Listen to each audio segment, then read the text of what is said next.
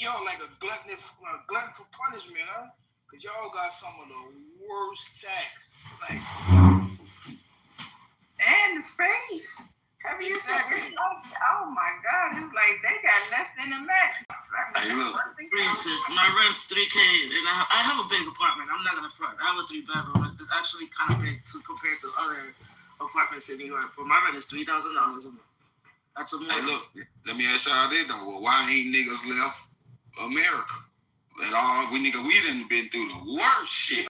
It's easier to leave California or New York than to leave America. Let's just keep it real, my nigga. It's way easier to move another state over than a whole crossing the pond or some shit. Well, tell all the Mexicans that done walked here. I mean, they're right under Texas. They're right under Texas, dog. Tell everybody that done walked here. And to the person who's asking why do we live here, I mean, have you ever been to Northern California? I have. Okay. Listen, California is beautiful. I lived in California for a little while. But okay, but you're not from Cali, so maybe you don't have the same level of appreciation for natural beauty that we do. But here's the thing: you pay for what you want. It's like when you go in whatever store you go in and you choose to purchase whatever it is that you choose to purchase. That is a choice. Sometimes based on need, sometimes based on want. Right? But the value of how you spend your money has to do, or how you spend your money has to do with what you value. So I'll just say for somebody who lived in Texas for 15 years, I've lived many places throughout my life, but most recently, I moved to Texas for 15 years. Now I've been back in Cali for 10. I'm here for family. I'm here to be in proximity to my children and my family. So for me, that's one of the reasons. However, there are talks of us buying land somewhere where we can create that compound out California, right? Right now, this is where we is home. This is base. I think that was Eric or somebody talking about space. Not everybody. New York maybe is more limited on their space, especially maybe like in Manhattan or whatever. Not necessarily all the boroughs. But we're not limited on space out here, baby, in Cali. we don't have no lack in New York. But yeah. I mean, for the money, shit, $1 million for a matchbox, that's an issue. That's a fact. That's an issue. Ain't no way I'd have been left. I'm just saying. But it's also easier. That's why they dropped the prices of the houses up in the South, because a lot of them did migrate, especially during COVID, from those places to like Texas and Alabama and stuff, and they drove the housing prices up. But it's easier to be the devil that you know than the devil you don't know. Because I tried it. I moved to fucking Connecticut. I right back to New York. And I live in the Bronx. I live in a very commercial area. I was in Connecticut. Because I was in Litchfield. I think we were the only black people in that hotel. I ran right back to New York. I got the hell out of there. I think I even saw KKK one time. I was like, oh no, I gotta get out of here. We ran. Yeah, that's another thing to the brother's point about people moving. I know quite a few people that have moved to Texas, Atlanta, North Carolina, pretty much those areas, South Carolina too, but mostly North. And there's a lot of people that move back. Just being able to save some money, culture, environment, there's a lot of difference, and some people just can't handle those differences, and they end up moving back. Yeah, depending on what area. Like again, I'm in the East Bay, and I'm looking at some duplexes, and they're probably anywhere between $7,000 to $850. Lot size differs. You know what I'm saying? So. Location does matter, Erica, with respect to, like you said, a matchbox for $1 million. I don't know where that is. But, real estate prices have been inflated, similar to New York for I don't know how long as I can remember. But I wanted to ask a question, Erica, about that doomsday claim. And just to see if anybody has any information as to why. I know it has the coordinates or the code or whatever, right? But why China? Like, I mean, why is it? Right, is that true that it was in that area in China? Doomsday? Does anybody know? What's the question you asking again? What you mean? So that claim, there was some talk. So in my area, again, I'm in Northern California, and there was some sightings a couple of days ago of the aircraft making, it was spotted in the Central Valley area, and they were talks about it making these mock landings. Right, then the very next day, that was on the 8th, then the very next day, there was some talk of it being en route to China. Has anybody else heard that information? Is that about that alien spacecraft or something? Yes, that's the Yeah, they were saying something about they think the way it's moving and about that is looking for a space to park, and they need a big enough space to park in the airspace, and they're looking for that. That's the way they think it. That's what's going on, because the way it's moving around and about, it's trying to scout out the biggest space areas so it can park itself. So that's what they say. I don't know. Wait till they find out if it's real that it's kids that's doing it.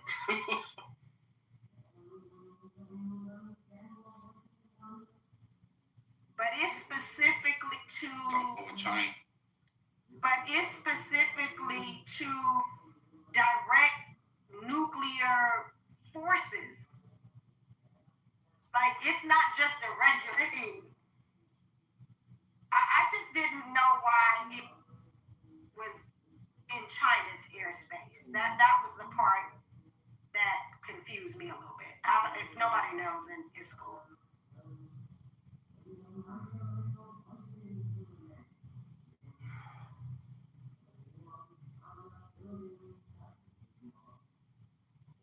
Who airspace you would prefer it to be in? Shit, they can stay over there in China. Well, if we're at war with Iran, it would have made logical sense to me if it was in airspace. But it's in China's airspace. Is that the next move? Is that a proactive, a strategic? Like, I don't know. Like I said, just curious to see if anyone else had any other perspective information.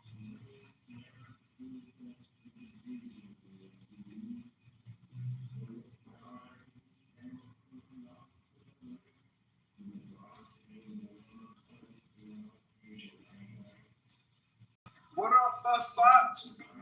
What y'all got going on, man? What's good with you, Red? We don't have a part.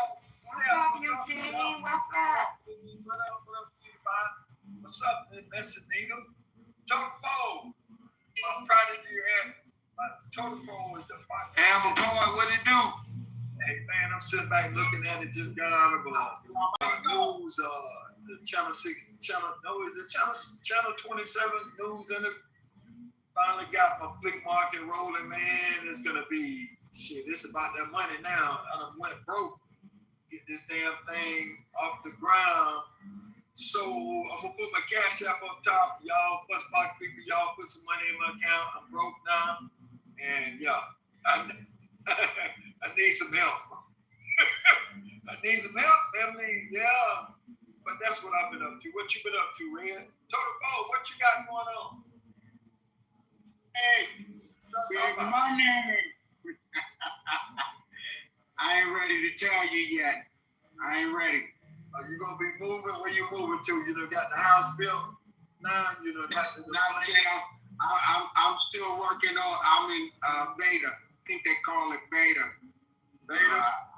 Yeah, I'm in the beta mode. But I can't wait. I can't wait. Yeah, I can't wait, y'all. I want to see what you got, man. I want to see what you got. Show us when they lay the foundation, you know, put up the drywall, bricks, blocks, whatever you got going on. Oh yeah. I'm gonna let you know. I'm gonna let everybody know. Everybody gonna be happy. Everybody gonna be You happy. gonna get your wife next and have a bunch of children, or what you gonna do? Well, hey, can I have a white lady in it too, please? You gotta ask you gotta either ask. I almost threw up then. That nigga is so oh my God, you a fucking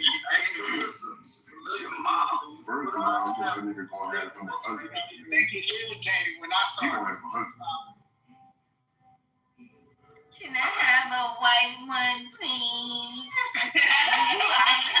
That's so weird, bro. They got Joe. And we don't do that. They just trying to push the buttons. Not can I have a good woman? Can I have a white one? Boy, that's can. Coward. I want those minority Y'all do me so bad. No love. Melissa might let you have one. Michelle called you a coward. Damn. What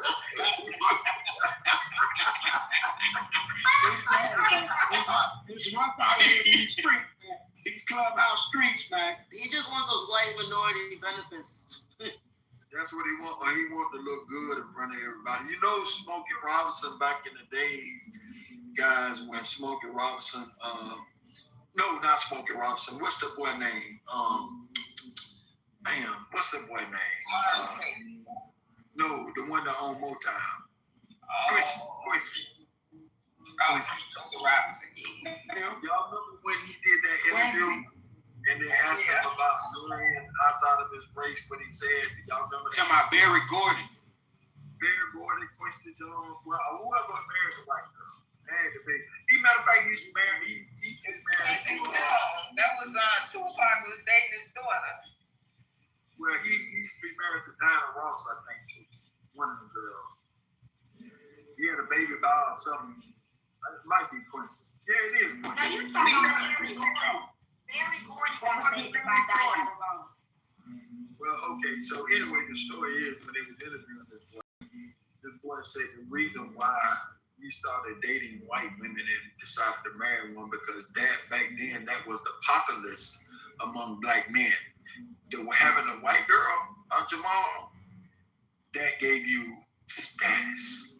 That said, oh man, he got that top creme de la creme. That nigga got to be bad if he get him a white girl on his arm. You understand? So yeah, that's what he said. Now he said, hey, he had to step up his game. That's kind of fucked up. These hard-head chimpanzees ain't doing no good. That's a To use white women as a symbol. That was an insult to Eric. That's crazy. That was an insult to Eric.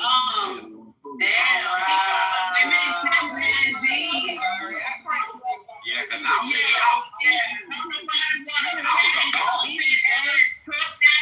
Nigga like that. Call a black woman chimpanzee. You was a goddamn slob. Dirty ass motherfuckers. I ain't gonna lie, I'm confused. In history, historically, that was a status symbol for black men. Unfortunately, it was something that was out of reach. If you notice, Supreme Court justices, most of them had white women to get a high position in status. That ain't what Jack Johnson thought. White women, and it's interesting. That's why everybody was surprised Barack Obama, had a black wife, but he didn't have a black mother. So that's a different story. But it was a sad. O.J. Simpson. That was a historical thing. When you made it to a certain level, you tried to get a white woman. And black, hey, look, now let's be fair now, look. Hold on one second. Okay. Let's be real. It wasn't a thing of the past. That's the thing of the current. Yeah, still today. Want to have certain level of respect from their white counterparts and feel that the way in which to do so right now calling a black woman a chimpanzee. You wild. But and still want that level of respect from their white counterparts and feel that a white woman is a status symbol. That's still in effect today, brother. Absolutely, and it has its roots. I don't know. Well, listen. Those niggas who feel like that, right? That's just them. Cause I guess it come from how you raised, and cause like see for me, my uncle dated white women, but he could never bring a white woman to my grandmama's driveway. See what I'm saying? My grandmama used to tell him, "Don't give a damn how you sleep with, but you can't bring her over here."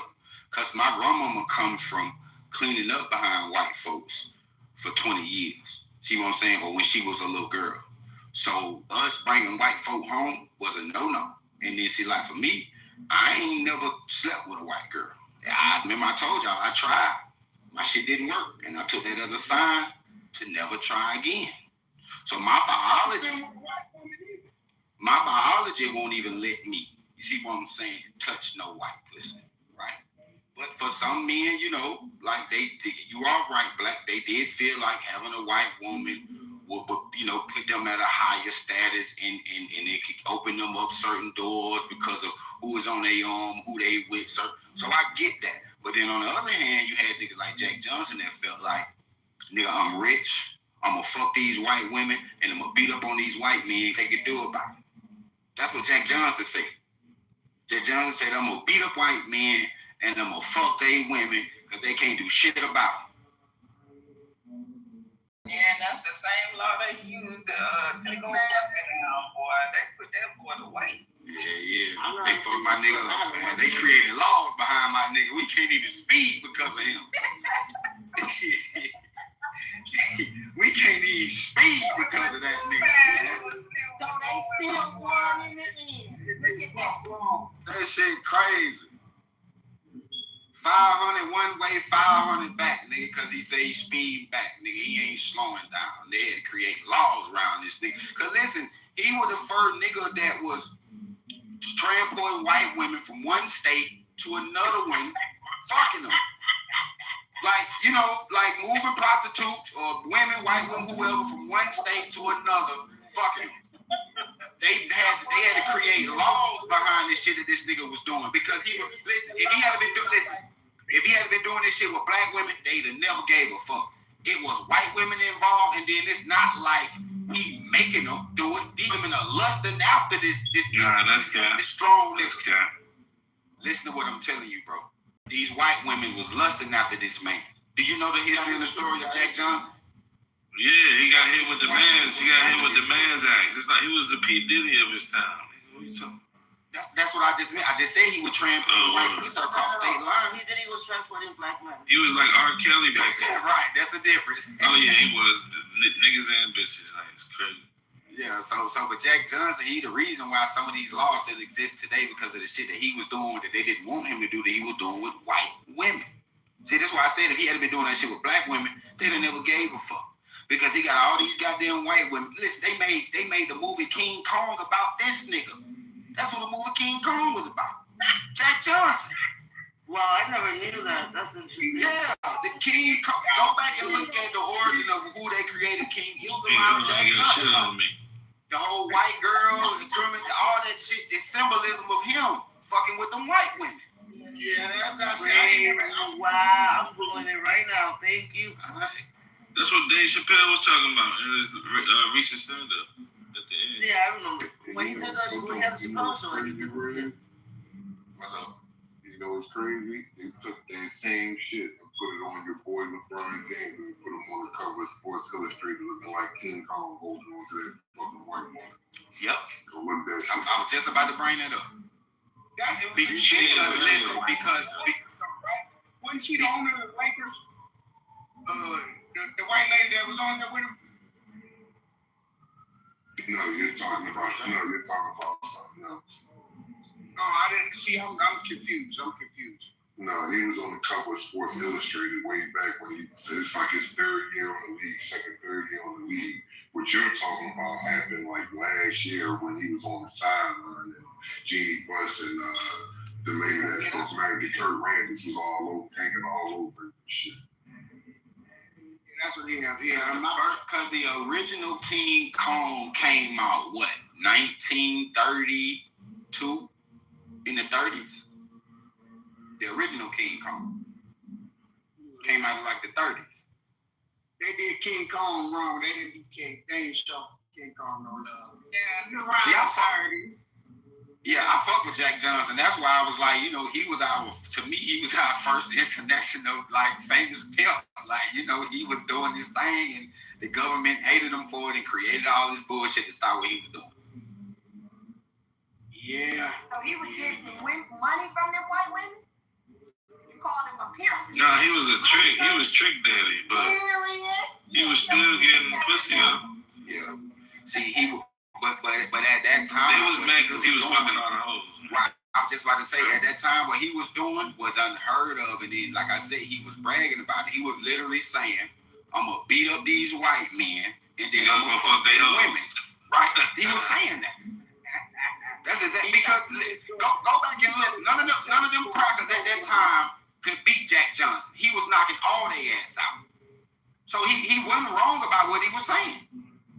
I would be more like a doctor. He should have married a black woman.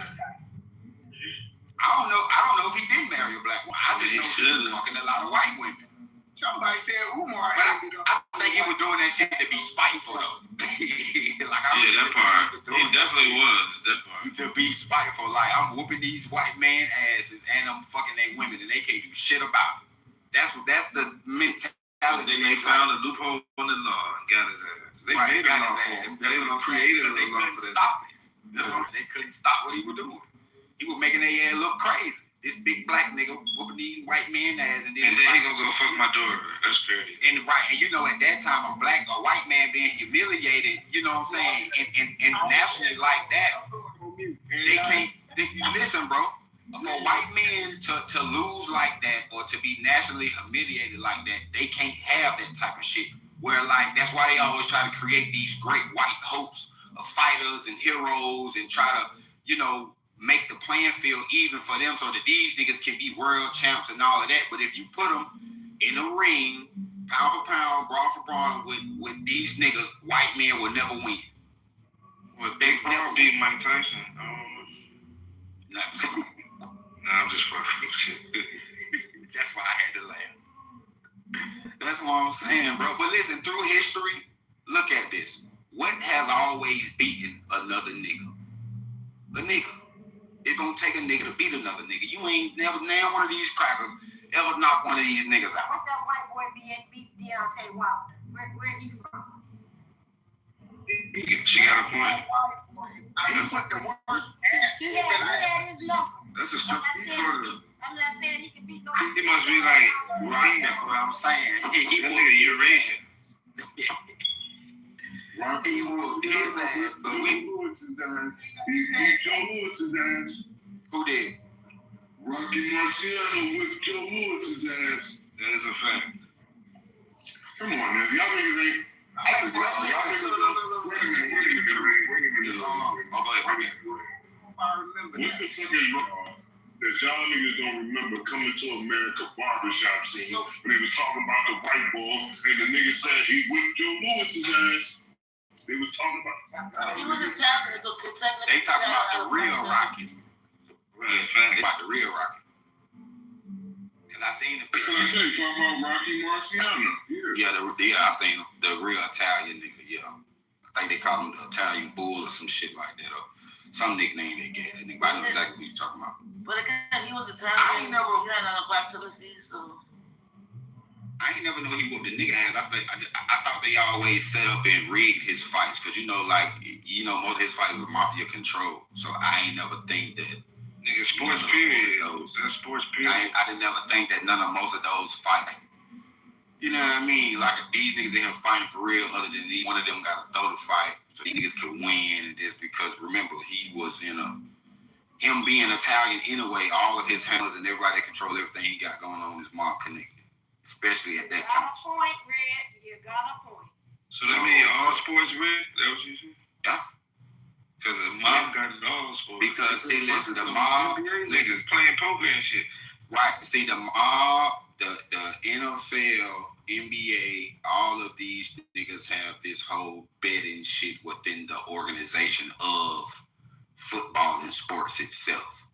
So you have coaches, you have niggas that own teams, a nigga that have investments in teams, niggas that's on the teams that's betting in when it comes to this gambling shit, because a nigga can make 20-30 million off a bet off a so if a nigga come to you, if you don't throw the game, I'm gonna kidnap your kid type shit. I'm gonna definitely throw the game. Or nigga, listen, you throw the game, shady points, 3 points, give us this field goal, nigga, and we win this, nigga, you can make 30 million off a loss. Damn. And it's just a regular season game. That's great. See what I'm saying? But then that's the temptation that these players and the pressure that they be under. Like, nigga, you can make 15 million a game just by diving. And this, you see what I'm saying? Y'all, this is a regular shit that niggas is betting on. See what I'm saying? So when you right, and that's what I'm saying. When you went to a, and that's why when you go back and you hear all these stories with MJ and all of these players that have these gambling debts, that be gambling. All this shit just ain't poker. All this shit just ain't card. These niggas definitely not shooting dice. See what I'm saying? These niggas are all that shit makes sense now. Throwing these games. These niggas are shaving points. These niggas are missing free throws. You see what I'm saying? These niggas are missing field goals. These niggas are taking three. You see what? This is what because this is how the money adds up. That's just like if you get 1 million niggas or 500,000 niggas to bet against this, and then you know these niggas gonna throw the game. See what I'm saying? You know how the points in this shit gonna add up in the end. See what I'm saying? Didn't they get a career referee recently in the NBA? Didn't they get his ass for the same shit? Yeah, because everybody's in on it. Damn, the referee, the player, and the coach. Yeah, everybody's in on it. That was Tim Donnie. That was years ago, though. Yeah, everybody's in on it, bro. Listen, remember when all of these it was years ago when all these college students, these college boys was getting paid, and they tried to make it seem like they was paying these college boys to try to recruit them, right? But not knowing that they was paying these college boys to throw these games, to throw these college games. See what I'm saying? And they made this whole... They did win, brother. That's won by a certain amount of points. Right, but that's on. This is how this shit works.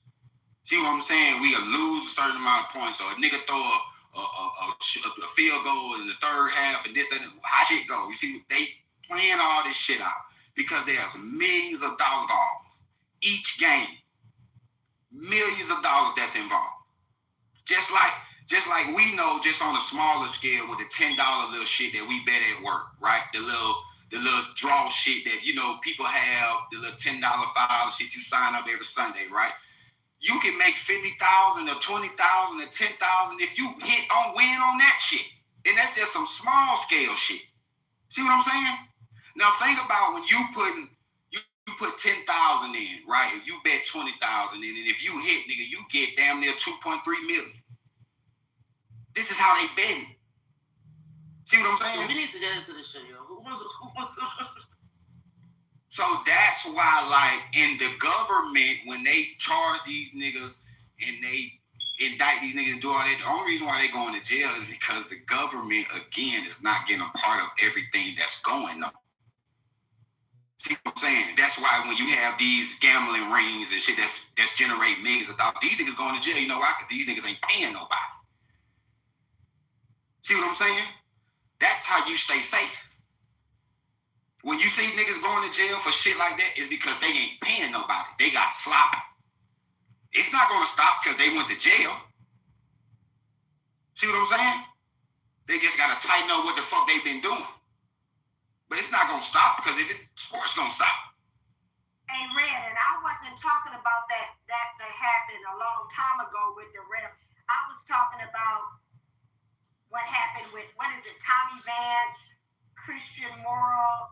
It was across but I guess these are high school, not in the professional league. I thought they were professional, but yes, it's high school too. These niggas, damn, they got our kids. Yeah, it's everywhere. Like it's everywhere. Because it's just like even in high school, you have niggas in the. Just think about this, because the baby shit has always went on. Even when we used to do the N1 shit in Rucker Park, right? It's still an economic system of betting amongst us, because you got niggas over here that got 50,000 on this team. You got these niggas over here that's betting 100,000 on this team. You got these, they got they 5, they 10s, they 20s, they 1,000, they 1,500s, they this, they that. And everybody's betting against somebody, or it's a big pot or somebody, but they bet. When you accumulate all this shit, all this money that's circulating, that these niggas got betting on one game, it's millions of dollars out here. See what I'm saying? It's like the running numbers shit, right? Like when they run numbers. Just like the numbers game. It's the same. We can't. That's our lane. The numbers game is our lane. That's the one thing that the black man created, and that he can say that we employed our people. We took care of our neighborhoods. We funded churches, schools. We actually built infrastructure with the number system. And that shit is documented. Real estate, built our communities up. My nigga Teddy Rowe, the Johnson brothers, Bumpy Johnson. We had these in different in every communities. Remember, we started the numbers game, generating in a typical neighborhood like a Harlem or a South Side of Chicago, making roughly $15 to $25 million a year back then. Yeah, we talking about nickels and dimes. Bumpy did a lot for the fucking community. Yeah, we talking about nickels and dimes that added up every year to tens of millions of dollars that went back into the black neighborhood.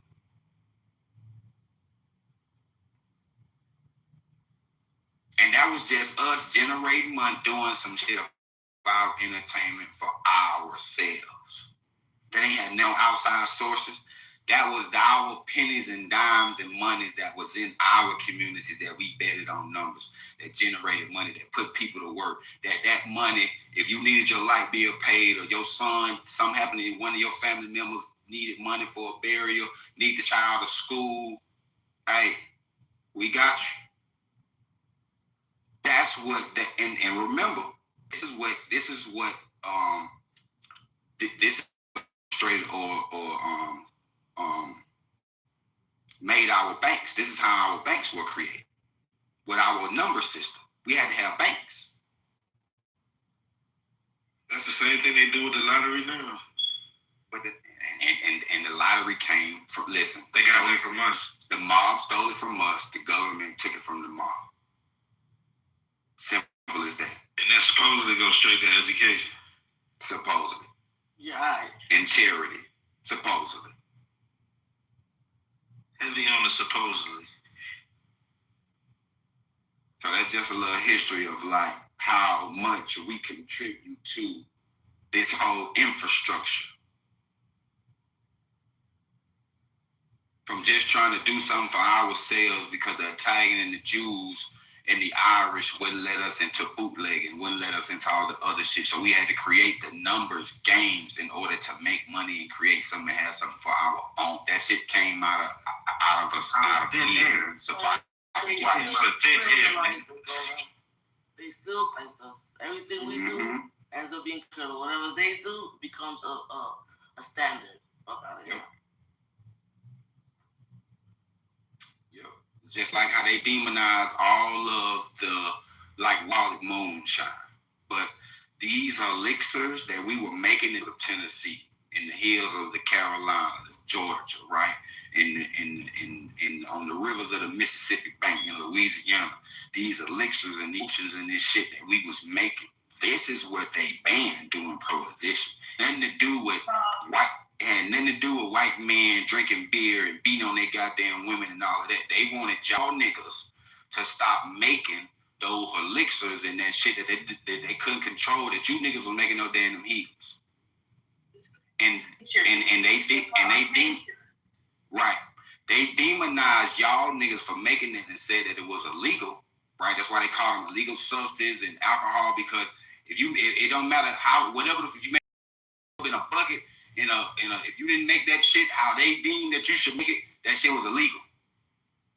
See what I'm saying? If they can't tax it, it's illegal. And then they turn around and did what? Still built distilleries, goddamn ran rum, beer, alcohol, gin, all of this shit and made millions. While if they catch you doing it, your ass is going to jail.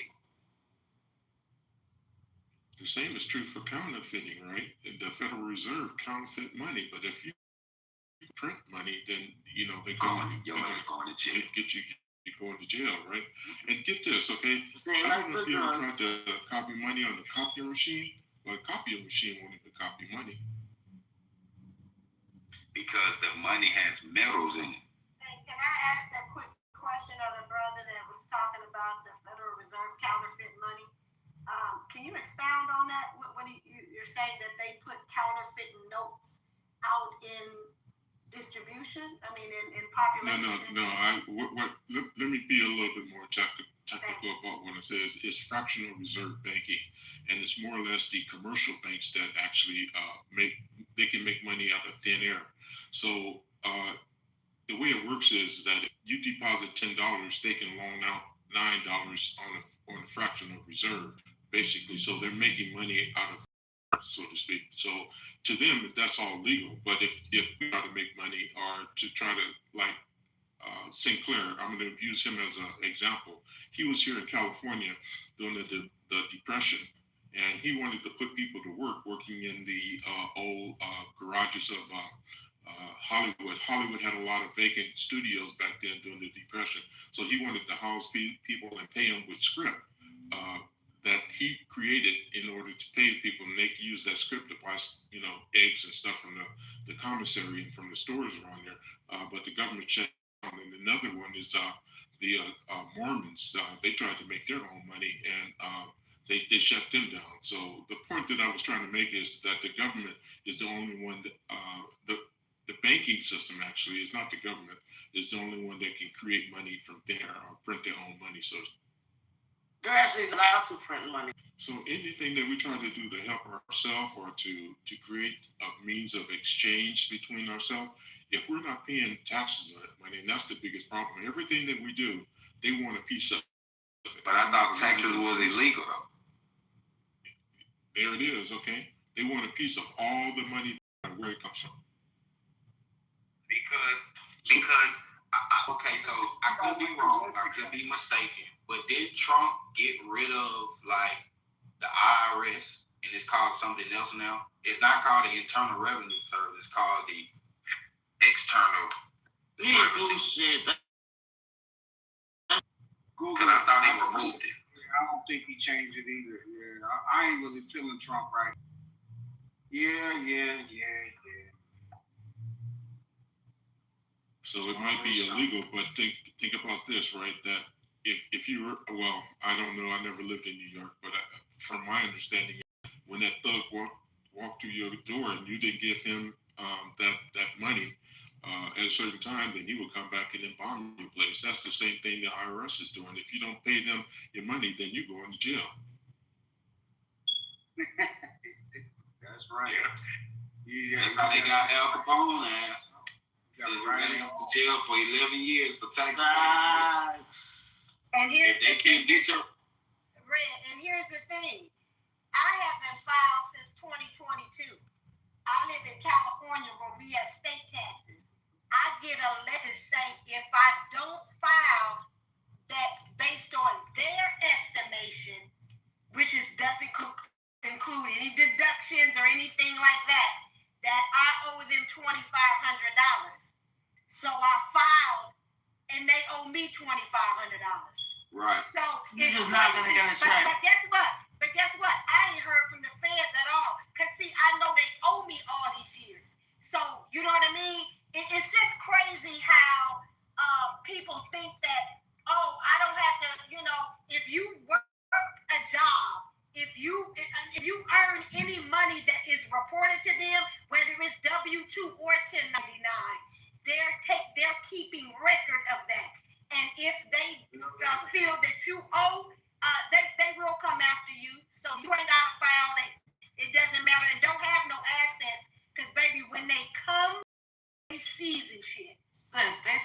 $25,000. I don't know where they take more than half my fucking check. I'm going back and forth with them on that. But see, get what? We agree to that shit. When they listen, that's why I say I ain't giving no goddamn taxes or Social Security. I say to they, listen, I don't even know if I'm a goddamn C40. How the fuck I'm gonna know if I'm gonna retire when I'm 65 and what I want to do? I ain't finna give y'all my money for that long, and then I don't know if that shit still gonna be there when I decide to retire. I'm gonna come up with my own goddamn plan. I ain't putting my money to no goddamn Social Security. And you know when your money, your tax money goes, right, brother? You don't work a job. No, but you guys do know where your taxes go through, right? It's your investments. They invest, quote unquote. That's what they say. That's what they say. They tell us our taxes build roads, build bridges, pay for other stupid shit that it don't pay for wars. It's crazy how we got. Listen, how the American taxpayer dollars don't pay for shit for the Americans, for us. What we don't even decide what we want to do with the tax money that's being gathered from us. All these, we don't ever say someone saying nah, we don't want to repair this fucking bridge. We want to repair this bridge. No, we don't want to pay this street. We want to goddamn build this school. Or no, we don't want to fund this goddamn program this year. We want to fund this program this year with our tax money. We don't, as a people, because I know this because when they say, they spend the tax money, they spend all the tax money, the American taxpayers on all these wars, you don't got no say so in that. We don't got no say so in all this shit that they buy. We don't got no say so in that. But what we are spending our taxpayer dollars on that, and we allowing this shit to happen.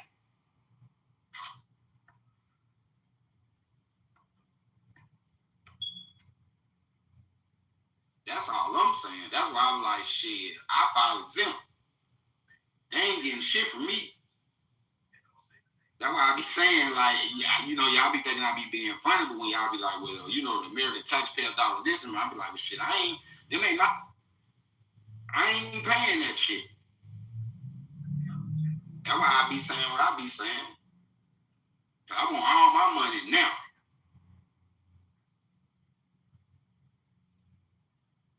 That's just how I feel. I want all my money now. I cross that bridge to that age. And let me just say one thing.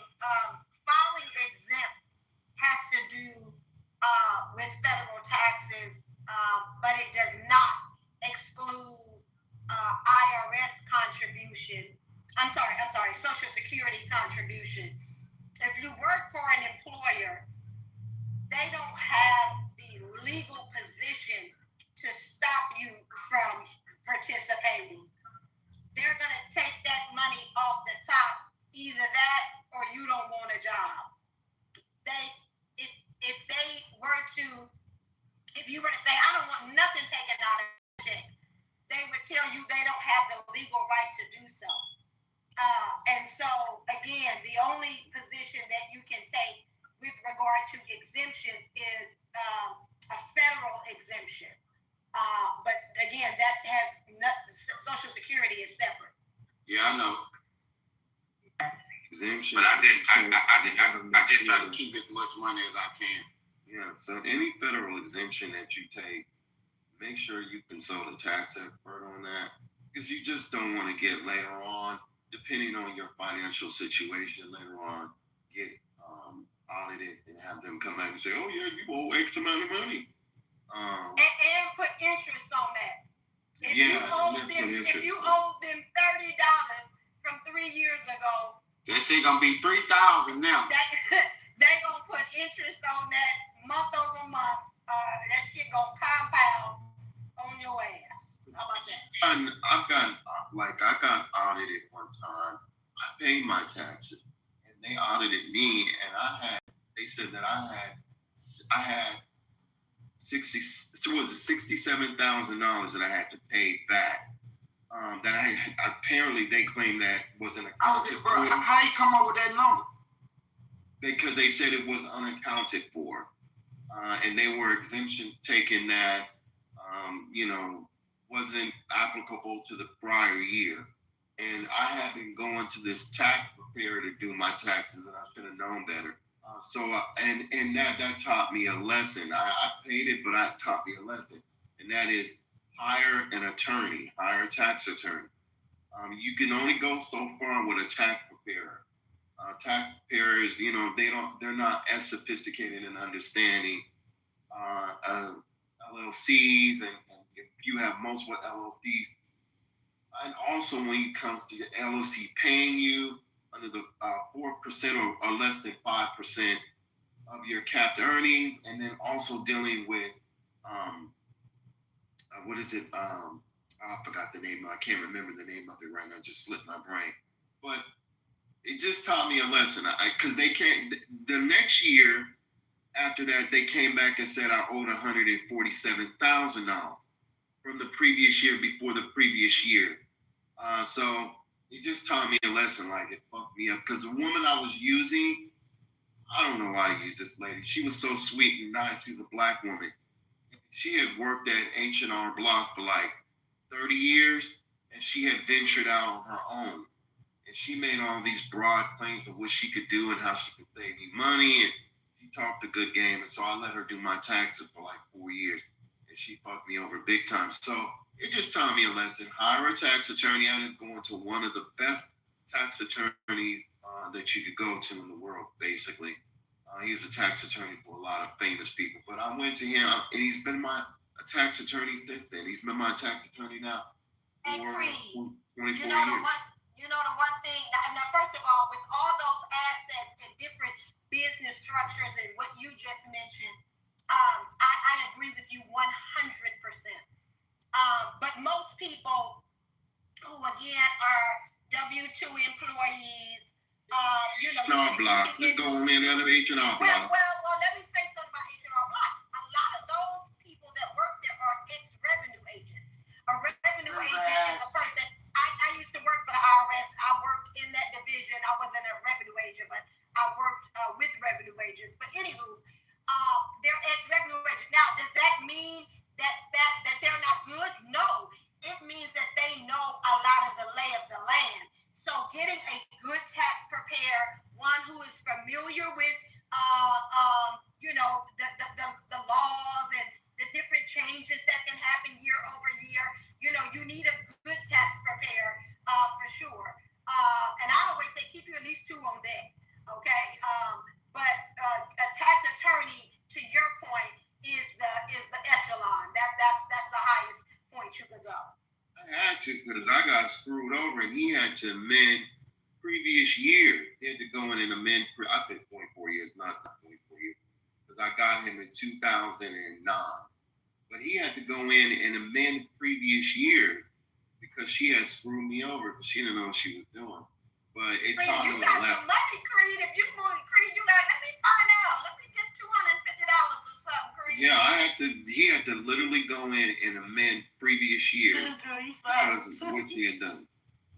But I just say be careful, y'all, because there's a lot of scam artists out there. I see these tax preparers out here making all kinds of claims, and y'all go in there and they get you that $5,000 every year or $10,000. I don't know how they do it, but I'm terrified. I'm like, what are y'all doing? I gave my husband a nice check. I got him this year. I got him $22,000. Hey, let me tell you something, Creed. 2 things. That, I can get you this month, like you said. Hey, I remember this was some years ago. I remember a girlfriend doing that. Dude talking about, I can get you this, that, and other. When I tell you the next week, them fans was at her job. But here's another thing to be careful about, or mindful. I don't want to say careful, mindful about who you let do your taxes. This gentleman had been doing my taxes for about 5 years. And he had his own, tax firm, tax preparedness firm. He wanted to expand. So he let some people in Detroit use his tax preparer number. And they started doing all kind of wild shit. And everybody whose taxes were prepared under that number got audited for 3 years. And also since those tax preparers, they be fucking people over. They be giving people, like if you have dependents, they give it to another person just to get over that, and then you get end up being screwed. Yeah, so moral of the story is get a good person who, either is referred, by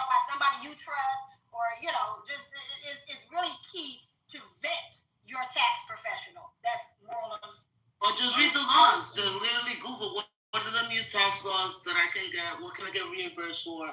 What can I get? What was that? We can get it. Get your money back for it. What can be anything? Just Google and you'll get your money back. That's what I do. I Google what are the new tax laws? What are the new reimbursements? What can I write off? Why can I do this? And I get everything back. I don't qualify for earned tax credits or yes, you don't. Child earned tax. I don't qualify for any of that shit. Yeah, because you got that bread. That's why, please. Let me find out. I told my attorney, I was like, can I get money back for taking a kid's child care? And they're like, nope. You cannot take an exemption out for that because you don't qualify because of your tax bracket. So what I do and what I'm able to do is I can write off some of the tuition. You know, I can write off stuff like that. But you can't. Their uniforms, brother. You can write off the uniforms, yes, shoes, absolutely. bags, all that stuff, the supplies, you can write off laptops, a portion the cell phones. Yep. You can write off a portion of the uniform and a portion of the tuition. Not all of it, but a portion of it. But, you know, pretty much everything else you can't just not able to find it out. Brother, I even write off my daughter's glasses. It's like a week been out. I'm scared to do that. I learned my lesson. I'm scared of doing that. I mean, she was writing off a lot of stuff. Cell phones, depreciation, shoes. They came back like, yeah, no.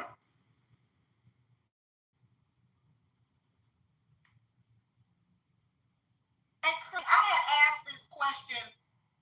I'm not sure you were in the room. And I just Googled it, and so I stand corrected. I think the other day I had read somewhere that it was in China. But the E6B, which is referred to as the doomsday plane, I guess there's one now in the Middle East, it says, and one in Europe, you know, due to the conflict with Iran. I thought that, are you familiar with the aircraft that I'm speaking of? Doomsday plane? No. Oh, okay. It looks like I'm going to have to probably do some more research then. Doomsday clock.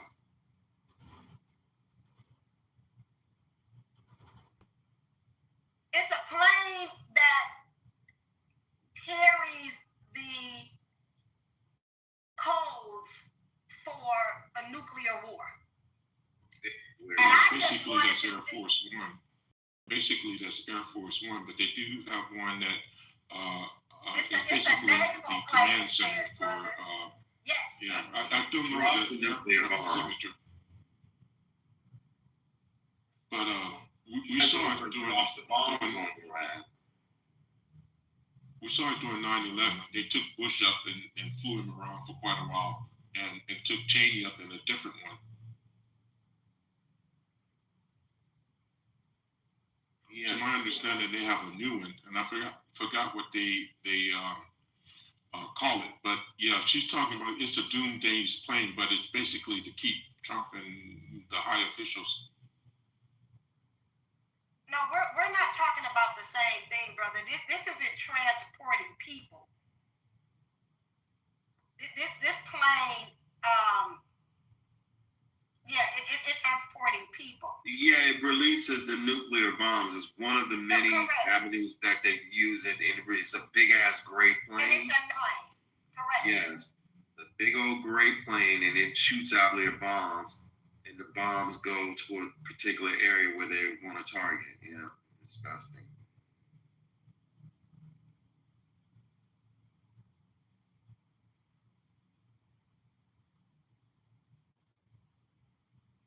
They can't blow up this world, though. They can't. And why do you say that, brother? Because there's a governing force that will not allow them to do so. Expound on that, please. I have my hypothesis, but I think I don't want to go pseudo. I want to be quiet.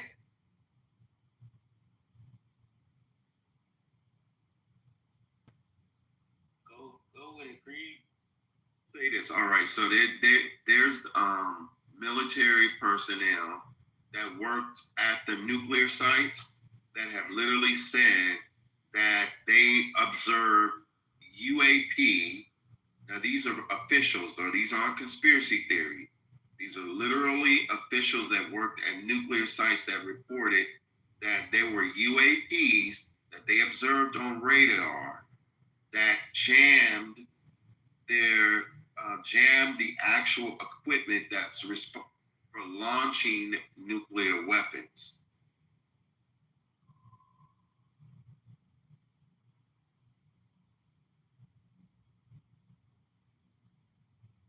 Well, it's been coming up a lot in the room, and I look it up, y'all, that there are literal soldiers that are responsible for launching nuclear weapons that said that they observed observable UAP phenomena on radar, and that UAP phenomena jammed systems. It's also in the, according to Laura Lina, the Congresswoman Laura Lina, and other U.S. Congress people who went into a skiff and got classified information.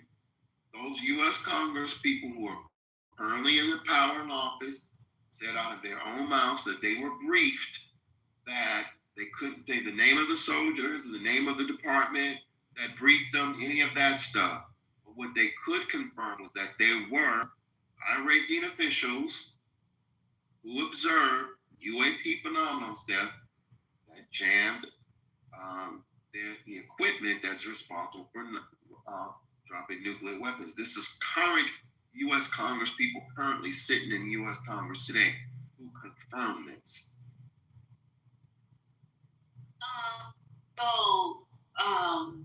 So what you were just talking about, I don't know if you're aware, it's a documentary, and I feel like it's on Prime. It's called The Age of Disclosure, and it even has Mark Rubio in the documentary talking about. You said the age of disclosure. The age of disclosure. Okay, thank you. Yeah, let me see if I can go find it. I got it. I'm about to go put it up as soon as I get home.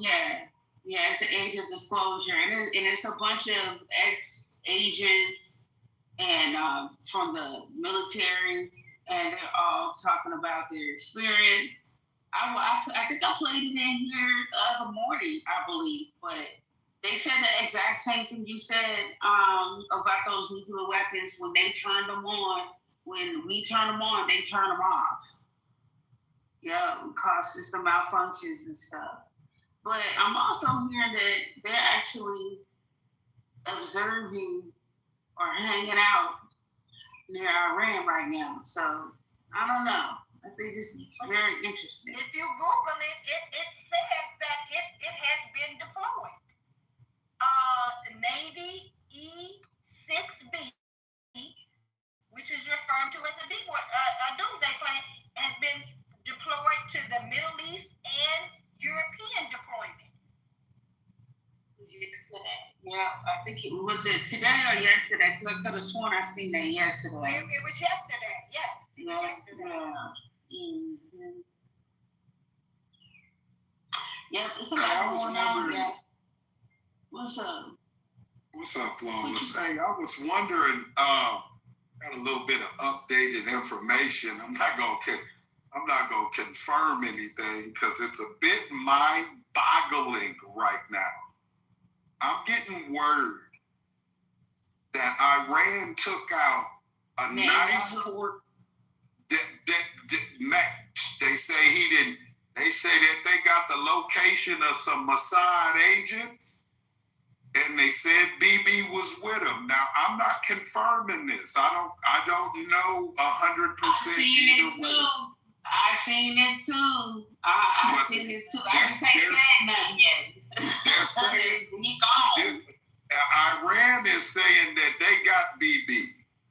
Yeah. They said they didn't turn BB Nettie Naku.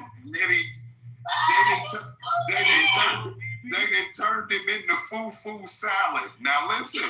They said yes. I just saw that, but I thought it was fake. It's true, right? Hey, listen, I got a clip right now. Hours ago, I told him it was fake. That's what my husband told me. I told him it was right too. They're saying it's his brother. Chris in the chat said it's his brother. Hey, look, get him up. Listen, I don't know how many brothers he's got. I know he got a brother that was killed back in the day by, they say the Ayatollah, in Iran. They say there's a long-standing feud going on. But what I can see is that, you know, it could even be that Trump is playing both sides of this the best he can. Look, he doesn't want to be tied to Israel anymore. I don't give a damn what anybody's saying. Strategically, it's bad for him. Politically, it's bad for him. And even militarily, it's just bad for the country. I can see him setting him up.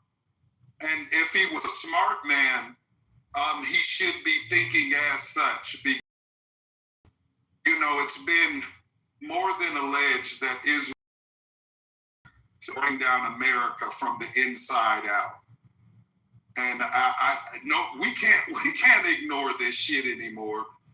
We're at a point now where we could probably figure the last few wars we need American interest at all. I'll land on.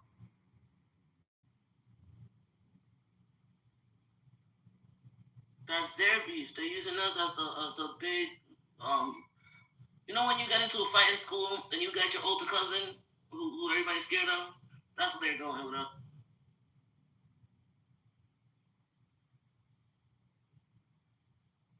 Yeah, heads up with us. Of course, I believe we're that's right.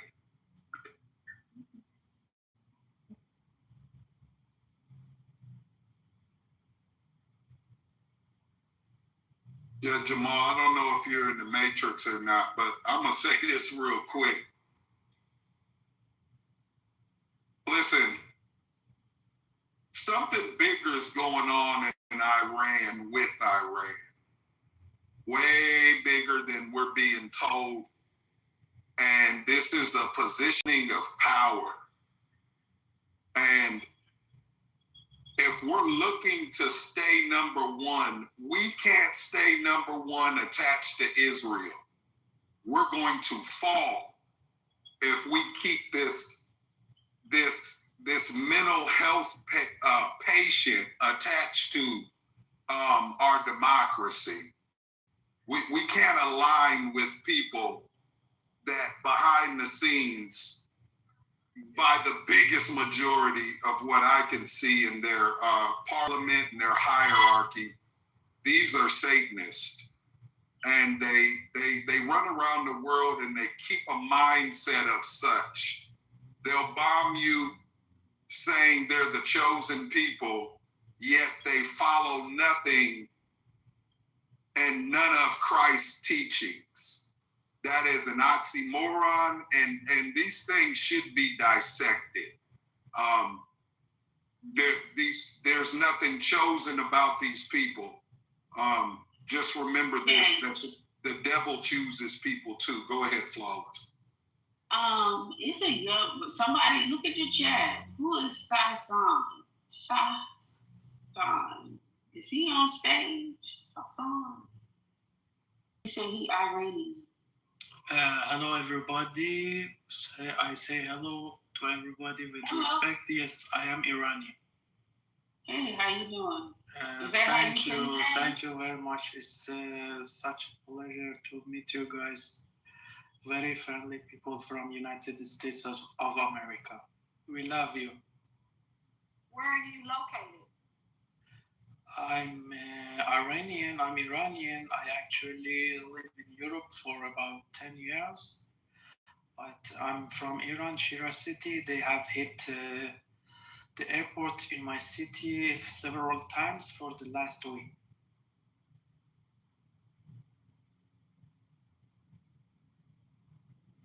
But, I think Israel is this. Sorry? Just wanted to say that Jewish people wouldn't follow Christ because they don't believe in Christ, because Jewish people believe that the Mashiach is yet to return. And also, America is still a majority Christian nation. And so people are to abide by scripture, and scripture is very implicit on how the nations of the earth are supposed to respond and treat Israel. And also in America currently, right now, Christian Zionists are in power. Those are the ones in the Trump administration. Jesus was Palestinian. A lot of them are Christian Zionists. And so Pete Hegseth being one. And Steph, to your point, they pulled that out to intimidate Iran. That big ass ship flying in air is meant to intimidate Iran. That's the Pentagon. That's Hegseth, or whatever the hell his name is, doing that.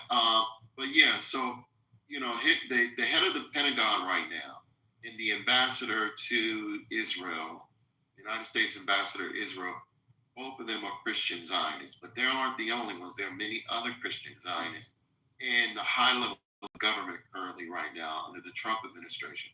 So as long as you have Christian Zionists running this government or being in great positions of power and having a voice and having the ear of the president,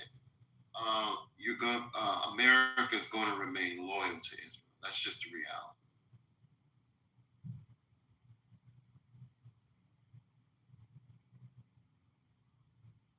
It may not be the reality for too long if things keep going like this, because people starting, minds are being changed. You know what I'm saying?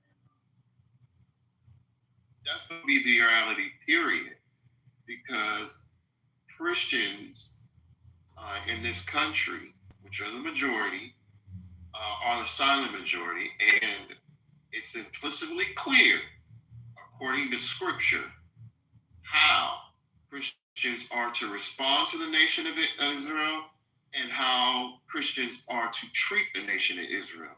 They're commanded by God according to Scripture.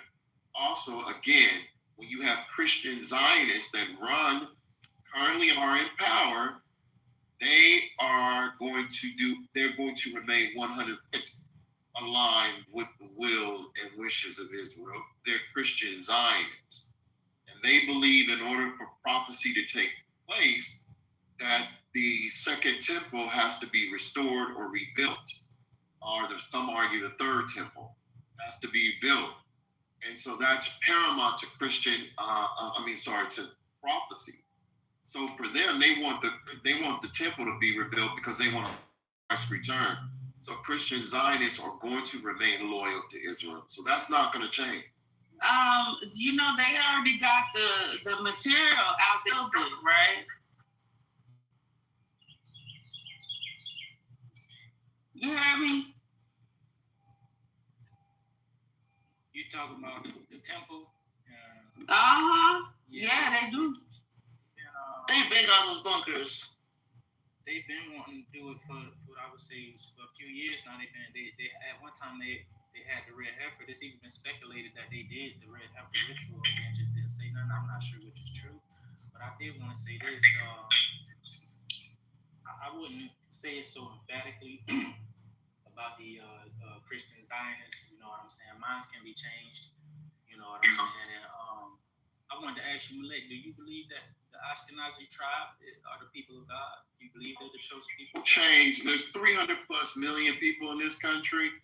Majority, a majority of them being Christian fundamentalists. I do not understand how you're going to change the minds of Christian. I mean, when you literally, in order for to do that, you would have to tell them to change their faith, that their faith no longer is applicable, and that the Bible itself is no longer applicable. That's not going to happen in this generation or any of the previous generations. It's probably 200 years to accomplish that. Because the Christian Bible is very clear and direct. I mean, in fact, it says, "Cursed be those," right, who don't protect and love Israel. So God commands you, and then says He will curse you if you don't protect Israel, and curse the nations that come against Israel So your answer to this question is yes. You believe that those European Ashkenazi Jews are the chosen of God? I don't have a particular belief system. That was his question. Do you know them to be?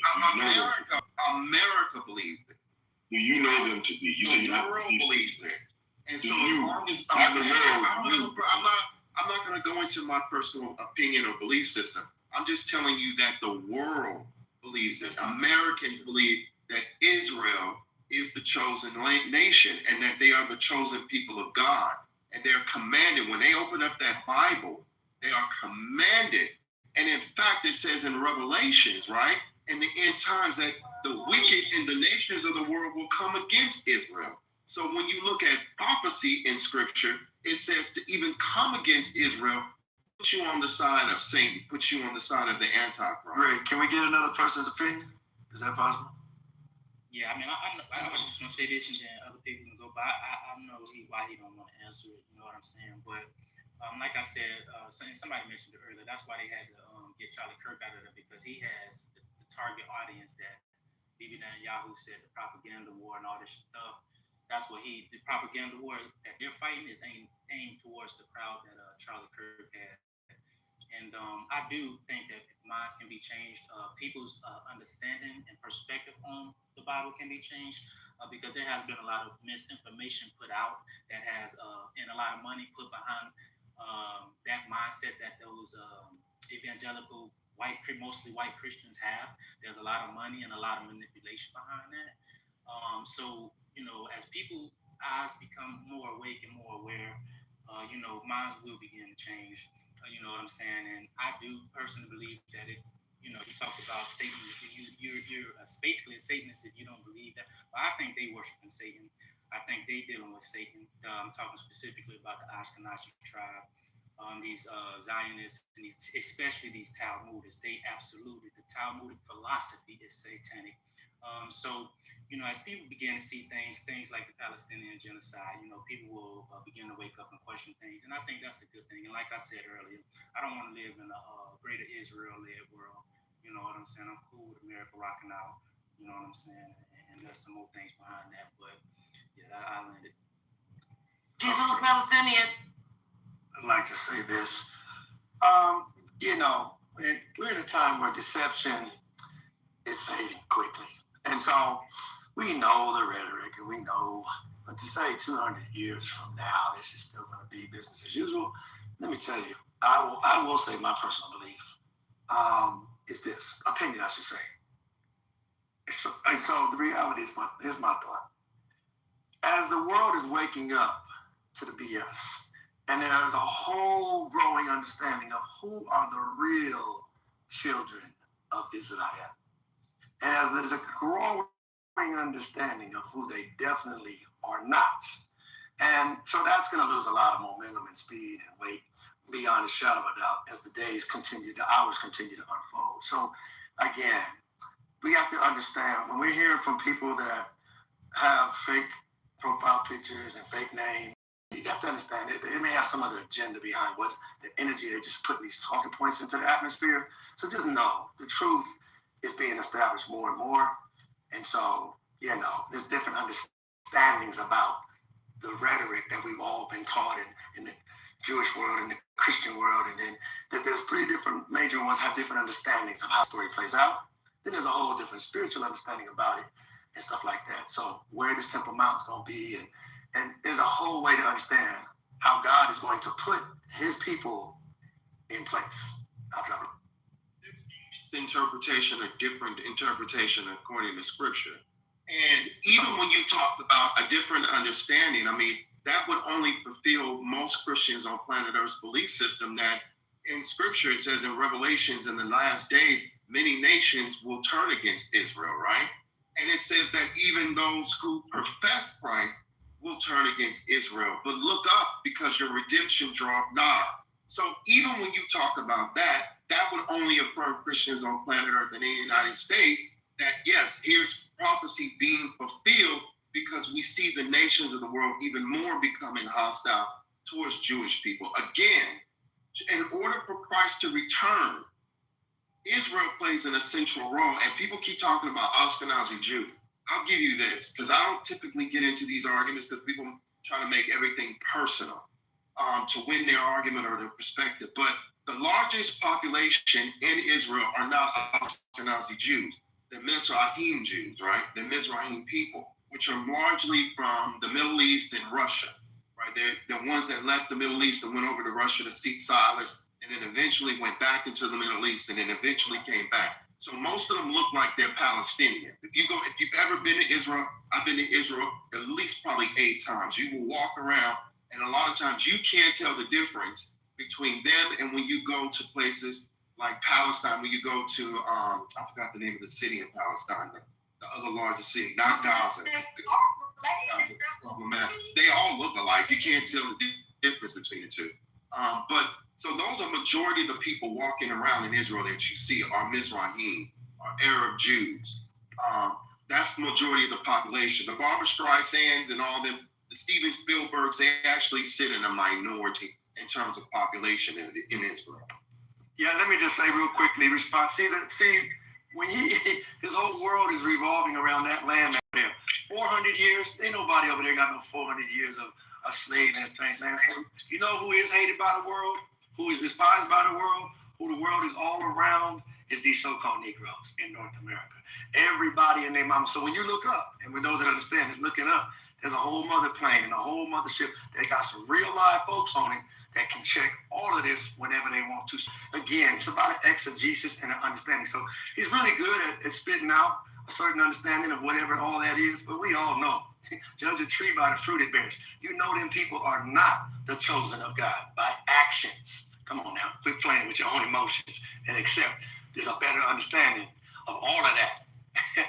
that was coming down. I believe it's pronounced Melky. The brother is right. See, Bill Cooper or William Cooper said that, it's not important what we believe, it's what they believe. And in that sense, then, we have to understand what they believe. And forgive me for butchering your name, brother. But see, the majority of the people in the United States are Christians. And they believe that for Israel, they believe the stuff of the Bible.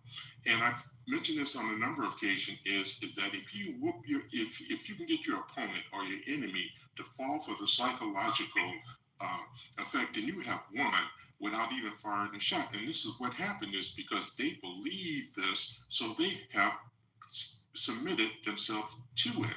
So they don't have to be put in chains. They don't have to be brought to justice or anything like that, because they have already made the commitment to the system, and that is their belief. Well, there's a person called God that has some say in the matter, and I know you want to make it all about what they believe, but a better understanding will come over their mind, and especially when they see what's going to happen to those. See what? He was done. He was done. I was done, but the point is so that not everybody believes in God. She didn't know you were done. She didn't know you were done. It's all good.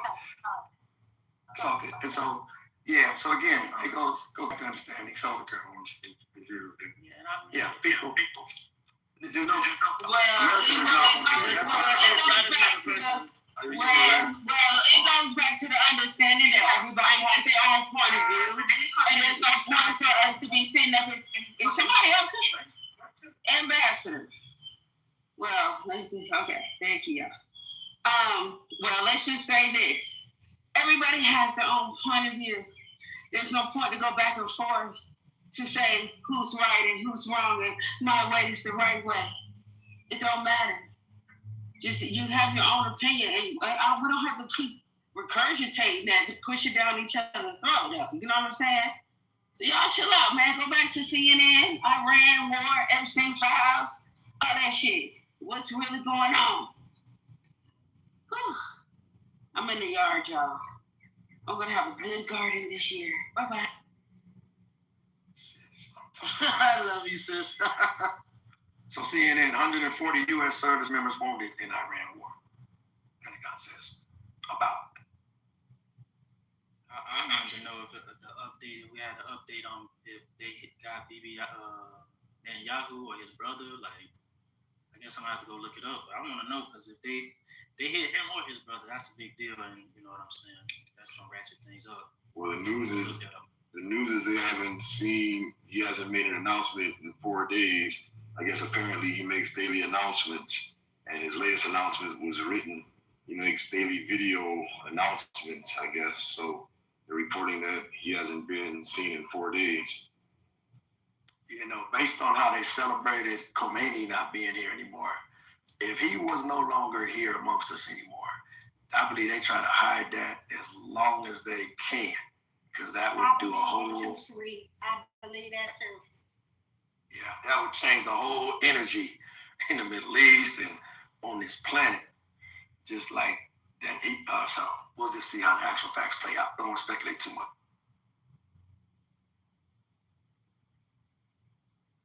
You ever think there's a certain amount of arrogance that you always hang out with these pedophiles and warmongers? Oh, I forgot I hung out too long. It's absent-mindedness thing. It's crazy, and it's crazy as fuck to me. I don't give no, man, you understand?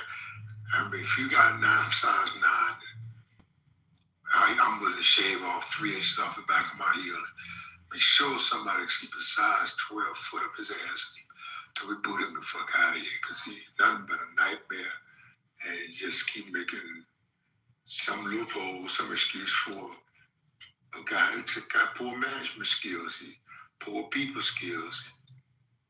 But once you drink the Kool-Aid, I can't get you off of it.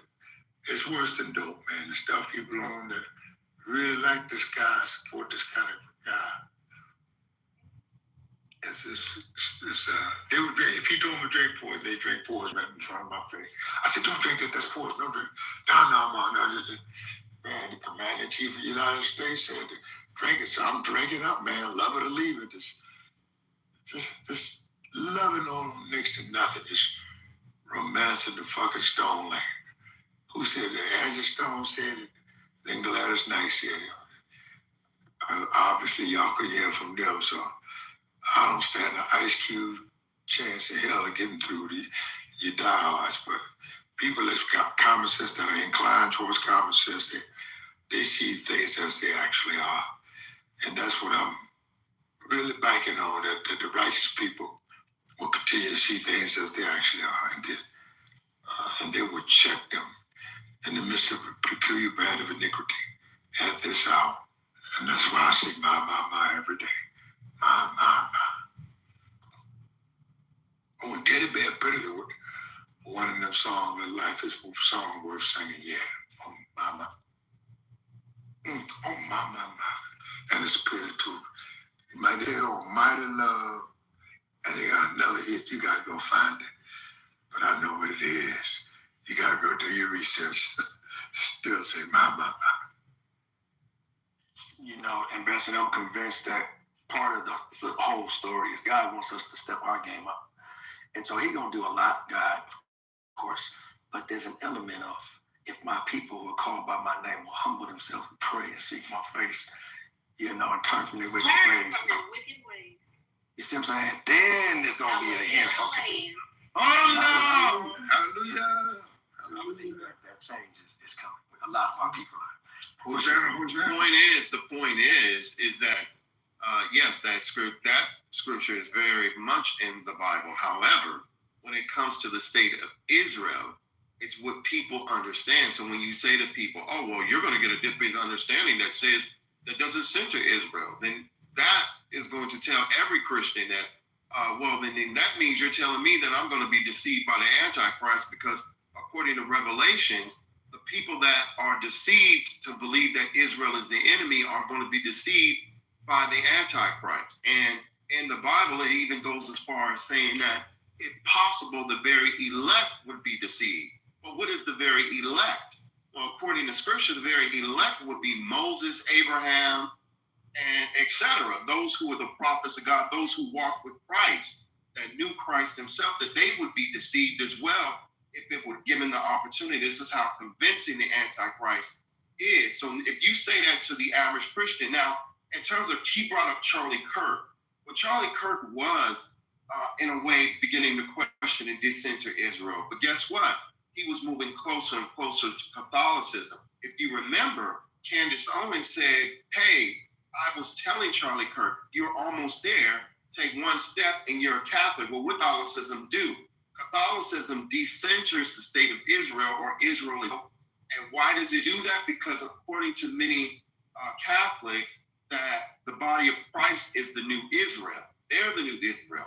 Right? This is why there's been Jewish people in the Catholic Church for centuries, for millennia, because of that. However, you had the Protestant faith that broke out of Catholicism and went global, that centered Israel and made Israel the center of Christianity. That's where people are going more and more. People are moving more and more on planet Earth to Protestantism and moving further and further away from Catholicism. Well, that's what I was talking about when I was talking about the interpretation. You know, it's interesting that you said that because the Bible does say that the new body of God is Christians, the new Israel, the new nation of Israel and Christians. So hold on, please, Brother Ambassador. I'm not gonna be long. The mute up, brother. It's real important because I don't want to make this about us, but it is important. Can y'all mute him, please, or can you mute yourself, brother? But the new nation of Israel is the body of Christ. What I'm telling you that about interpretations. You went to talking about some food stuff and some Mike Huckabee stuff, but your interpretation, because I do know that you practice Judaism, so you probably not embellished in Christianity and the New Testament as you are with Judaism. You know what I'm saying? But the true Christian understanding is that the new body of Israel is Christians. You know what I'm saying? That's why it's also, and I'm going to land, give me 30 seconds. And that's why it also said about the synagogue of Satan, the ones who say they're Jews but are the synagogue of Satan. And we know that can be spiritual and that can be physical. But that's what I mean by interpretation. So, yeah, I land. And they are, again, liars, and their fathers before them are liars. And the true righteous believing person knows that they are marked again by their forehead, the marks in their hands, and their deeds marked. And they bless the righteousness, but they don't keep the covenants of God, and they don't know the commandments of God. And that marks them by all high-end spiritualists know them by their aura and the marks in their right hand and on their foreheads. And they blaspheme God, saying that they are the righteous, but they are the wicked, and they cannot hide from the truth, because the truth is now revealing the fact that they are the Shaitan, the devil, the Dajjal, the Antichrist. And we know by their name. Yeah. And so the circumcision of the heart, see, there's a Korea, like my man just brought out. See, there's a whole understanding. It's not that you got to trade in the Bible. It's just the understanding. How could a people possibly be hanging people and all this crazy stuff in the name of the papal bulls and gonna teach you God? It just doesn't even add up. So there's a better understanding that the exegesis and the explanation of it and what they allow certain pastors to actually preach, they can't possibly have that. But that don't mean God ain't gonna get it done.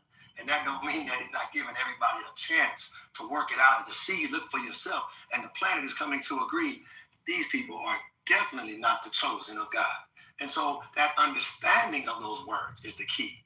It's not the words. You can read the words all day long, but in not get some understanding, it's been said by the wise ones. So, you know what I'm saying? So just to repeat what's been taught and trained down and what's been to keep everybody in the dark, that ain't getting no value in that. So you're going to hold on trying to, but when the time is right, nobody stop a thing when the time comes.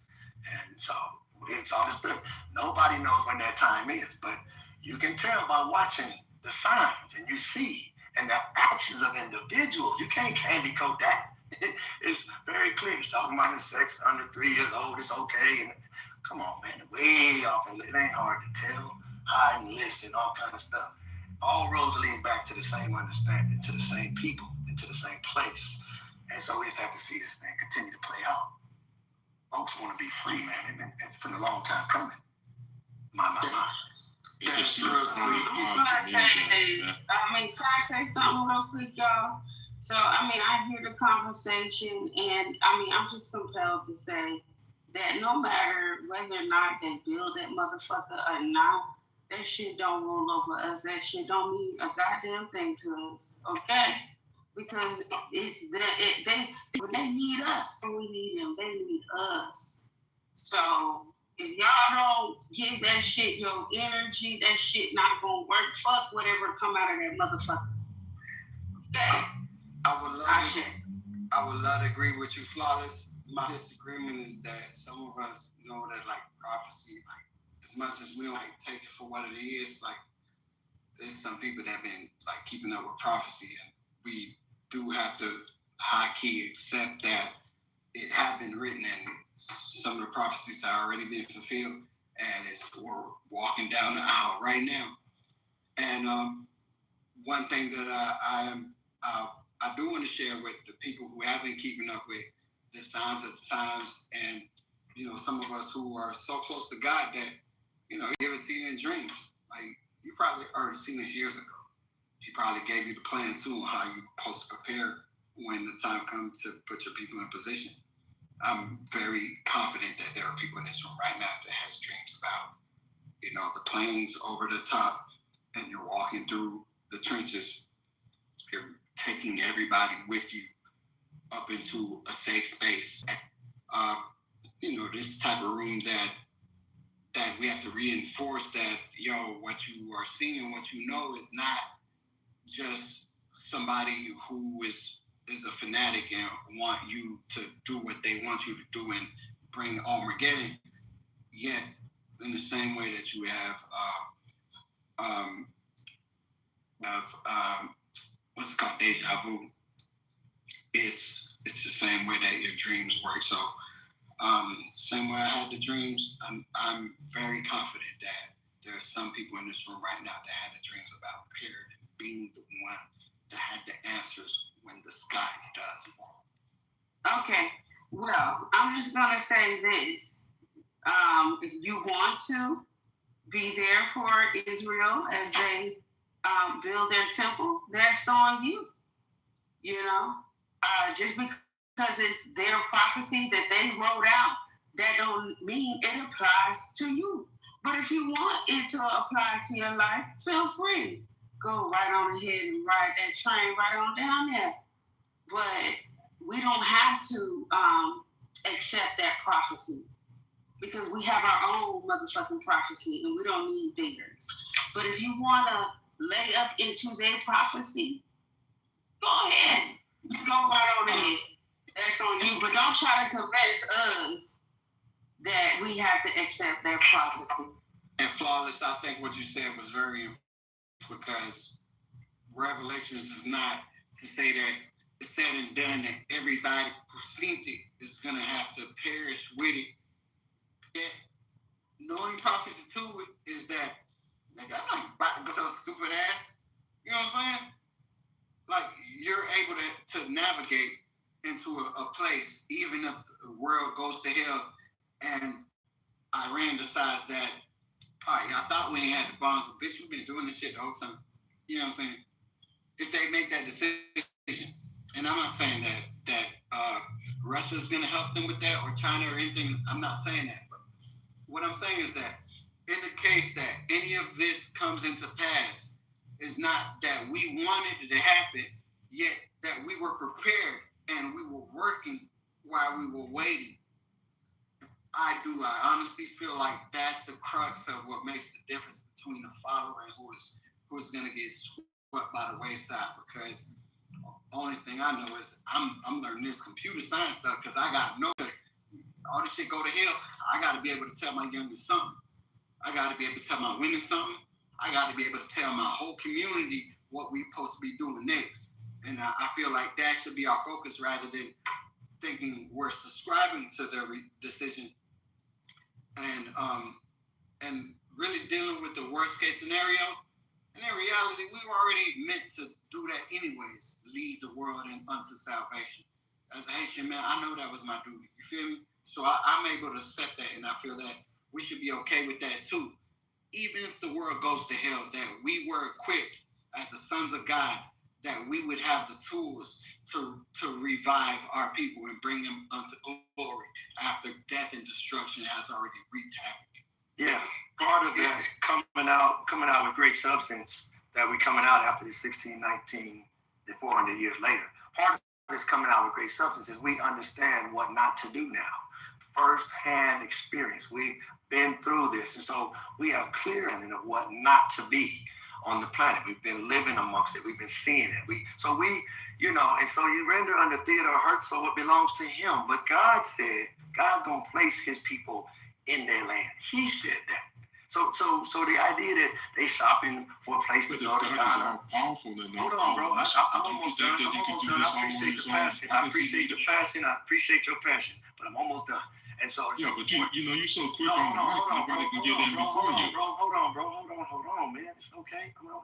We got another 30 And then when you get the mic, you talk like a 15-20 minutes. Hey, God loves you, bro. God loves you, Richard. God loves you. Talk them down.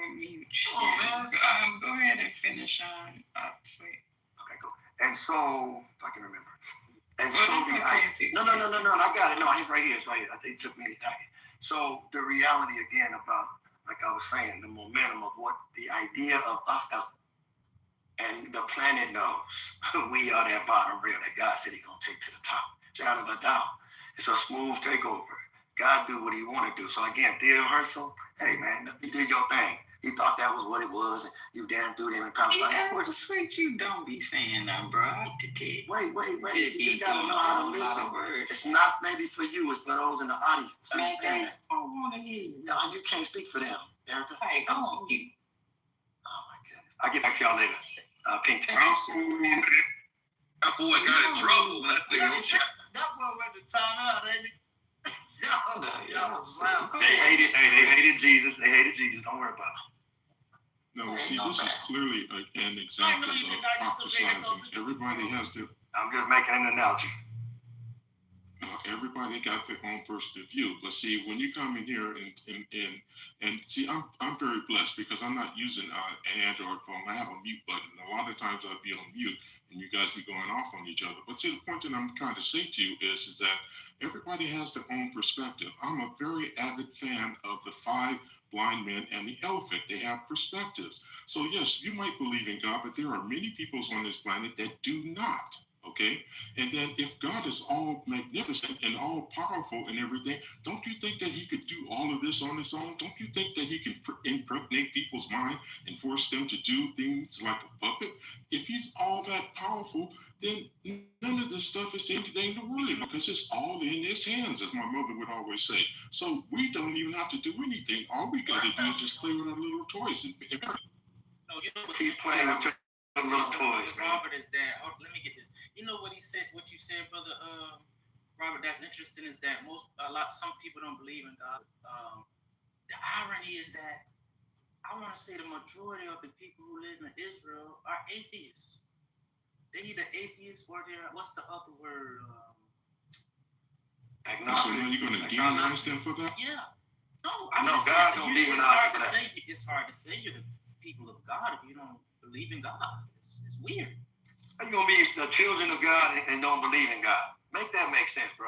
God gonna choose the people that don't believe in Him. Make that make sense. We all don't serve the same God. That's okay. That's okay. We serve worship Him in spirit. That's what it is. That if you think about it, don't that make sense? I know what you're saying. No, he's saying Blake straight out. I don't believe in God at all. That's different. Sweet. There is a case too in the Bible where King Cyrus, if y'all familiar with King Cyrus, God had to speak to him in the dream. He was like, bro, nigga, I know you don't know me, but I'm going to bless you and you're going to defeat all the layers of Persia. Hear what I'm saying now? You're going to defeat all my enemies and I'm going to bless you. You're a man of God and you use the word nigga? Relax, man. It's not your mama up in here correcting people. Sweet, kind of right. I'm going to be more intelligent. My intention is to say that God put a hand on Cyrus, King Cyrus, in the Bible that even though he didn't know God himself and he didn't know the gospel or anything, that he spoke to him and said, hey, bro, I know you don't know me, but I placed my hand on you and I'm giving you the right and you're gonna win against all of my enemies. Boy, y'all imagination is crazy. You ever heard of a man named Saul? This shit is going south. You ever heard of Saul? What are we doing? Y'all want me to put a Bible verse, or are we gonna be? No, you do not. Absolutely not.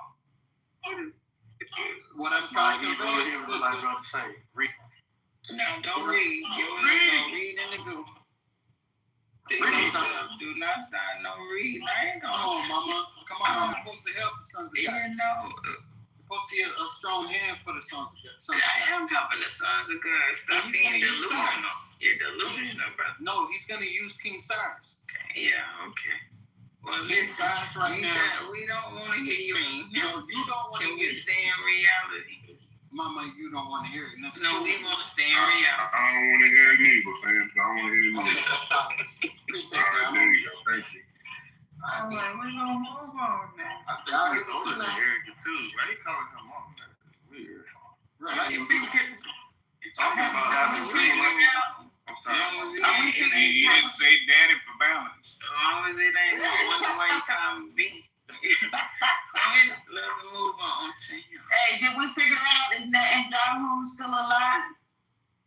Damn, y'all really don't want no answers. They still looking. They're not sure yet. It's not conclusive. Yeah. I'm hearing that it's a very good chance that it's some Mossad agents, and confirming what some people in the chat said, his brother.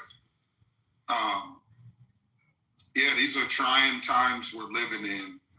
Don't just lean on. What happened, James? Can you update me or the room? What? Go ahead, Flo.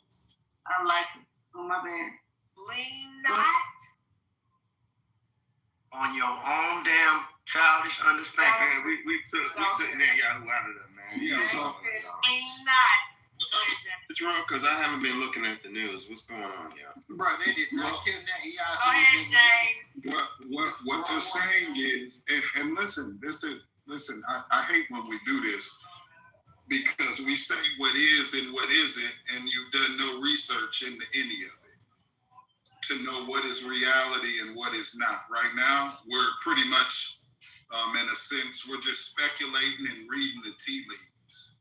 And from what I'm hearing from Iran's side of things is that they have taken out some Mossad agents inside of Israel, and they took his brother out, possibly.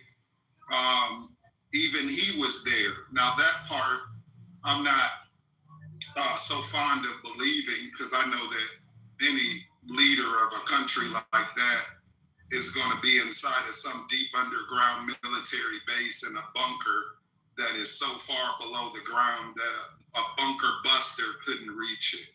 So I don't believe that they got Bibi, but do I believe that they...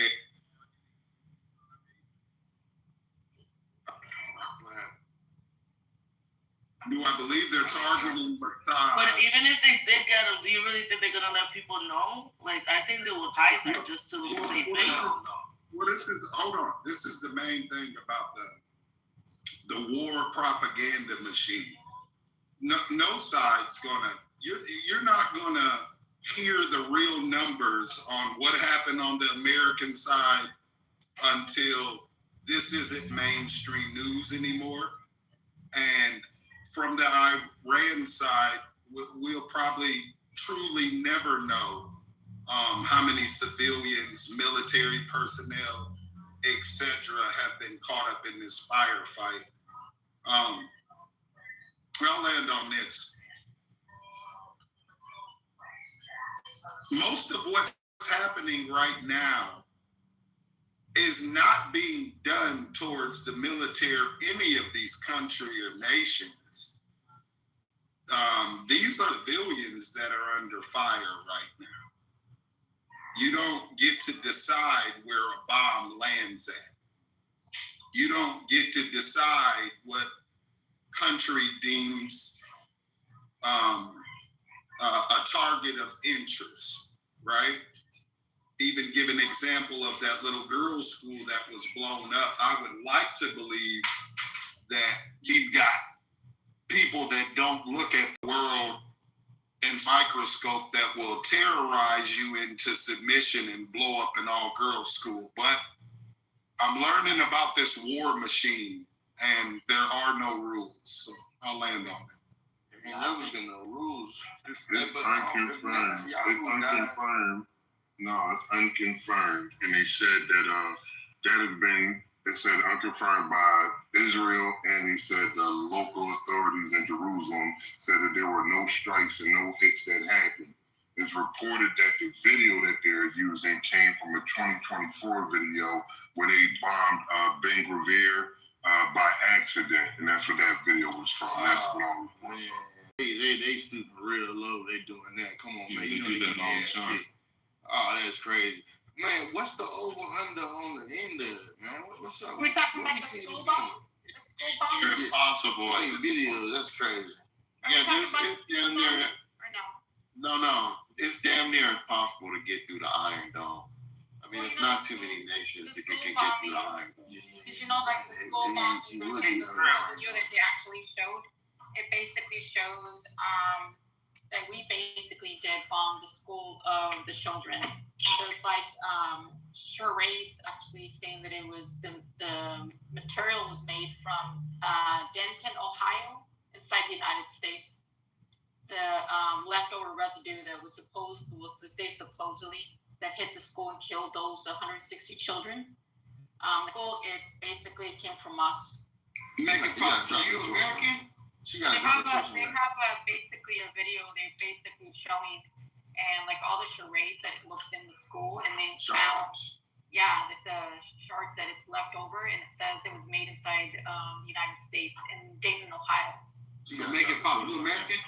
I haven't seen any source saying that came from. I'll post it in here. It shows like the residue. You look at it. They have it on there showing that it was actually the U.S. that did it. Make it pop. I just wanted on the record. Are you American? Yeah. Okay, cool. Yeah, she's doing her job. No. So it does. It shows like let me post it in here, but they were posting it. It does. It doesn't show them hitting the school. Y'all gotta stop with this information, bro. That shit, the video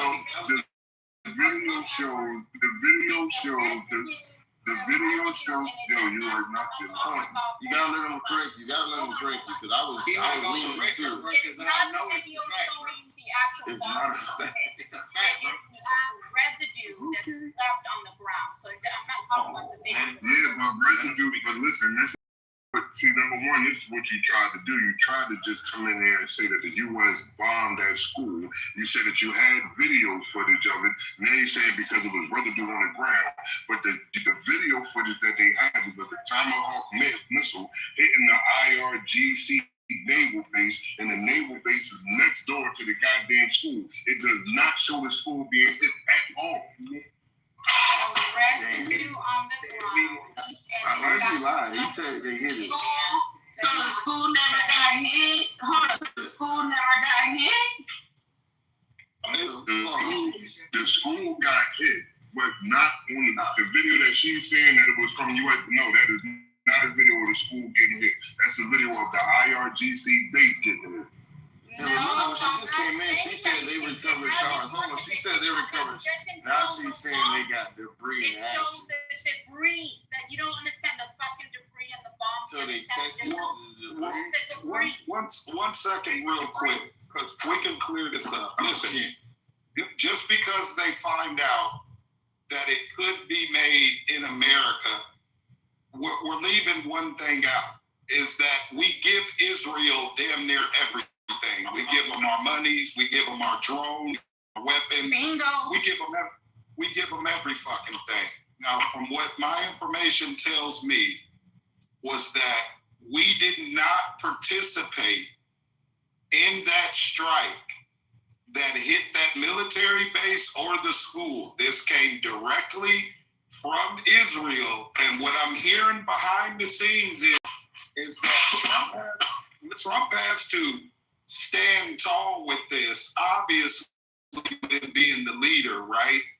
But Trump was not happy about what the fuck took place with that school being blown up. And if I was any leader of America, that would not be strategic for me to put the imprint of the USA behind the bombing of 160 little girls and children. That does not play out well for any administration.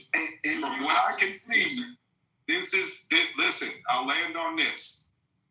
I can look into Palestine right now, and I can name a bevy of places that were bombed with children in them, and America didn't have nothing to do with that. This has Israel's fingerprints all over. And in the United States for blame it in there and make it look like we're No. On the international stage, it's even being challenged because even if we were like to take ownership of it, people are going to challenge us to say no. I've already claimed that the first few strikes, especially that one in particular about the strike with the school and that Israel has taken ownership for the strike in Iran and Tehran. They have taken full ownership. And the United States right now, like, I hated the fact that I hate the Turks? I forget that channel. I hate the way they talk. That fat bitch, that fat man that be talking. I hate the way he talk. Even the blonde bitch that be talking. I hate them, bro. I hate the way they be talking because they be trying to Chink Dilger. Him and that bitch, they be trying to incite bullshit. You're gonna have to take the beans out, okay? Yes, you're gonna find another word to use. Yes, ma'am. Sparrow, that's a sparrow and Chink Dilger. What I'm trying to convey is that, Israel has taken ownership of that situation, and even if we have a spy on our side, we might like Diary of a CEO, where you have Andrew Bustamante, who understands the CIA. If y'all haven't seen that yet, that's a great one to watch right now to get just caught up on the world politics. Is that he thought that we took ownership, and it was like, nah, bro. Like Israel, we the one that get a powder, we the one that get a gun, but they pulling the trigger, bro. Israel is not playing with folks.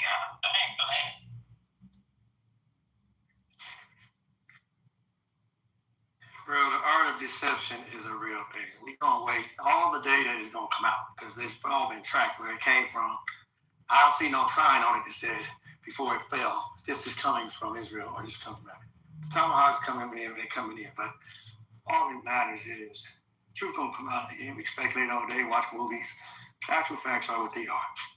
It does stand to logic, though, that Israel, if Israel loses the backing of America, if America doesn't get to be seen as the good guy, that plays out real negative for Israel.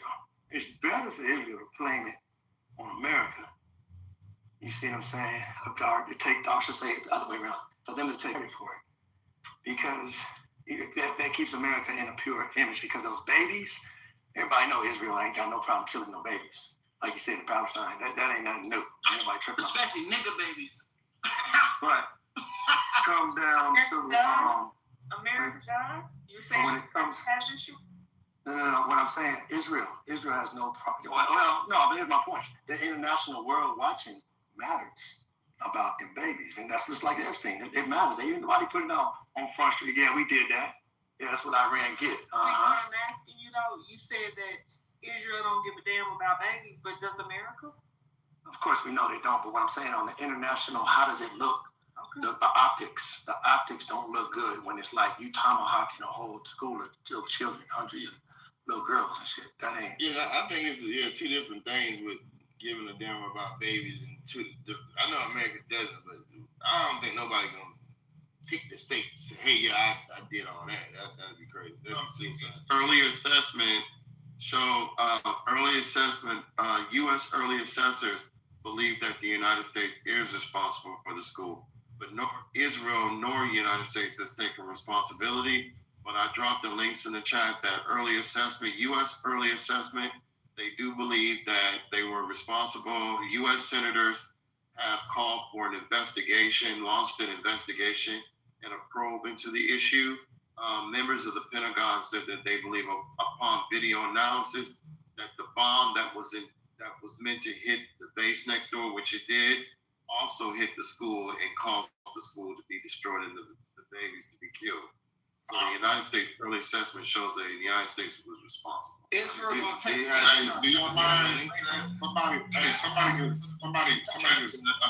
link to the chat. Hey, do y'all mind if I speak? So if the school was near the base, right? So that base was put by the school strategically, right? It's called blast radius. So it could have been a direct hit.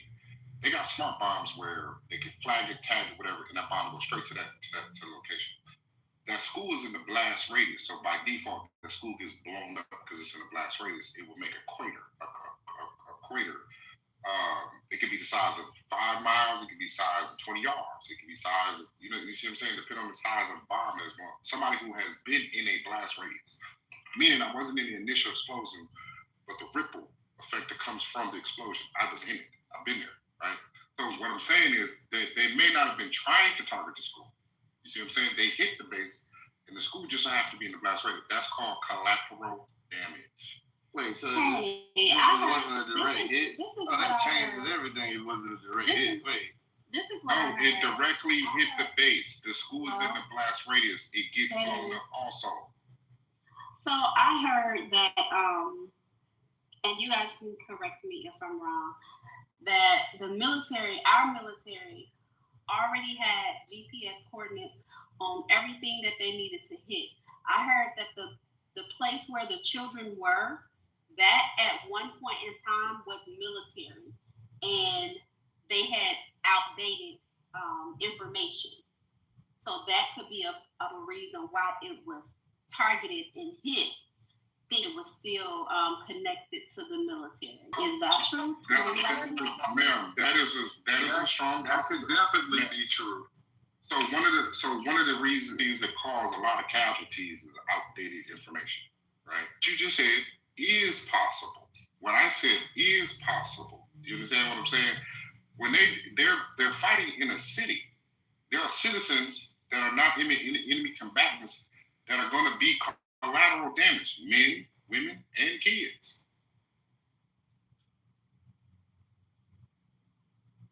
Yeah, I want to say that changes the whole outlook if it wasn't a direct hit.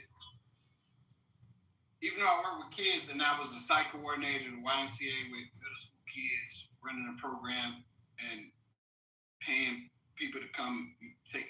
Even though I love the babies and I love the kids, it's really hard to say that. It's really hard.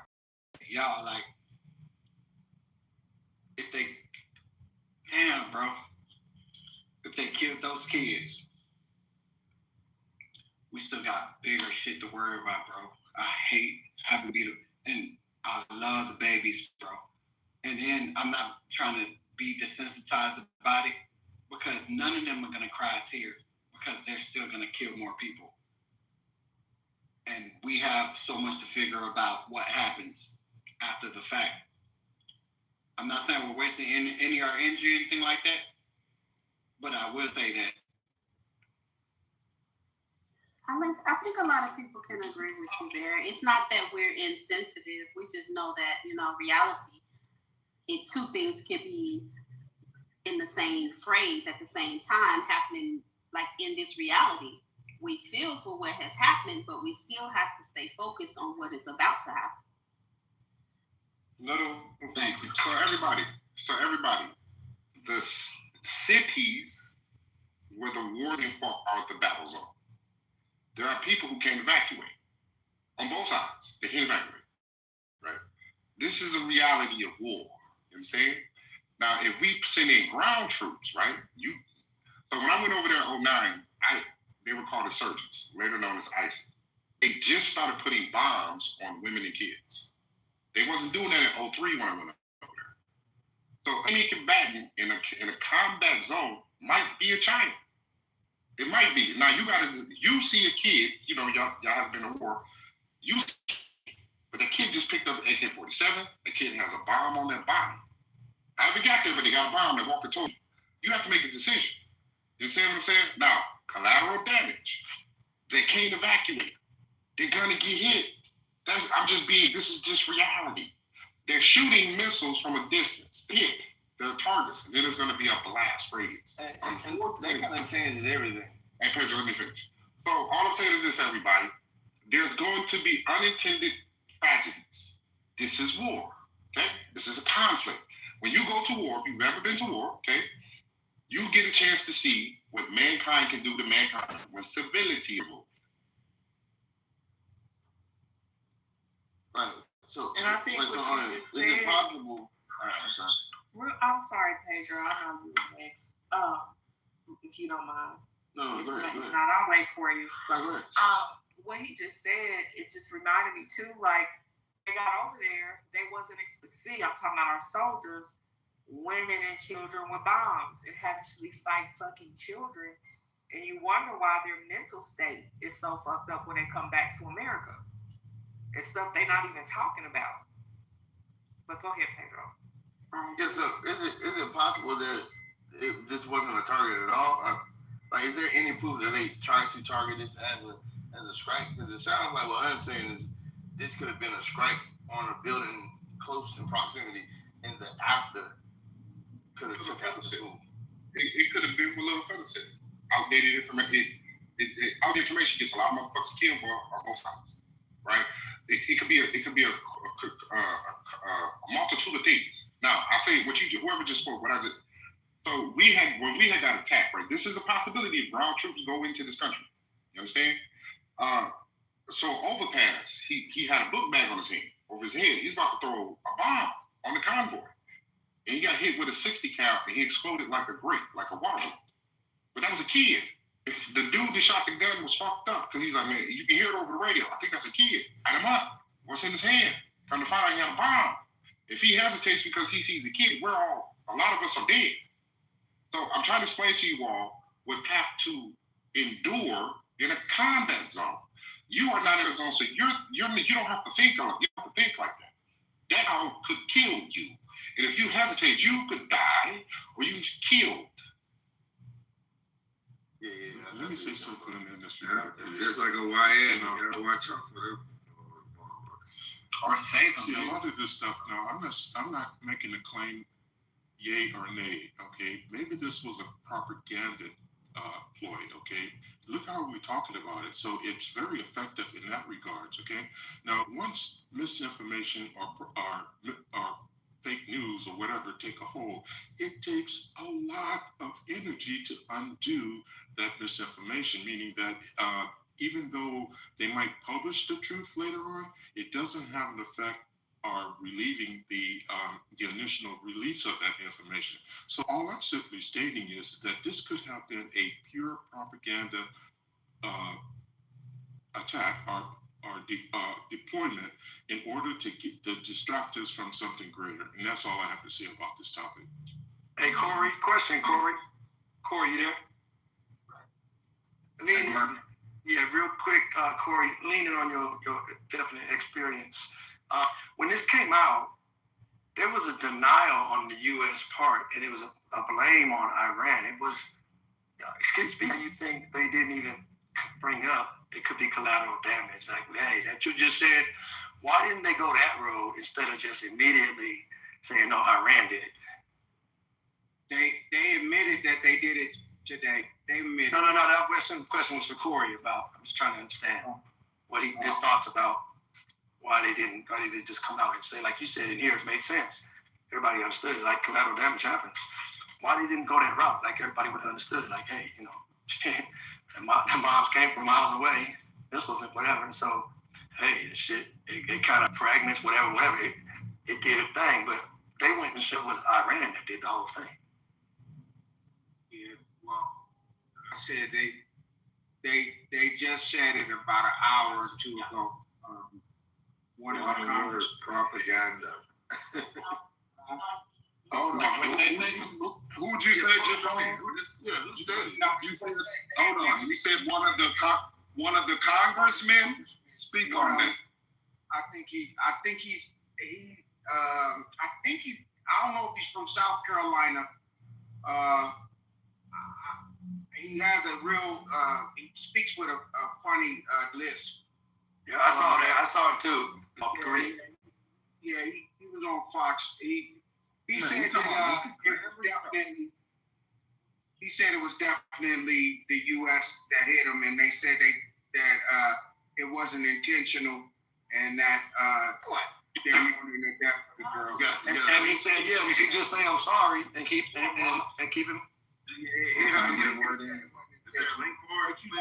It's war. Well, they playing war games, so you know it is what it is. I hate that happened to the young. With the Android phone. Hold on, let's let him land real quick. And Jamal, one quick question. So this was Fox News that gave that information, correct? Yeah, it was about an hour ago. I heard it about an hour ago. That's the Republican channel.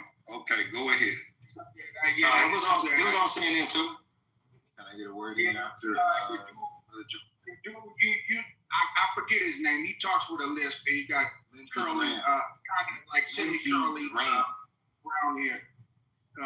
Lindsey Graham, the black man, the black passing man. No. Lindsey Graham. Oh, one like that was South Carolina. Lindsey Graham is South Carolina. I don't know, but I don't know where. But they admitted it. They admitted that they did it. It was they said it was unintentional. They didn't mean to do it. He said it was something that's some shit that Russia would do. And he tried. Of course, he would try to, say some crazy shit. But wow, he did it. They even threw Russia in there. He was saying we don't do stuff like that as Americans. The United States of America is a righteous country. He said real quick. Are there, while we're updated on this, somebody give me a report of Russia bombing children in Ukraine? They hit a library. It was about a year ago, I think. I know they hit a library. I can remember that time they hit. And then one time they hit like a residential apartment building. Russia be doing shit. They been fagging like a motherfucker. Yeah. Sean, step up. One of y'all on mic, off mic. I remember they hit a library, and then one time they hit a residential apartment building. I mean, Hey, Jack, the context of what he was saying is that we don't do that stuff on purpose. We wouldn't do it. Was a mistake, and we're sorry. That's where he threw Russia under the bus. He said, we're not like Russia. We don't do that on purpose. Nobody in America would do that on purpose. Solid, man. We made a mistake. We made a mistake is what he was saying. Like, even throwing Russia under the bus under that shit is like, that's foul as hell. Like Donald Trump put Biden, whenever he got a chance, he'll throw Biden under that shit ASAP, bro. They get ran over under the bus. Can I ask y'all a question? But to put Russia some fuck shit that you did, bro, I think they be mad with us, bro. Thank you. All right, can I go? Hurry up, because you ain't your TV talking. Go ahead. All right, what about now? Go ahead. All right. You're welcome. When it comes to this situation, I want to ask one of you guys a question. If Russia gave you that deal, how much you take to flip on the United States? If they have a situation where you can be in Moscow, what's the price? What's the money? How much Vladimir Putin got to cash when y'all out to be able to say, hey man, fuck this white supremacy system, fuck this beast, and hit these niggas with a nuclear weapon concurrently, consistently? How much you take? They only need 100,000. 1 million, 5 million? They only need 100,000. They would sell out their country for 100,000. Oh, fucking where Vladimir Putin pretty much do how they do the relation tactic where they say where do Jim Crow. Hey, dudes was getting a jab for a joint. That's for a joint. They was taking the jab. Come on. So that's for a joint and then brand new beer. Like the Turkey stop. You already niggas are so serious. You're so political and so serious, and you're so intelligent and have so much to offer. Like, that was the dumbest fucking shit I ever heard. Well, nigga, ain't nobody jumping shit for no fucking. What the hell, bro? We the biggest shit I don't know what y'all. Okay, well, I don't know what y'all problem is, but Sean was just talking, and everybody, 3 people came off their mics to talk while he's talking, and the man literally just got in the motherfucking room. Mute yourself up and let the man talk and let him land his plane. My fault, right? Okay, that wasn't even before you didn't even respond. There you go. Next, who's next? Go ahead, Sean. I just asked a simple question where we think that this system really that beast and an evil demon, and this might be the last chance where the Axis power can be able to actually say, man, we can take out the United States. You have been dealt with slavery, you have been dealt with Jim Crow, code laws, situation of feeding your children to alligators, scenarios of redlining, all the situation. How much is he taking? The possibly situation of, man, I'm side with you, whatever you need. Destroy white supremacy in its crux, destroy the United States and Israel and Western powers. How much are y'all taking? That's my simple question. Just a hypothetical. Nothing need to be taken serious. Just ask the question. I'm done. So, Sean, I'll take nothing. There's nothing that I can have or be given to me for me to trade out my country, knowing that there's nothing in the world that's going to be comparable to the situation I'm in right now. Thank you. I believe Sean was making a point because a lot of people was talking about like they was big up in Russia. Well, a lot of these people act like they big up in Iran, China. Like when the China situation comes next a little further, these people are going to be rooting for China. right. They sound just like anything against America. Anybody that's at war against America, these niggas be, oh my goodness, they be singing their praises. Like melanated people in China, even. That's why I asked the question, man, because it seemed like some of y'all are ready to take that bag where Vladimir Putin said, my name was hacked. $5 million? Here are the keys to the truck. Here are the keys to the truck. This is what these white supremacists doing, these demons, these beasts, these child eaters, all this shit, child molesting, How much? Because it seemed like y'all ready to go. It seemed like y'all ready to go to the next degree. Y'all talking. And get my family out. Get my kids Not just out. only you. The deal is only you. You got the one that got protection, not your family. $1 billion and my family out. I go ahead and. He just said that ain't the deal. First off, you gotta listen to be able to make the deal. He said it's just you. Just you. You don't just me. You don't got it. It's 10 billion.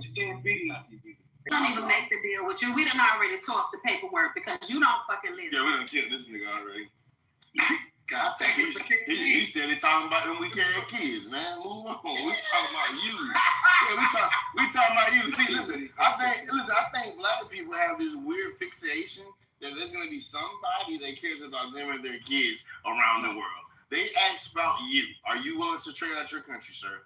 The deal is for you. Throw white supremacy. 10 beans. I take 10 beans. Nah, that nigga ain't got no family, bro. No mother. Pedro, this is crazy. 10. That's why I Call your mama tomorrow, right now, later, today. No, this the same person that's telling everybody to be fruitful and multiply and have all these damn kids. But now he's talking about some just for him. Go drive that truck. Chuck the truck. Hey, Lil Feather, he'll be coming around the corner when he comes.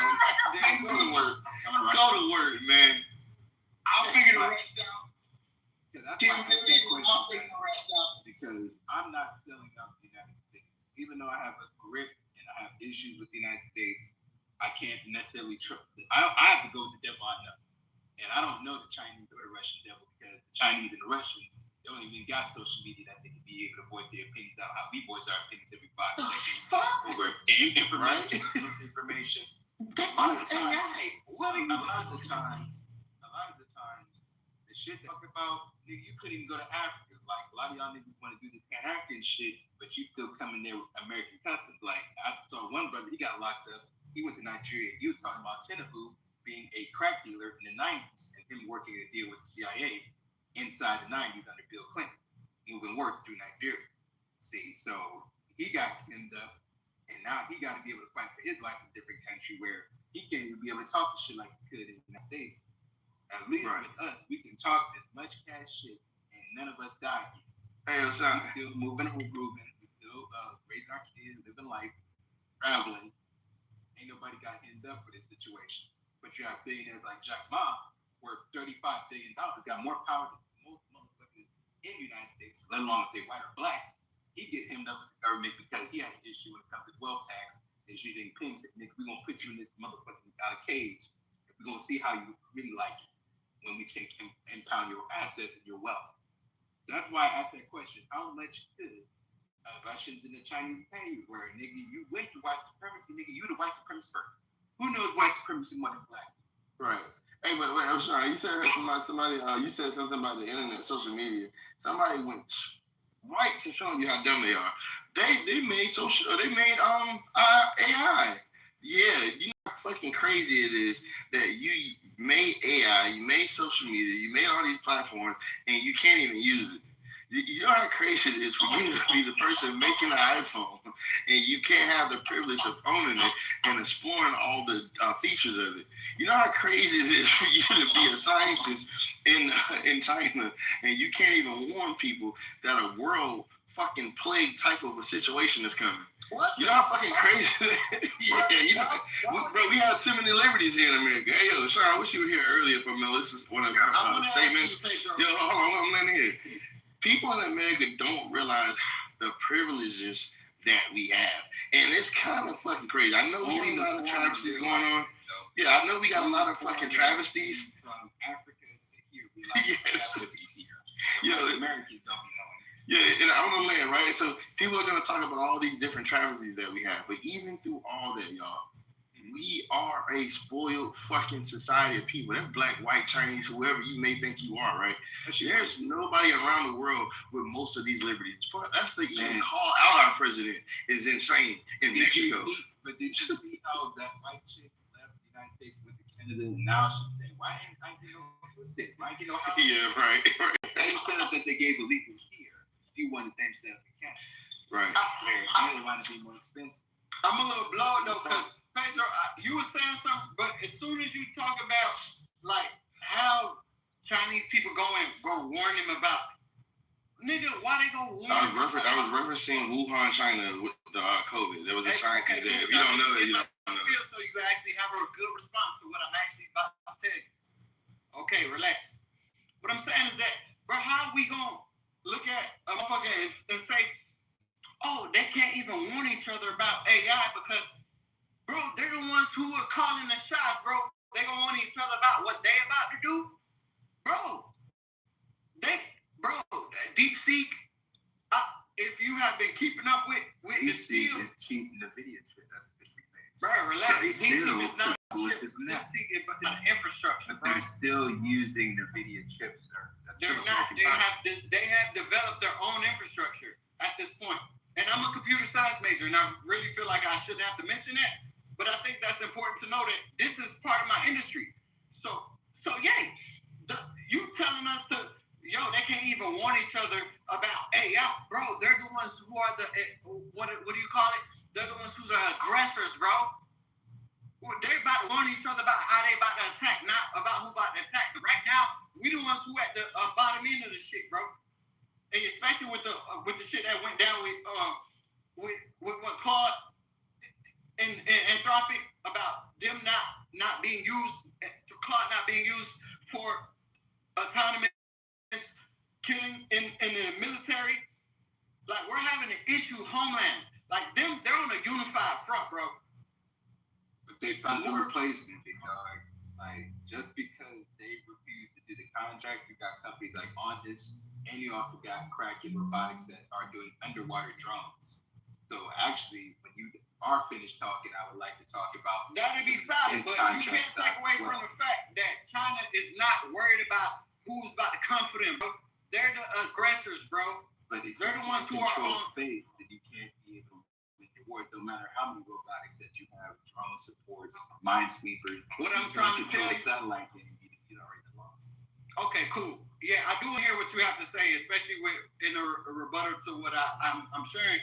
What I'm trying to convey is that China is not in a defensive state right now, bro. They've been aggressive this whole fucking time, especially with the open source space. They with C-Dance, bro.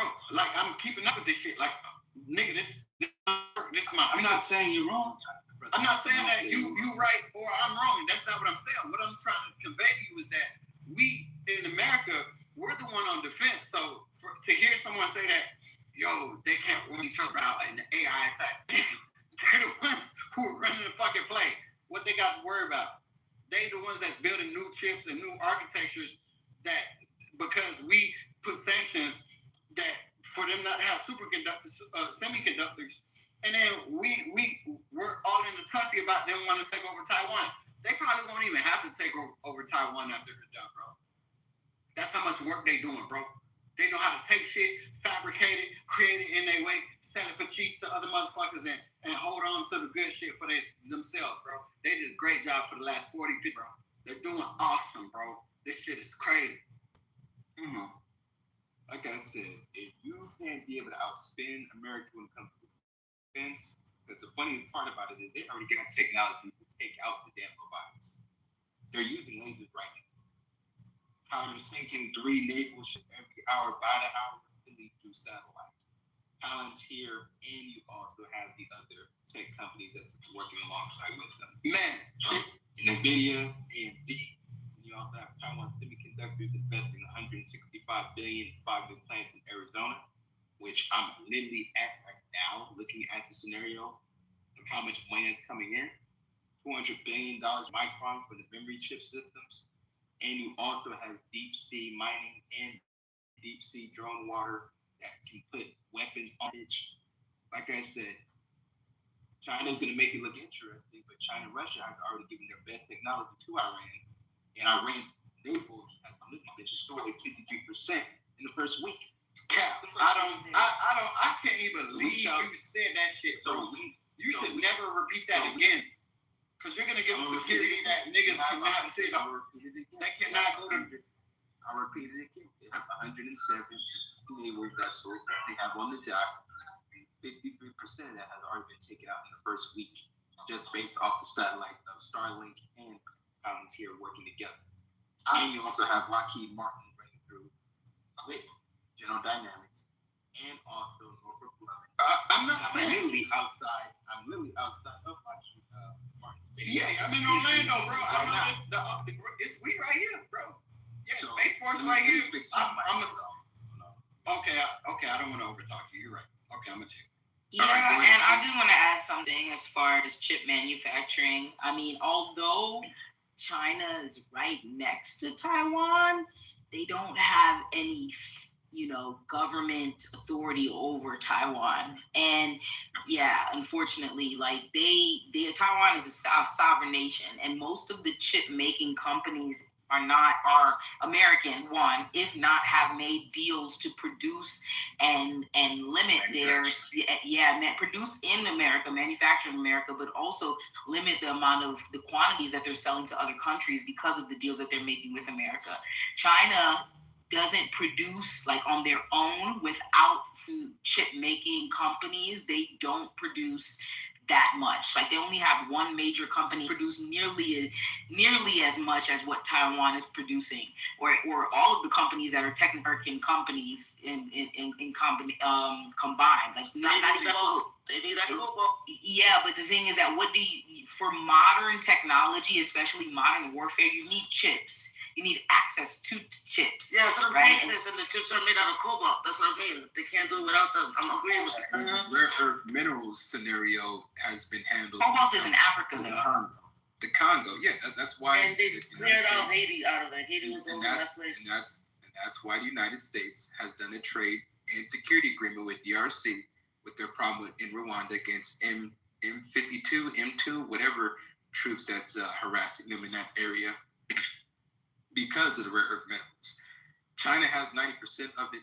China has access to 10,000 gigawatts versus our 3,500 gigawatts. And we have to be able to figure out what's the play.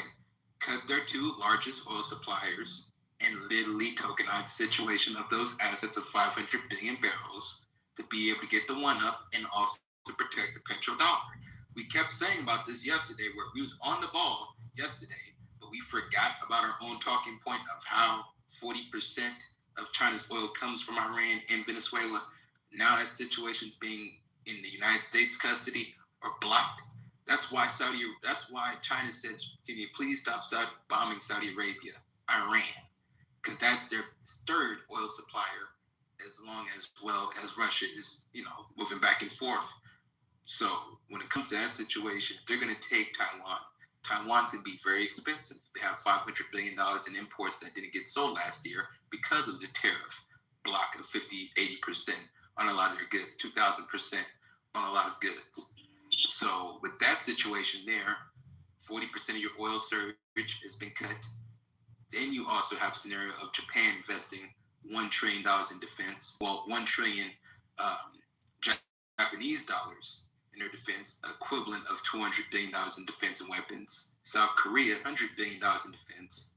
And Australia, Malaysia, Indonesia, where that whole corridor is literally arming up and gearing up for that day of taking over Taiwan comes. But it's not going to be a very cheap one. And if they're Japanese, mind you, Japanese and Vietnamese whooped their ass before. And they also got their tits up just as quickly as the United States did, and just as quickly, if not quicker, with quality than fucking China has. Like, if you have technology, you go to Japan. You don't go to China to go to that shit. At least Japan, your intellectual property is protected. You don't have a cheap spin on damn 2 years on your own technology. So, like I said, we'll see. We'll see. Yo, what you said was funny. Yeah, that was it. Hey, big dog, I'm making money off my situations, man. So if I'm wrong, cool. I can be wrong to somebody that's in the field, no problem. But when it comes to the stock market and these government contracts, these companies getting funded right now as we speak. What you need to do is put some stock on those shits. Why do you think Raytheon Technology and Lockheed Martin pulled up to the White House 2 days ago? Yeah, invest in heavy metals, people. Heavy metals is the game right now. You want to make some money? Well, if you want to do heavy metals, then do hydrograph. That's graphene. That's needed when it comes to being cheaper than lithium. Cheaper and easy to process than lithium. Graphene, hydrograph, clean power. That's the stock. What is it? Lockheed Martin. That's the one, right? That's one of them. But hydrograph is cheaper than Lockheed Martin. That's still under $10. And they're getting prioritized because they're a rare earth mineral company. This is an American company. Where region they from? Who are they? It's Cheney. That's Cheney's company. Lockheed Martin belongs to Cheney. No, that's Halliburton. Oh, that one. Yeah, I'm sorry. Halliburton is the other one you gotta put it. Not Lockheed, the one you were speaking of, Sean. Hydrograph. Well, what region they working out? They're working out of the United States and also in Europe, Eastern Europe, Kazakhstan. But it's an American company, though. It's American registered. It's a conglomerate, so it runs through multiple locations. Yeah, if I can foreshadow, also Venezuela, I think that acquirement is probably going to be our saving grace. Yeah, so hopefully we'll see that development, because ain't no fucking way we're getting anything out of the Middle East at this point. Why do you think he did it right before they did this dumb shit? At least he was smart on that part. Well, when it comes to the hydrograph company, they're the only company that has cracked the code for sending SP2 bonded fractional graphene. When it comes to that situation, besides China, right? They have signed a U.S. Army deal, both on the Kirsten and also the GEIC. Both have discussed and being in process formalizing their U.S. PAC. So when it comes to what they're doing, they're getting involved where they're both involved with the EPA approvals, the U.S. Army, and they also have more government contracts on the way. So they're positioned to be at the very center of the nanotechnology and nanomaterial sector. So when it comes to SP2 bonding, the nanocarbon fractional aggregates are at the center of the sector. So when it comes to this situation, most people are clueless on how this means and what this means. But this is one of the rare earth components that literally can be able to put a lot of you guys' portfolio over the top. So we talk about copper, we talk about gold, we talk about uranium, even though I'm very bullish on copper and uranium. But I think graphene can make the situation where the U.S. Army can use this for the very, very long term. That's supposed to be. Don't forget zinc, Sean. Zinc. So, what was the question? Graphene is supposed to be the next step up, and the semiconductor, right? Yay. Yes, sir. Yeah. That's right.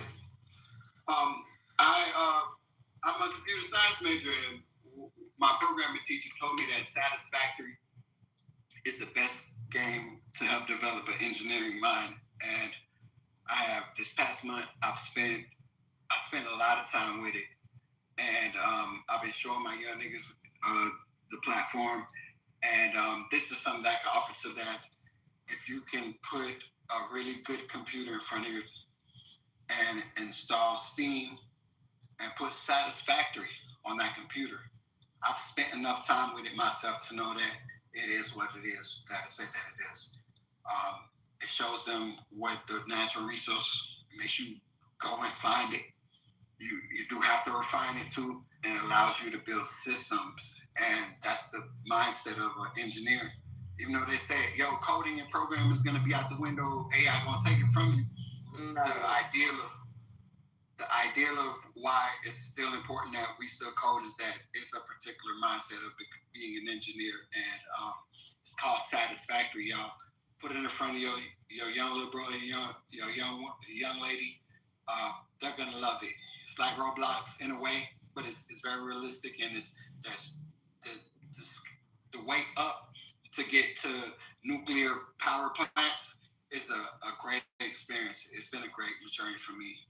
You know what I say, hon? Even though people say coding is not important, I say that we need to learn how to create them before they fix us. So don't go by we don't need to learn. We still need to learn that. Yes, ma'am. We on the same page. Good shit. Yeah. Well, Evan, this is all based on the future of the planet. Oh, and Sean, don't forget zinc. Yeah, was. Listen, Sean, the white man does not decide the future of the planet. We, the people, decide the future of the planet. And in the act of us sitting here and supporting these industries, investing in graphene oxide, brother, do you know what they're doing with this shit? They are using this to spray synthetic parasites in the atmosphere and using graphene oxide as a carrier. And we talking about supporting that shit?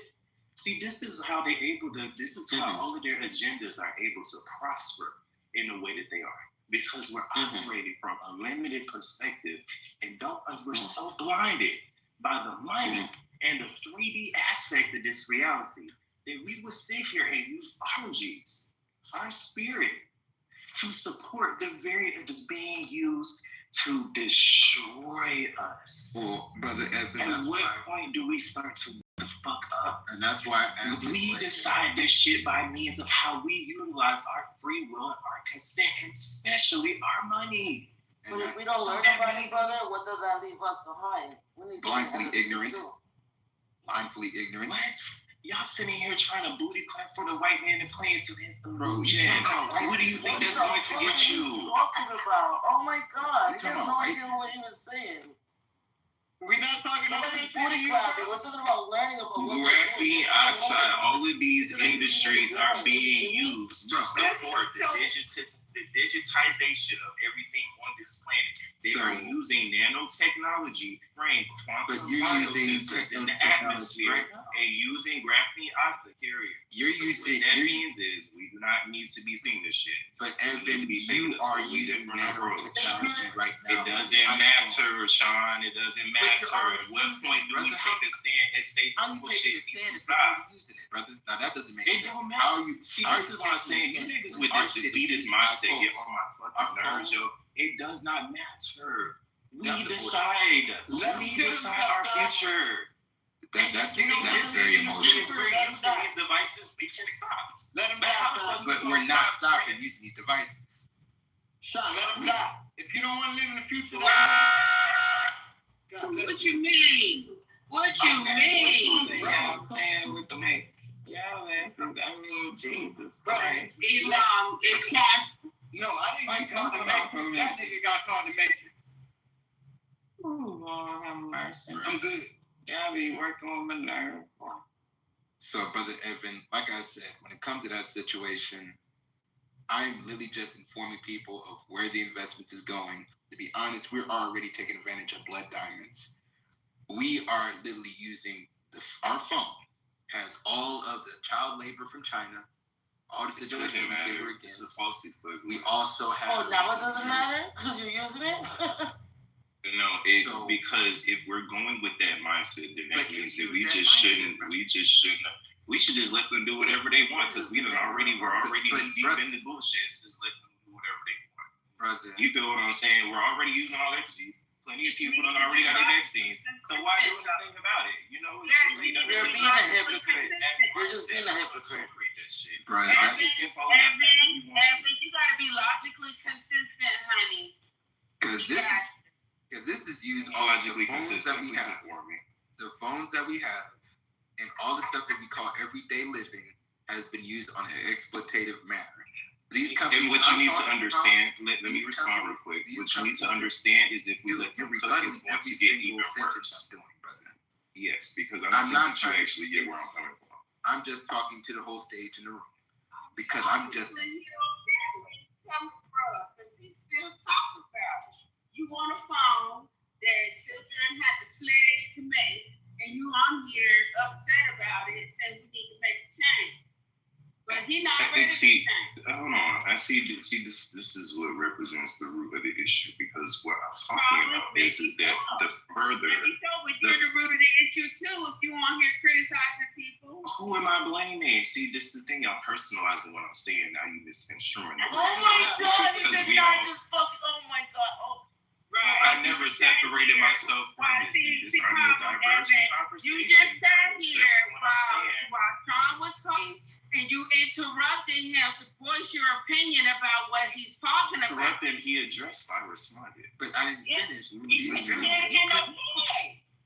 You kept cutting me off, sir.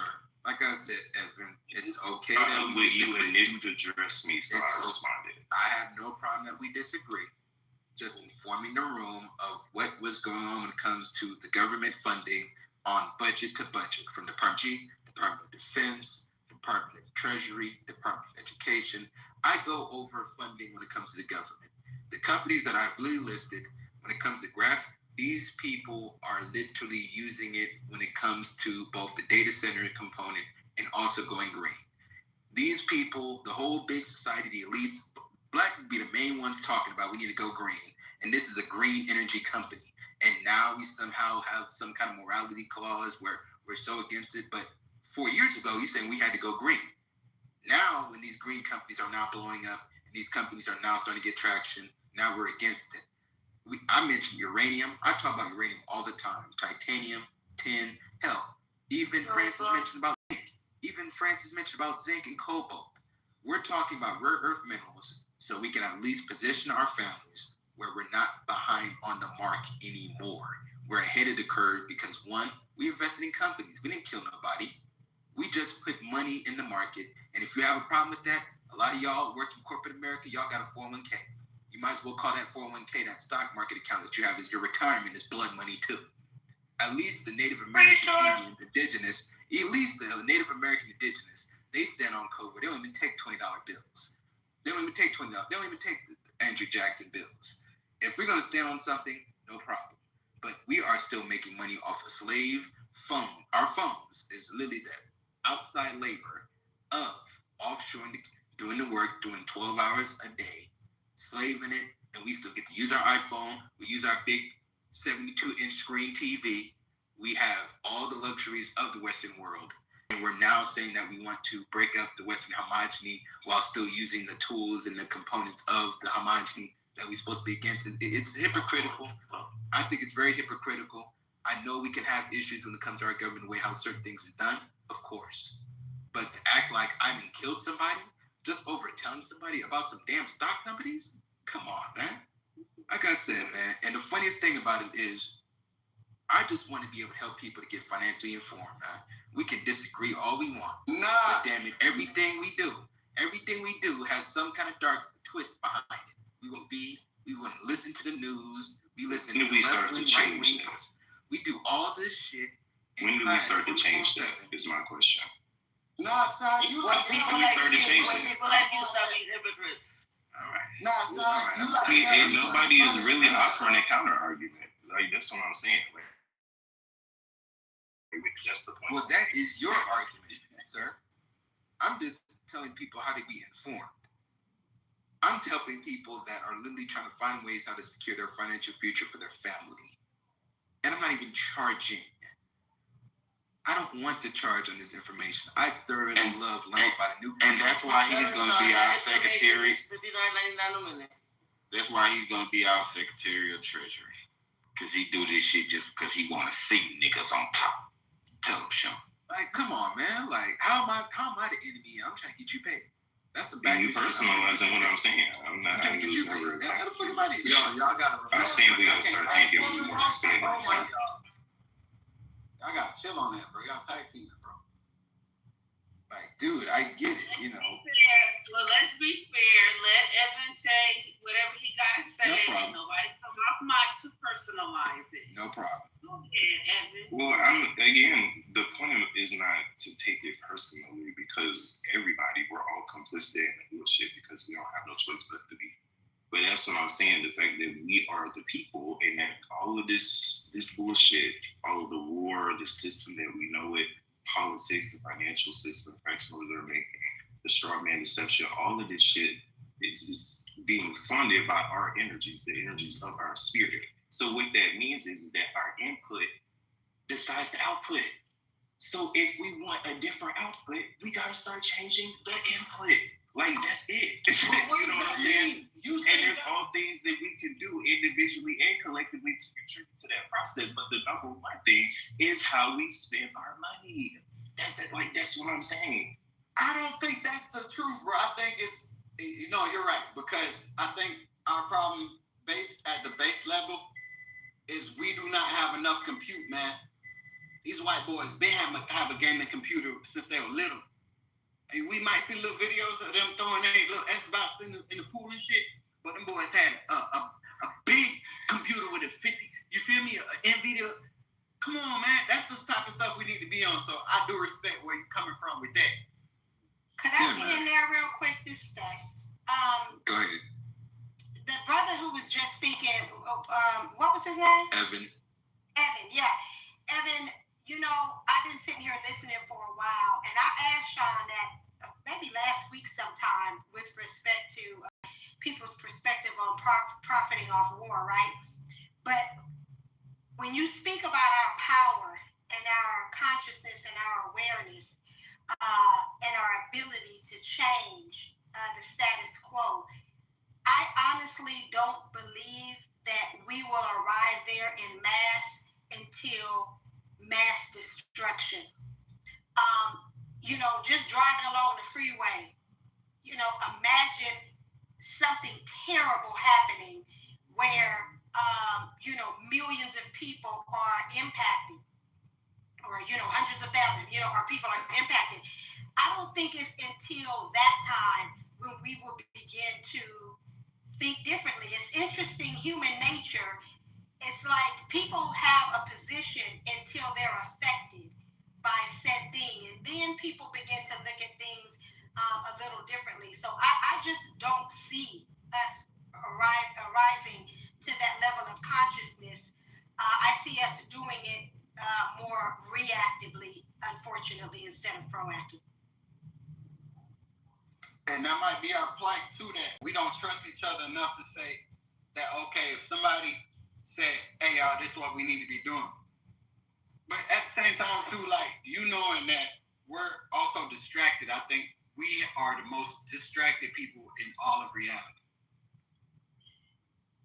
And if we get rid of the distraction, we might be able to focus on what our kids are actually doing, what they're seeing, and also, too, how to navigate them in the reality that would put them ahead of the other motherfuckers who are paying attention to the kids and do put them in private school.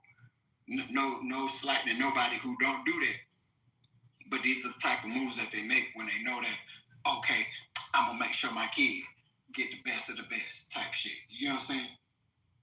Well, when it comes to everything, everybody has an angle. I feel that when it comes to me, when situations like this happens, every single big event happens, from the tariffs, when I told you about the stock place on that, to this, to situations of maybe 2020 was on YouTube and telling people how to be able to structure your portfolio to beat inflation. It's always been a scenario where I'm tracking the money. With me, you can call it amoral. Yeah, it's an amoral stance where I'm looking at companies that are generally making money that's backed by the government. I have put no gun to nobody's face. You can take the information and say, all right, I'll do it, I won't do it, no problem. But when it comes to the situation of the selective outrage, where if we really thought the way how we thought, the internet would have been a thing. I remember people used to always say back in 2000 that the internet is the mark of the beast. Now you see everybody right now, we're all 40 of us in this room talking to each other, communicating, and we're not in the same house. So, when it comes to that situation, people, first people say it's the mark of the beast, and when it goes by and people missed out on buying Microsoft at $3 a share, or missed out on buying IBM at $2 in the 1990s and the 2000s, to now it's worth hundreds of dollars.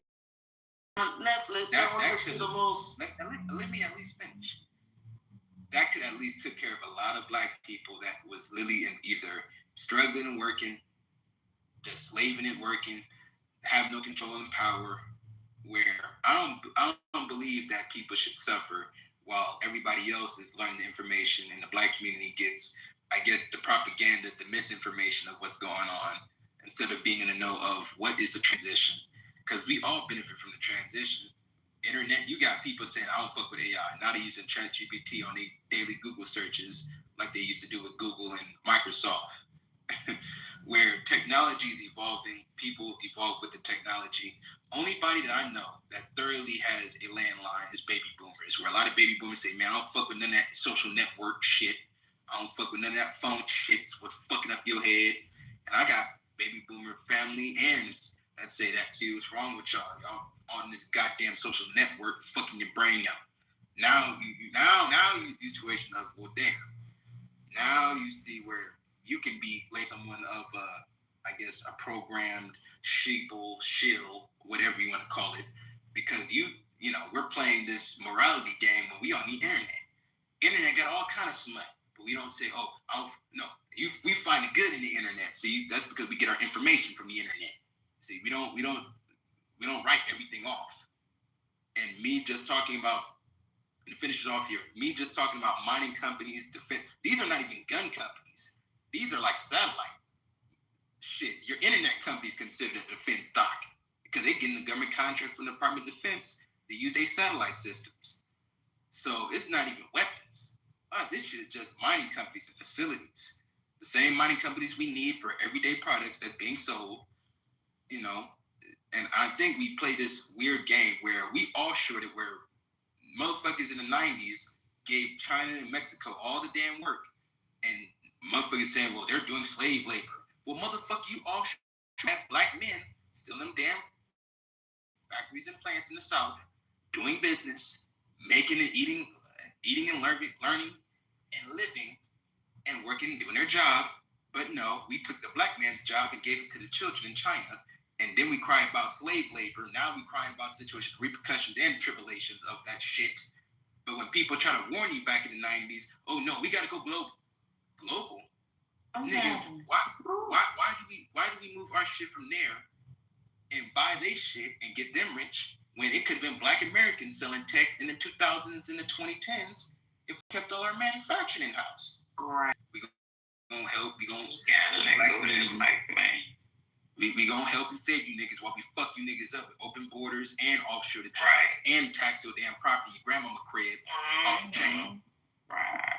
But I'm sorry, Erica. I know you want to say something. Go ahead. Erica, I want to say nothing. I'm just trying to tell you, let go that goddamn mic. That's what I'm trying to tell you. You been on that ball, fell asleep, woke back up. You still on that mic. Go ahead, Erica. I'm holding on every word he's saying, though, Erica. That's the crazy part. Like, I'm eating it. Bro, I'll sit and listen to you talk for hours because I know you give me just some good shit. I need to This is brilliant. Sean is brilliant. And it's hard for me to sit. You feel me? Like I feel like I be knowing a lot of things. You're so brilliant. Come on, Erica. Let me kiss his ass a little bit. How many more? young black men speak like him? Come on, Erica. Let's give him his props a little bit. A little bit of props. We already give him every black man, so I can't.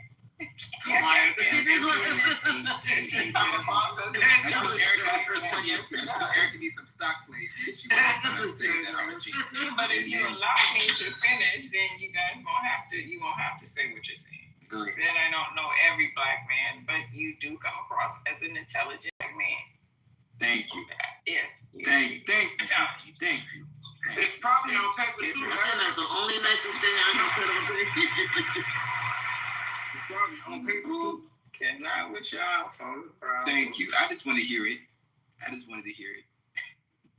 The nicest thing Eric done said all day, like I've been on here just cussing everybody out. Yeah. I'm sorry. Yeah, I like y'all. I don't have a lot of energy to do things that I forget I did, and when I forget I was nice to you a minute ago and mean to you a minute ago. I'm just me. Really don't. And we love you just the way you are. Anything but just me. What we gonna do with where we at? Cause man, Sean, they don't want to hear no damn financials like that, man. Take them off to the side. Come on, man. Come on. And that man right there hollering. Man, they got a quota to invest, okay? You heard. Hey, Erica, what's so crazy is that what happens, She's talking over people's life too. It's crazy. Say 2 words. Hey, yo, go ahead, Scott. This fuss box this is whoever named it appropriately so. But I think oftentimes, and I'll speak for myself because I won't speak to anybody else's ignorance. Sometimes when you don't know, right? Like you can't relate to whatever is being shared because you lack the knowledge.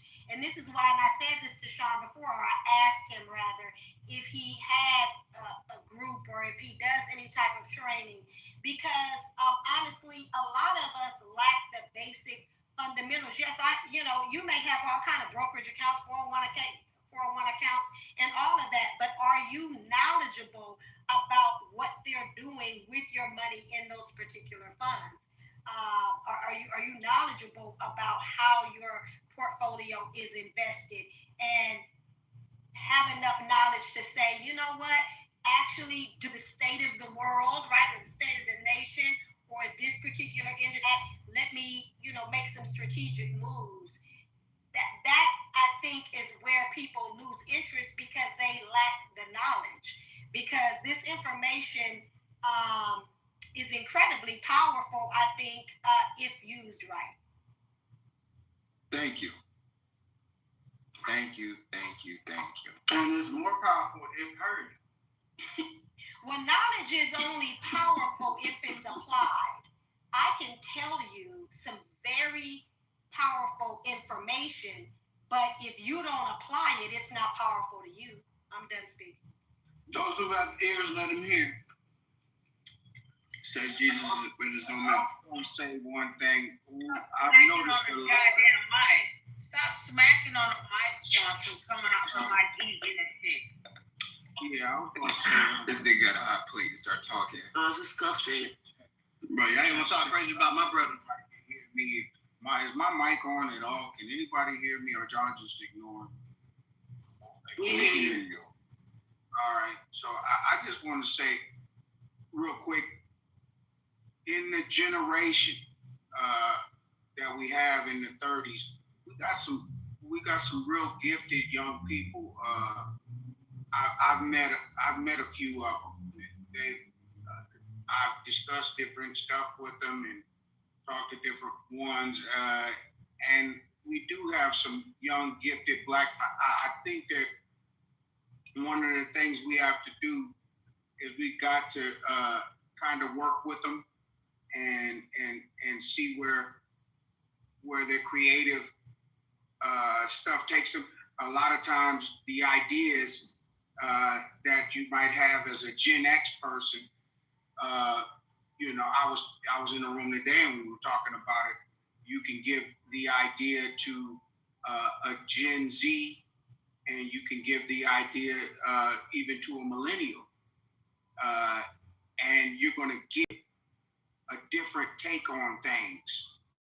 Give these ideas, and it's a great way to analyze before bringing things to market and doing things, especially if you have a couple that you work with directly. So, yeah, I would drop that as a jewel. Work with some of these young people and work with ones that you can trust, so you can put ideas on them and see what they think about it. I'll land right there.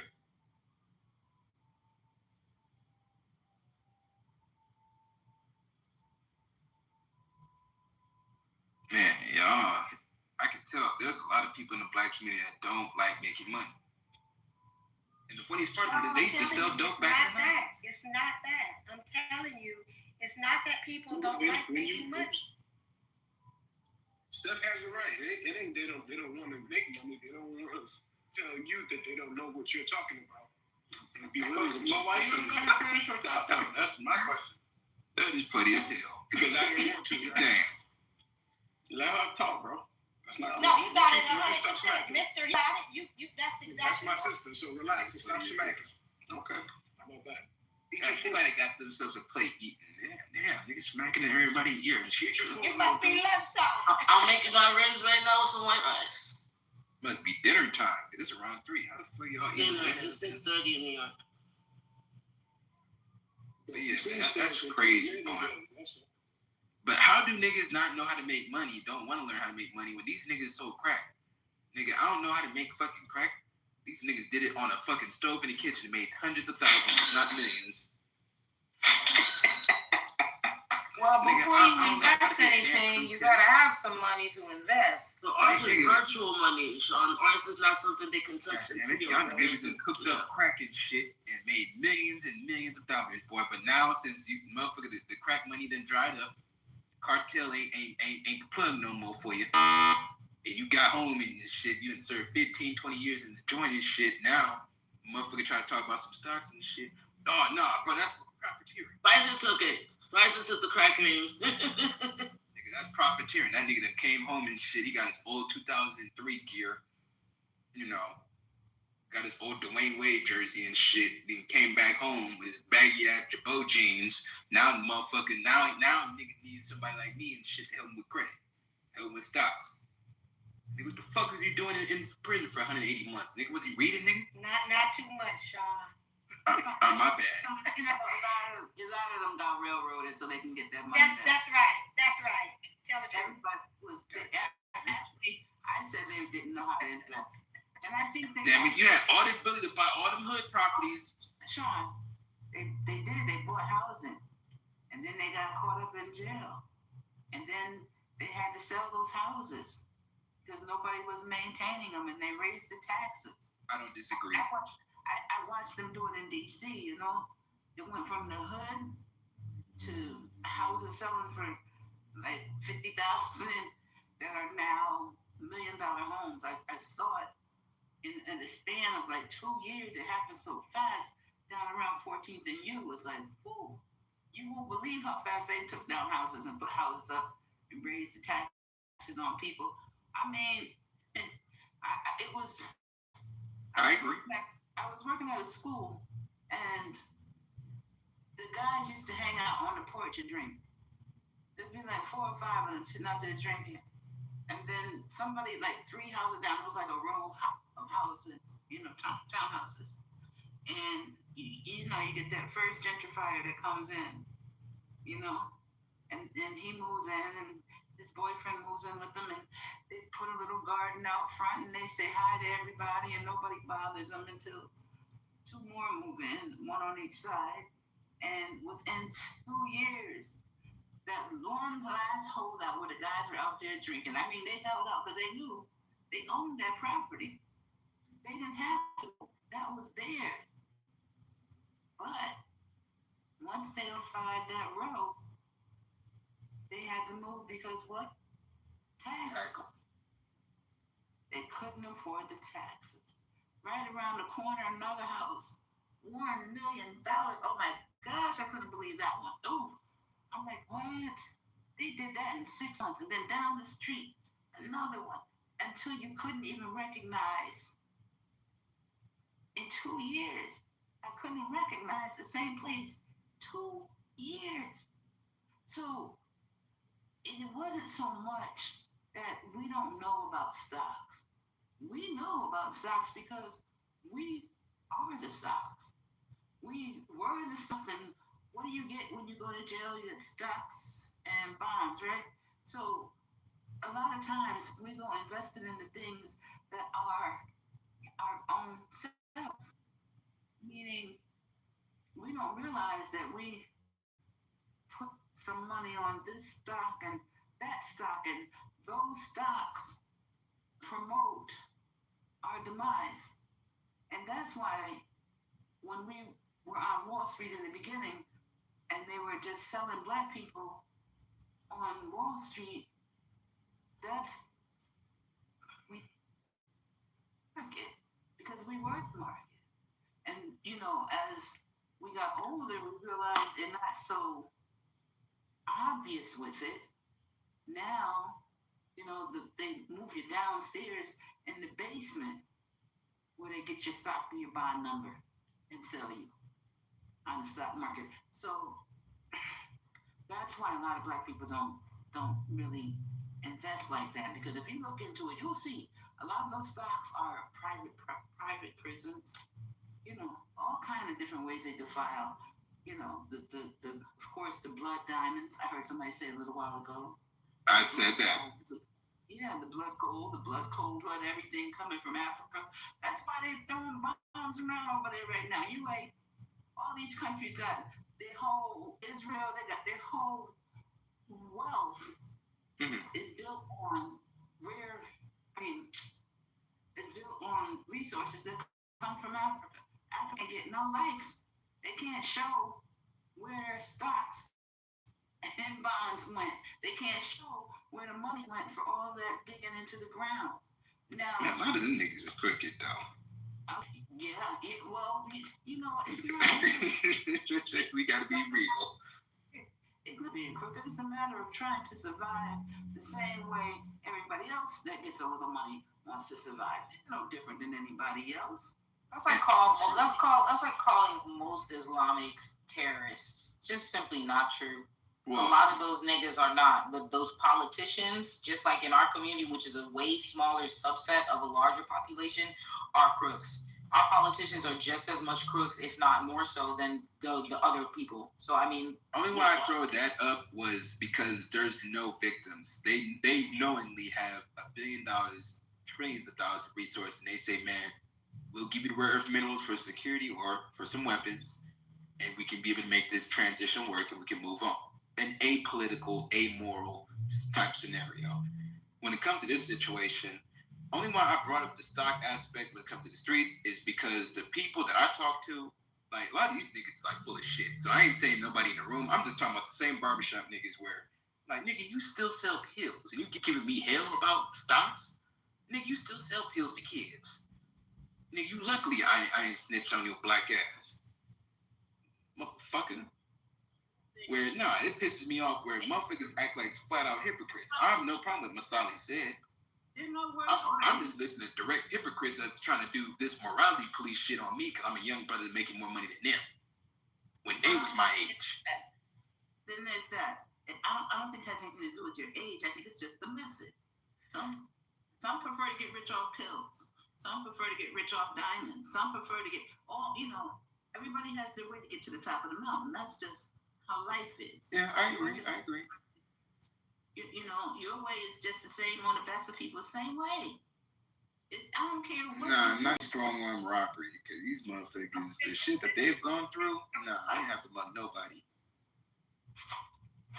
Yeah, but Shaw. Oh, sorry, I thought you were done.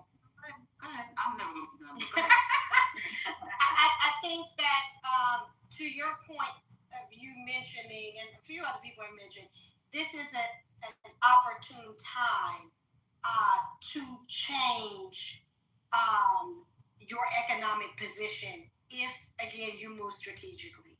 I do agree with that. And, again, I don't know how this war is going to affect America. I don't know if there's going to be, any attacks where, we are individually impacted. I don't know. But I do know that there's money to be made right now. And money is a tool, it's a resource. And that's just what it is. What you do with that money is on you. But this is an opportune time right now. Bernie Madoff had a prison cell too.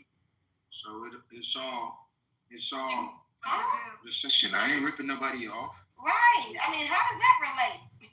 I ain't ripping nobody off. Nigga, I ain't asking your collection. No money. Let them finish. You can get the prison selling dope the same way you can get the prison with the stock market. It's all. How you go to prison using the stock market, Jamal? How? Well, you That's figure some it out. dumb shit. Yeah,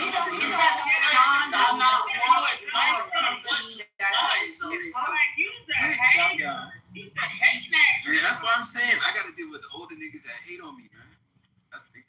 Yeah, hater, that's why. Don't pay that motherfucker no mind. He's not selling any stocks. He's not buying. Like, he's literally giving you advice on what to do. The fuck? What to look at, bruh? Like, damn. It's not really advice. And not really that nigga was calling black women gorillas and chimpanzees earlier. Yeah, I can't listen. Yeah, that's it.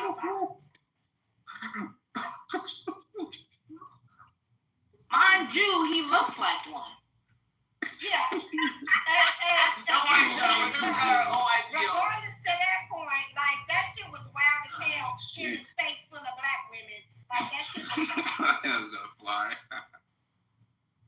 Oh yeah, I'll never forget that. Dude, that is wild. See, that's why it's crazy how I get so much hell and I don't even be doing that. And this nigga, he get the flow.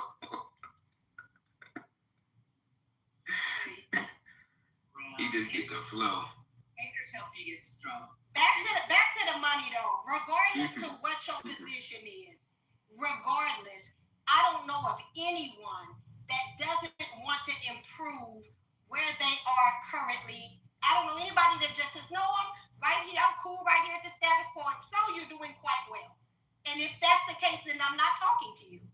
Because I have room to grow. Quite a bit of room. So, if that's you, be strategic, find ways. There's all kind of online resources that are free to learn while we still have access to the internet. I mean, at the end of the day, it's just be strategic and be expeditious about your strategic. Because again, the world can, one second, Melissa, if that was you, the world can change as you know it in the blink of an eye. And that's what we as Americans, and I'm putting myself in that equation, I don't believe that we can truly conceptualize that. Steph, but how many of us in this room can actually say that you knew that your 401k is invested in the stock market without you even knowing? You didn't even ask for it. They just do it without telling you. How many of you knew that? See? That's knowledge. They're probably robbing you a little bit too. 401k, I've always had a 401k, but yeah. And they're investing your money and you don't even know what they're investing in. You don't know what bundles. I know that. You know that. If you don't know, then you shouldn't even be having a 401k.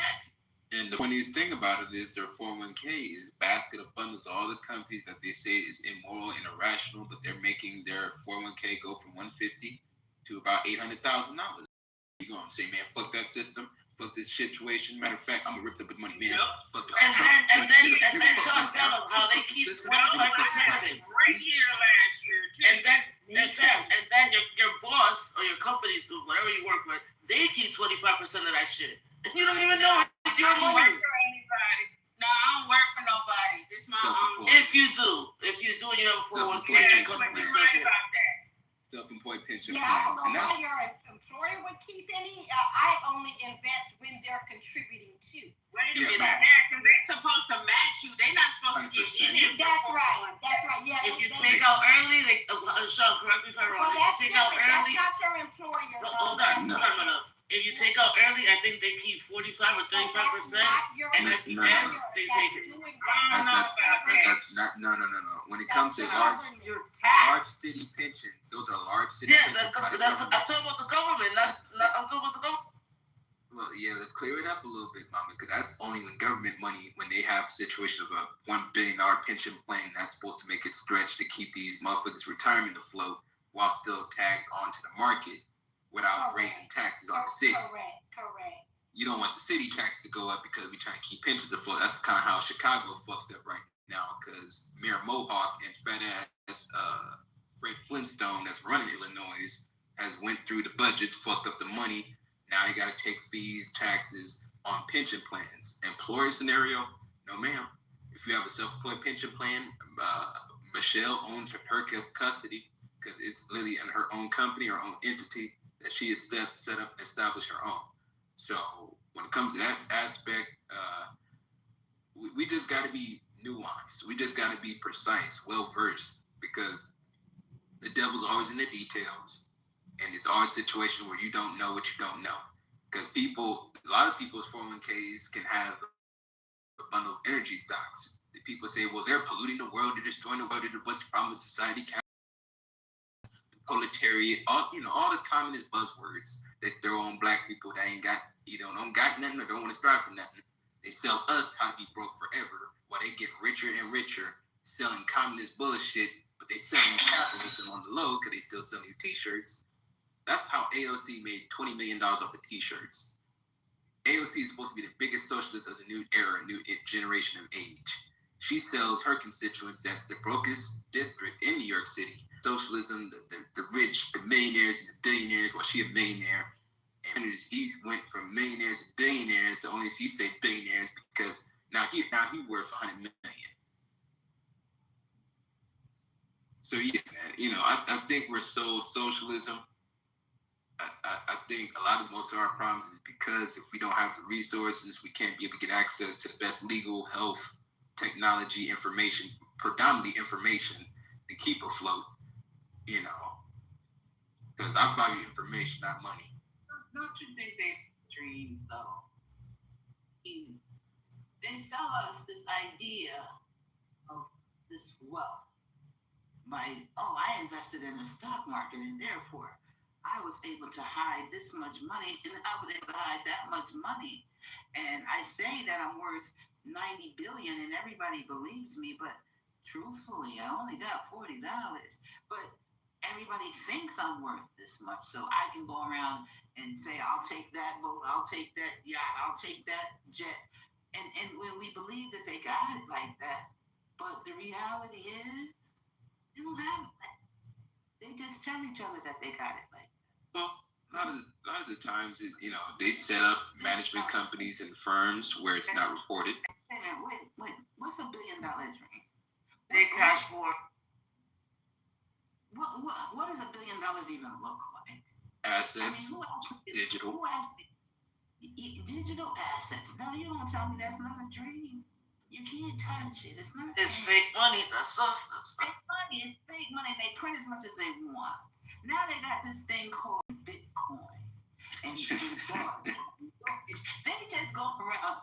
It's worth this much money. Yesterday it was only worth $2. Now it's worth $50 billion.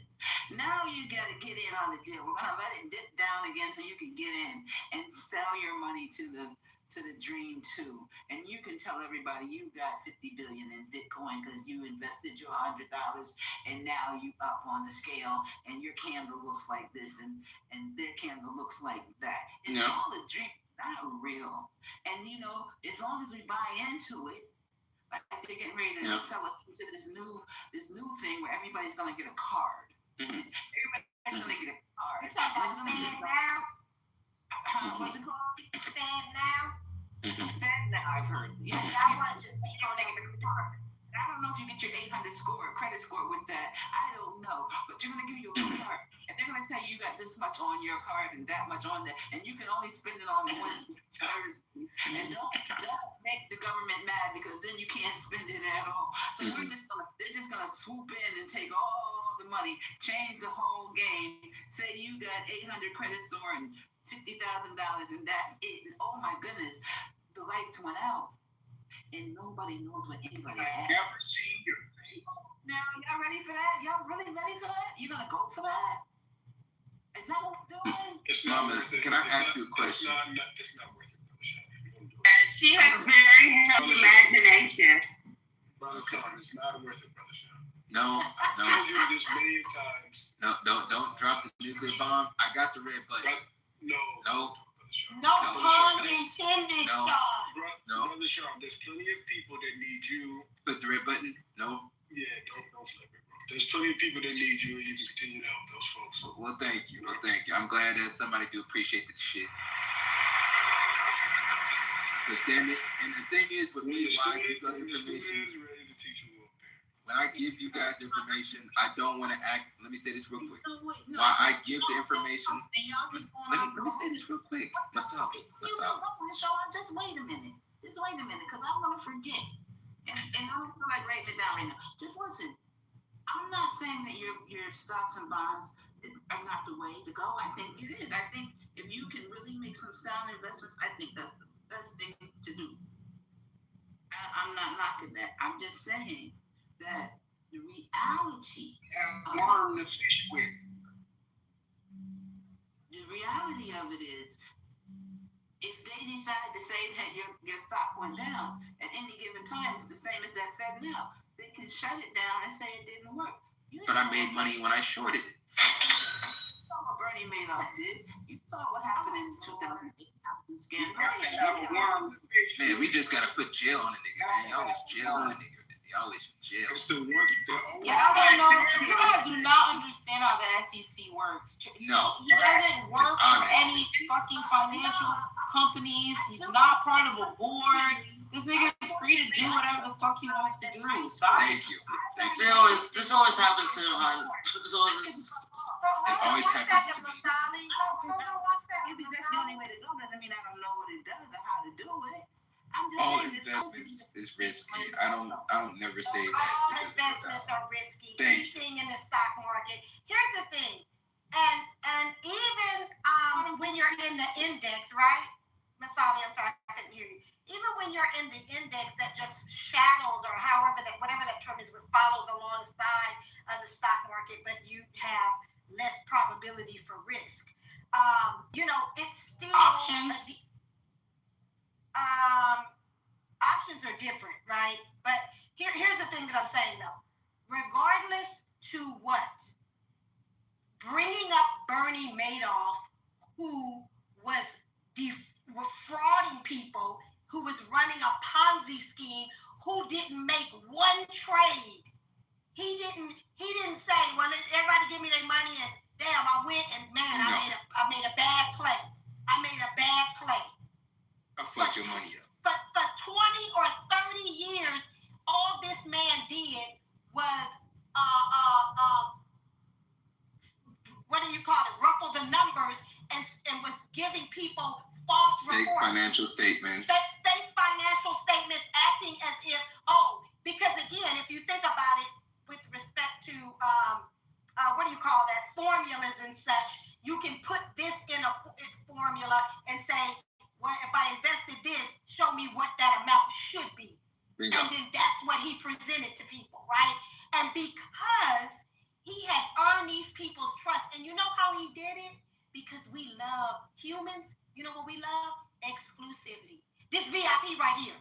No, I don't take everybody's money. No, sir. I can't take your 500 million. No, sir. I can't. I'm all booked right now. Please take my money, Bernie, please. This is how you got people's money appearing to be exclusive, appearing to only manage the money of the elite. And people came running, throwing at them. And the money of their families and such, right? But I'm sorry, Messiah, I'm speaking so I can't hear you. Okay, well you can't speak while I'm speaking though, Queen. Okay, so allow me just a little minute. I was making a point. That was the problem. Okay. Please finish that. Allow me to just finish this one point. I'll pass it right to you, Queen. All I'm saying is the comparisons that we keep making when we're bringing up the stock market and people keep interjecting Bernie when this person intentionally for decades defrauded people. That has nothing to do with the stock market in and of itself. That's one man who intentionally meant to defraud. I'm done. Thank you. And I'll just give you the information. I'm not trying to get none of y'all guys' money. I ain't raised no collections. I ain't raised no catfish fries. I ain't raised no fish fries. I ain't raised no money. I'm just on a scenario on be on the lookout. So when you see this shit, and I told y'all niggas to invest in this damn company that was $10 on this that goes to $1,000, you say, damn, Sean was trying to yes, nigga, I was trying to tell you. Yes, I was trying to tell your black ass. Because everybody be gatekeeping information because they know that they're going to get more pushback. That's why essentially the Boulets gatekeep a lot of information away from the mass black public, where they know that if they did give you the information, you wouldn't take it. If motherfucker in the 80s would have told you to invest in Apple, motherfuckers would have said, nah, man, nah, bro. And motherfuckers shit at $4 trillion company. Nigga, that could have saved the damn black community right there on a lot of problems and headaches they wind up doing. Got a job, 401k ain't paying enough. But you see somebody invest in an individual stock or individual bundle of stocks that trying to tell you 20 years before it blew up, motherfucker get. I'm like, Rob, man, how can I profit off of black people's fear? Because it seems like we fearful on the shit that work and not fearful on shit that most definitely won't be working. Where the funniest thing about when it comes to some black people ideals is we can be on the money, and motherfucker will veer you off the damn roller coaster. And now the damn shit done toppled over and ain't nobody made no money. But you got a whole bunch of injuries that you don't have the money to replace or fix. Where it's crazy. I don't gatekeep information because I don't like to operate. I don't like to operate. I don't like to operate on the basis of a know-it-all. I try to get the information on maybe somebody knows this information and we can compound information. Because a lot of y'all got great jobs. A lot of y'all is actually benefiting from war. A lot of you truck drivers benefit from war because they need production. Hence, they need your black ass to move this damn oil from the military base onto the damn ship. So, a lot of y'all indirectly or directly, people in healthcare, y'all benefit from the situation because that's medical security. Hell, if you don't have medical security, that's a problem when it comes to national security. So, a lot of y'all is already invested in war and don't even know it. A lot of y'all people that work in the tech sector, all liberaled out against war. Don't you know the technology that you're helping and working on is literally the technology of war, fool? Department of War is using your shit. Department of Defense and Energy is using your shit. John, Yes, remember ma'am. that document I sent you that was talking about the budget? Yes. There was a part of that document where it talked about social media influence. You remember that part? Yes, ma'am. You think you can tell me about it real quick? Social I media. kind of feel like it's I think it's kind of like running into what we got going on. So when it came to social media, they pay influencers to be able to create conversation and also to create, I guess you would say, social banter. And when it comes to social media, they use that to be able to track, monitor, to figure out what news articles work, which articles don't work, and to be able to predict and use predictive programming to be able to also make sure that certain arguments is not have. So when it comes to the Department of Defense, they're monitoring the system and they're using Palantir to monitor the situation as well. So when it came to social media, they're paying influencers. They're also having situations of more technology being used to figure out who is who. And it's more of scenarios of monitor, coordinate, and confiscate accounts and be. Simple as that. So yes, defensive tech, defensive social media. So social media is being used to be able to gather as much large information models, no different than they've been doing 15 years. They're just doubling down as a defense tool. When you have social media, you be able to warp the mind without even touching anybody. So yes, no, that's why people say that the media is the fourth branch of the government. So yes, Michelle, you are definitely right. When it comes to that budget line, and their budget is about $2 to $3 billion on social media spending. All right, now I'm gonna tell you to take a pause, Sean. Hey man, y'all need to listen to Michelle more. Michelle be trying to give y'all some game, nigga. Yeah, we should listen to each other a lot more. because we're so busy trying to say that the other person doesn't know what they're talking about, so we can talk, that we don't even listen to the person that was saying the same thing you were just saying in a different way. You thought that I was trying to disagree with you because I started out talking about how people believe in a dream. And it's not a bad thing, because if many of us believed in the dream, we would have had our own coin. Because I know when the COVID was going on, I came on Clubhouse and talked about how we need to start our own coin and make our own money. Now people are just getting around to the idea that this is something that we should have done then. So it takes more than just saying, this is a good investment, that's a good investment. And earlier we were talking about a leader. How can Sean become the person that people really become the dream, believe in the dream that he's telling? It's a possibility. It's actually not even fake. It's not fake. You know that stocks and bonds work. We see it every day. It's interesting how you said that. Stop it. Why are we looking for Sean to be a leader, though? Sean didn't ask to be no leader. I just give information. So right. So I don't understand why we put in this. I don't understand why we're imagining and putting this. I don't know why we're imagining this scenario to make him a leader, or how can we do anything with Sean as a leader when he didn't even get up here and say he wanted to. He wasn't looking to. I just give the information. I don't want to be a gatekeeper. I see how the boule black folks be doing regular black folks and gatekeeping information. I'm not a boule. I will not Nobody's trying to be right. Nobody's trying to be right. We're just trying to figure out why you bringing up leadership and Sean. Point before y'all break in. Let me finish. I'll tell you I'm done. What I'm saying is, if Sean is good advice, if Sean is giving us such good advice, and he does, I listen to him all the time, and he gives great ideas for investments. Now, what I'm saying is, if he can get us all to listen to him and his investments, that's taking the lead. That's taking the lead in this thing. We know that he knows his stuff. We know that Melissa knows her stuff. We know that there are people in this room that know this stuff about the stocks and bonds. But how do we get the others to listen to them so they don't have to talk forever? Webinar says Sean and I are going to start working on some webinars. Wait a minute. I mean, you're taking forever to ask the same question. You rambling. No, I'm not. You just want to jump in. And I just because let me just say this. Can you please land? Because the man didn't even ask to be a leader. And if anybody want to take his advice, they can take his advice. You don't have to make anybody do anything. The stock market ain't for everybody. Listen to what Melissa said, and everybody can't do it. They're not going to be able to do it because they don't have the knowledge. They don't sit up and try to gain the knowledge. They rather get up here and criticize and call the man a fraud. Well, I don't know who's calling him a fraud. I'm just saying, when we have people that are able to give us information that is for our own benefit, then those are the people that we should be paying attention to. They don't have to talk forever trying to convince us, because we know that they know their stuff. That's right. Because game recognize game. You don't have none. Shut up. You don't even know what you're talking about. You don't comprehend to a conversation.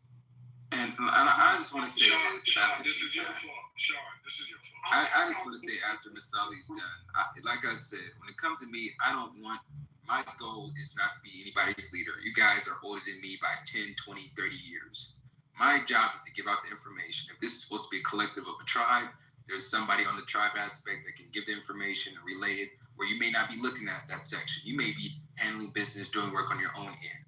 No problem. That's why I provide the list. That's why I provide the information. That's why I give the aspects of, okay, if we see this event happening right now, just know that there's money being made. Oil and stocks has been made. Shipping has been made. Defense stocks has been made. Where I got it from, I looked at the Department of Defense budget. Michelle gave me the list. I broke it down like some stubs, and I was able to find the validation where the funding was actually going. Where was it going? Which company was going? There's 5 black men that was able to get Department of Defense contracts directly from this White House. $13.3 billion Jonathan Jackson was able to get for his stock VStat. VStat is the largest satellite-based company. That's $43 a share. If the stock goes to $1,000 a share, God damn it, how the fuck can you be mad at me? And I told you about something that was literally $40 that you can put 10, 12 shares and get $12,000 liquid. Say that for the webinar. Say that for the webinar. No. How am I the problem when it comes to me actually getting information?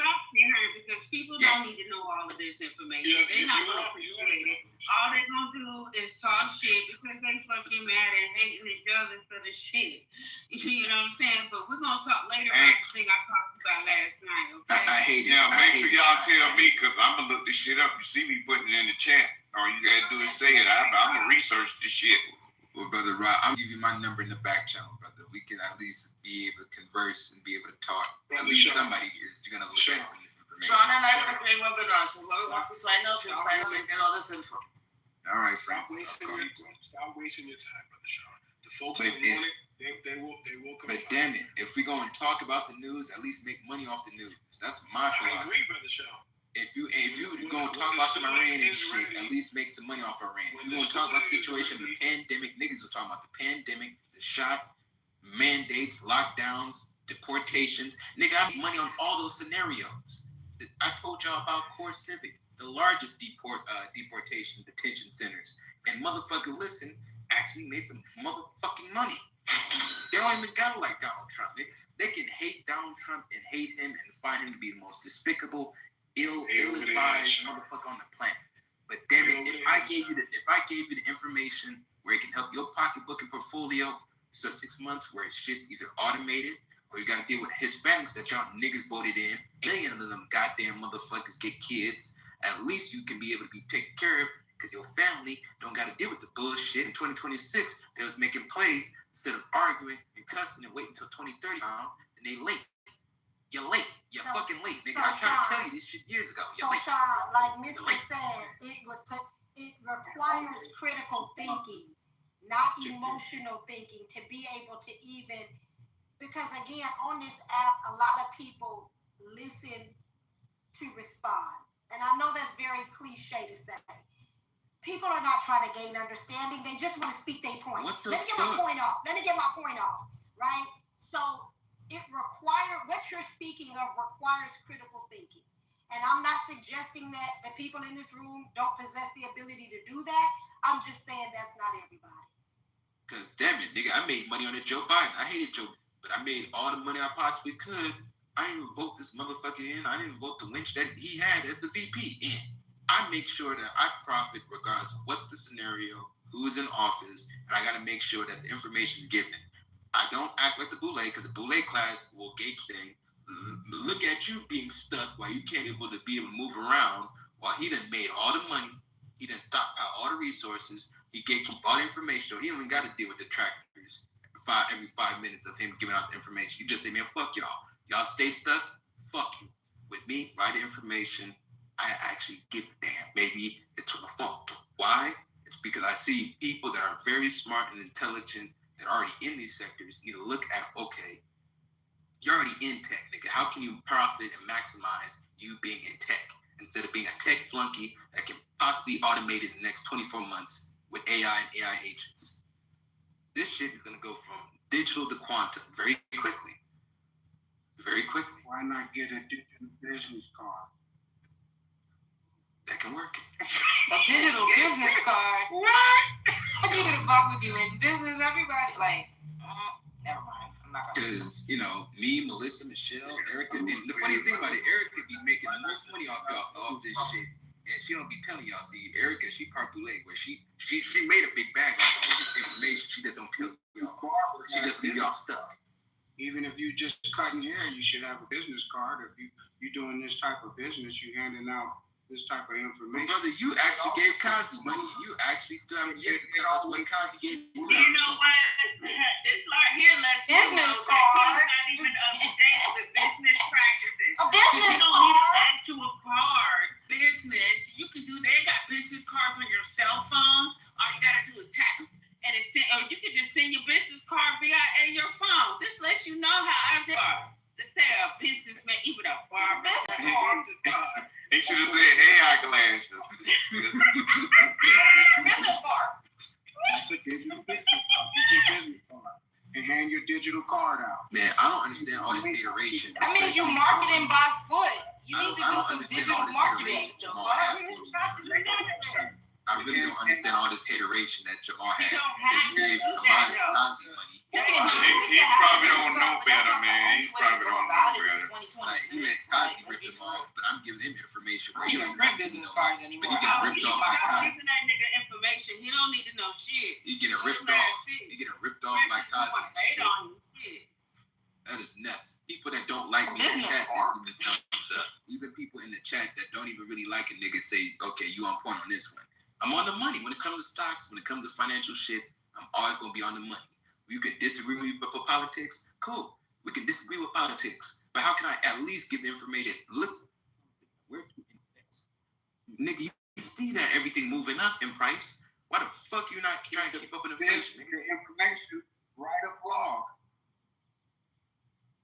Nigga, I already got a fucking blog. All right, well then put the link in the chat, and now you got a blog, and you ain't gotta say shit. Man, this nigga burnt out. Like I said, man, I ain't gonna say it, brother. But like I said, man, Kazi ripped me off a couple $1,000s, nigga. I ain't gonna do it. Kazi that ripped you off. Get you a business card for Vistaprint. Vistaprint, nigga, that's easy as hell, Rob. Shut the hell up, bro. I didn't get $9.99 for 100. I already got a blog, bro. I got a YouTube channel. Hey man, I'm cracking a joke because that shit is funny to me. That's why. That's real shit. That's real shit. Some niggas say you should get a fax number. You should get a fax number, Sean. Don't forget your a damn beeper. Nigga, this ain't nice. Get your blog going. Check out my Business blog. card and your beepers and your fax machine. Damn shame, too. I'm the only nigga that can know. I'm the only nigga that you know. I'm the only nigga that you know that's trying to get your pay. Hey, Flawless. When Sean said some of y'all is 10, 20, 30 years older than me.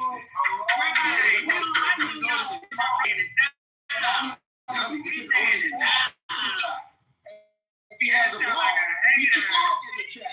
And stop taking up the room time with me. Hey, Sean, don't forget, you must sign up for one of those new MySpace pages. Oh, the MySpace page. And you gotta add the music as your ringtone on your phone. I forget that, Melissa. I see you later on. Old as hell. That's why I don't understand how y'all hate. Y'all old as hell. Y'all niggas is seniors. Y'all motherfuckers is going. Hey, not you, but don't be a hater. Thank you, man. Do the same. Don't hate on all the old people. Some of us try to. My age. Because not everybody can. No, that's a fact. How about that? Go ahead, Miss But some of us really do enjoy, learning something new, whether it's finance or otherwise. Because I sit in here all the time with Melissa and the powers that be that, are really knowledgeable about geopolitics and just, the things that are going on in the world. But what I find is that sometimes some people only thrive when it's chaos going on, and we all have our place in the world. That's all I'm gonna say. Well, I make the most money when chaos happened. Tariffs happened. Y'all was trying to be down April.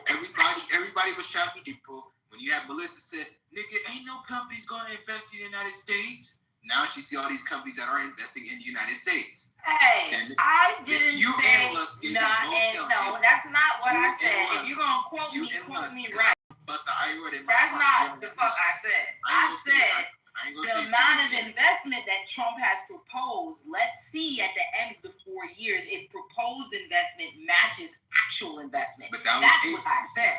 That wasn't in April, because mind you, we had that conversation. That was in January, but in April, in the time of 20-30% tariffs on the entire planet, on 194 countries, on millions of companies and firms, it was mainly Lux that was giving me the most help, saying, ain't nobody gonna invest in the United States. That we was arguing about how GM moved their Mexican plant, shut the Mexican plant down to invest in Detroit, Michigan, helping brothers and in Detroit that didn't vote for Donald Trump, they can directly benefit because the new plant is taking.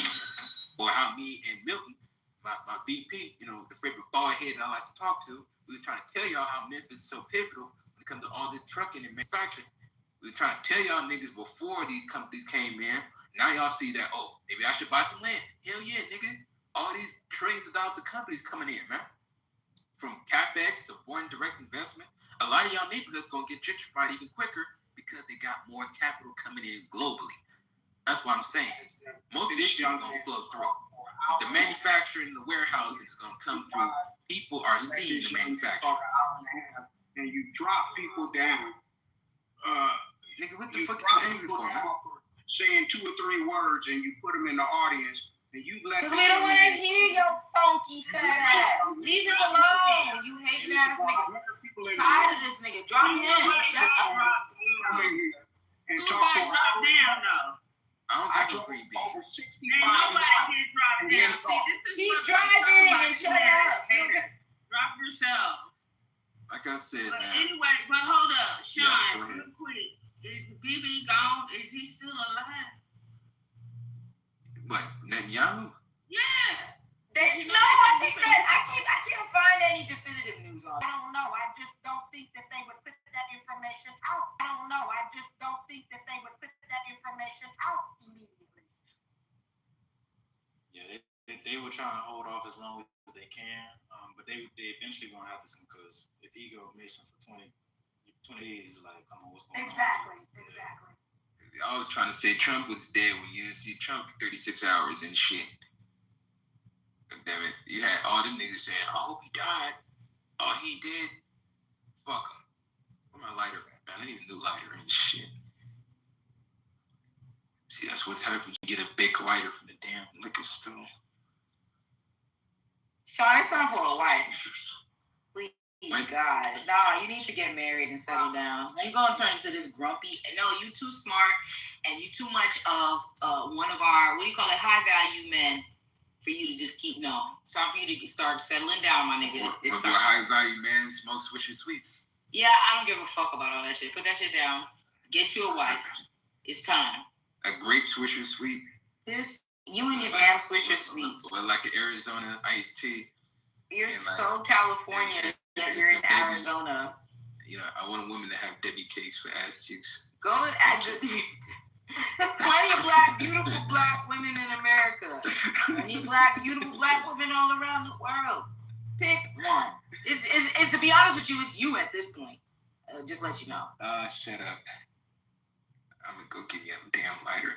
But yeah, Michelle, if that's the case, if Baby gone, then the whole world dynamics didn't change literally in 24 hours. That's the case. It's a good thing. I really, honestly, on strategic shit, I really feel that America should find a way to let Israel just get bombed the fuck up and just mind their own business after that. Because then problem solved. You got rid of Iran, boom. Israel gets bombed, problem solved. Netanyahu dead, cool. Now we just re-strategize political alliances away from Zionism and I mean, I'm not gonna say that the tentacles aren't gonna exist, but shit, let them niggas have to from scratch too. That'll give us a decade or two to get ourselves together. Like, I'm really for Israel getting bombed the fuck up. Like, a decade or two. Smithereens. It would take them that long. Where are they supposed to build that temple at, Melissa? Nowhere. Bomb it all. I know, but if you bomb it all, Melissa, that gives them a chance to rebuild it because you done got rid of what's there already. Michelle, leave me alone with your common sense. Nationalize this shit. Melissa, what if this is a setup for them to get bombed for shit to get so they can build a shit anywhere? You making too much sense. Please. God help us. That temple, see, you guys, see, I'm not tripping because I don't care about the fighting. The fighting, listen, I'm mad that they're killing people. Okay, cool. I don't want to die either. But as long as these people are fighting according to prophecy, we're Gucci. It's when the peace treaty happens. That's the thing, though. And then the problem is that this is why this is not going to be the Battle of Armageddon. I don't think so. Unless, like, it could potentially be with their signs that I'm looking for. It's where Battle of Armageddon happens. The end of that is the fall of Babylon is not going to be here either, right? And so after that is the peace treaty and then the temple. So it's a long stretch of time. I just don't. This is not feeling like it. Because it would necessarily cause for the end of America. And trust me, America's not going anywhere. The end of America right now is the end of the literal fucking world. It doesn't make economic sense for this to be that. That's why I'm cooling it. And if it is that, I don't care. I don't have to pay no more bills anyway. What side specifically are you looking for? Because it's interesting you say, because online you hear a lot of talk of that America's losing the war in Iran and that did be the end of America. Well, so what side, if you don't mind sharing, what sides are you? The first sign, okay, I'm gonna go get the verse. The first sign that I'm looking for is that the rest of the world politicians have to turn on Babylon, right? So the rest of the world will turn political alliance on what we know as Babylon, aka I consider America. So that is not happening. America still is at the forefront of NATO. It's still at the forefront of all world alliances, right? On top of largest GDP, which is from that. So that is the major turning point, is if the world, NATO, Europe, all of these countries, one by one, start strategically pulling away. Now, we already know China and Russia, what side they are on, but we still have all of Europe, right? We have, and that's the main thing that you have to look for. If Europe pulls away from America, like NATO ends and all of that, we need to be very, very, very scared. Not scared, but careful. I don't say scared, never be fearful, have no fear. But be careful, because that's one of the first signs, is the turning on Babylon. Because in that sense, that's what's going to, like this one world order, I'm not saying that America is not included in a sense, but America's not going to be at the top of it. It is the rest of the countries that formulate the one world order. Yeah, so we keep thinking that America's going to be the head of it, and no, we're going to be involved per se, but we won't be at the top of that food chain at that point in time. So that's one thing. The dismantling of NATO is a huge sign. So that is, for me, if you're talking about a current event, that for me, that is the first sign that I'm looking for. Us removing us from NATO. The dismantling of NATO and realignment of these westernized powers against the United States. So that is, yeah. So if we see that and during this presidency, that's a sign of what they call the birth pains. But we don't have a time frame or anything. Nobody could put a date on none of this shit. It could be hundreds of years. It could be 100 years. It could be our lifetime. But if we see I really do think the dismantling of NATO is one of the biggest factors, and not just from a spiritual sense. Like, that's huge politically. That means that America is taking an isolationist position, and there's going to be a lot of political realignment after that. It just depends on what side we go to. Doesn't the scripture say something about looking for a sign? But the other thing pointed out was, it says in the last days that people will be married, they'll be, living life. And, involving sport and play, they'll have no clue. So it's hard to say that we don't feel like it's the time, because it's supposed to be, and we're not supposed to know where it's the time. Yeah, but there's signs of this. Yeah, you're right. You're right. And that's what has me, again, like I said, just driving down the freeway today, again, people are so cavalier, like we're going on planning our trips and that, and something it's a little eerie in the air, and to your point, Melissa, not necessarily fear, but there is a caution. There is a proceed with caution right now. And because we also, and I say this all the time, we also don't know about any attacks within the country. Like, I don't know. I just don't hear enough conversation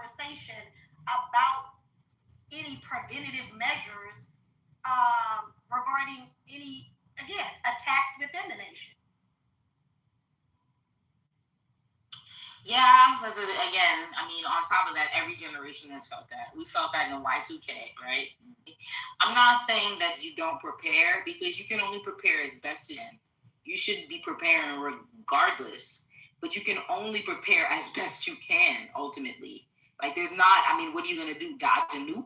Because last time I checked, I mean, you could dodge a bullet, but I don't know if you could dodge a nuke. So it's like, I just don't, the fear aspect, it doesn't hit me. I don't feel no fear. I'm going to live my life. Because if we live in fear and nothing happened, then you miss an opportunity to create generational wealth, right? And then if you do, and then you don't bring the generational wealth and whatever, and some shit does happen, well, then ultimately you were going to have to rebuild anyway. And you should have started preparing yourself to either to rebuild or leave or die. Like, I mean, and death isn't the end anyway. It's just a transmutation of the soul into another form. So I don't know. I'm just not seeing, like, we can't ask for the system to crumble and then be scared when we watch it crumble around us. This is what we asked for. Let it crumble.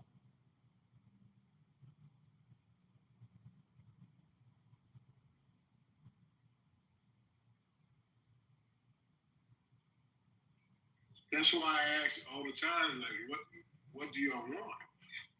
If it crashes and America dies, that means everything dies. So where you going? You know, Your whole way of living. There's a What's circle. your solution? There's a cycle of life.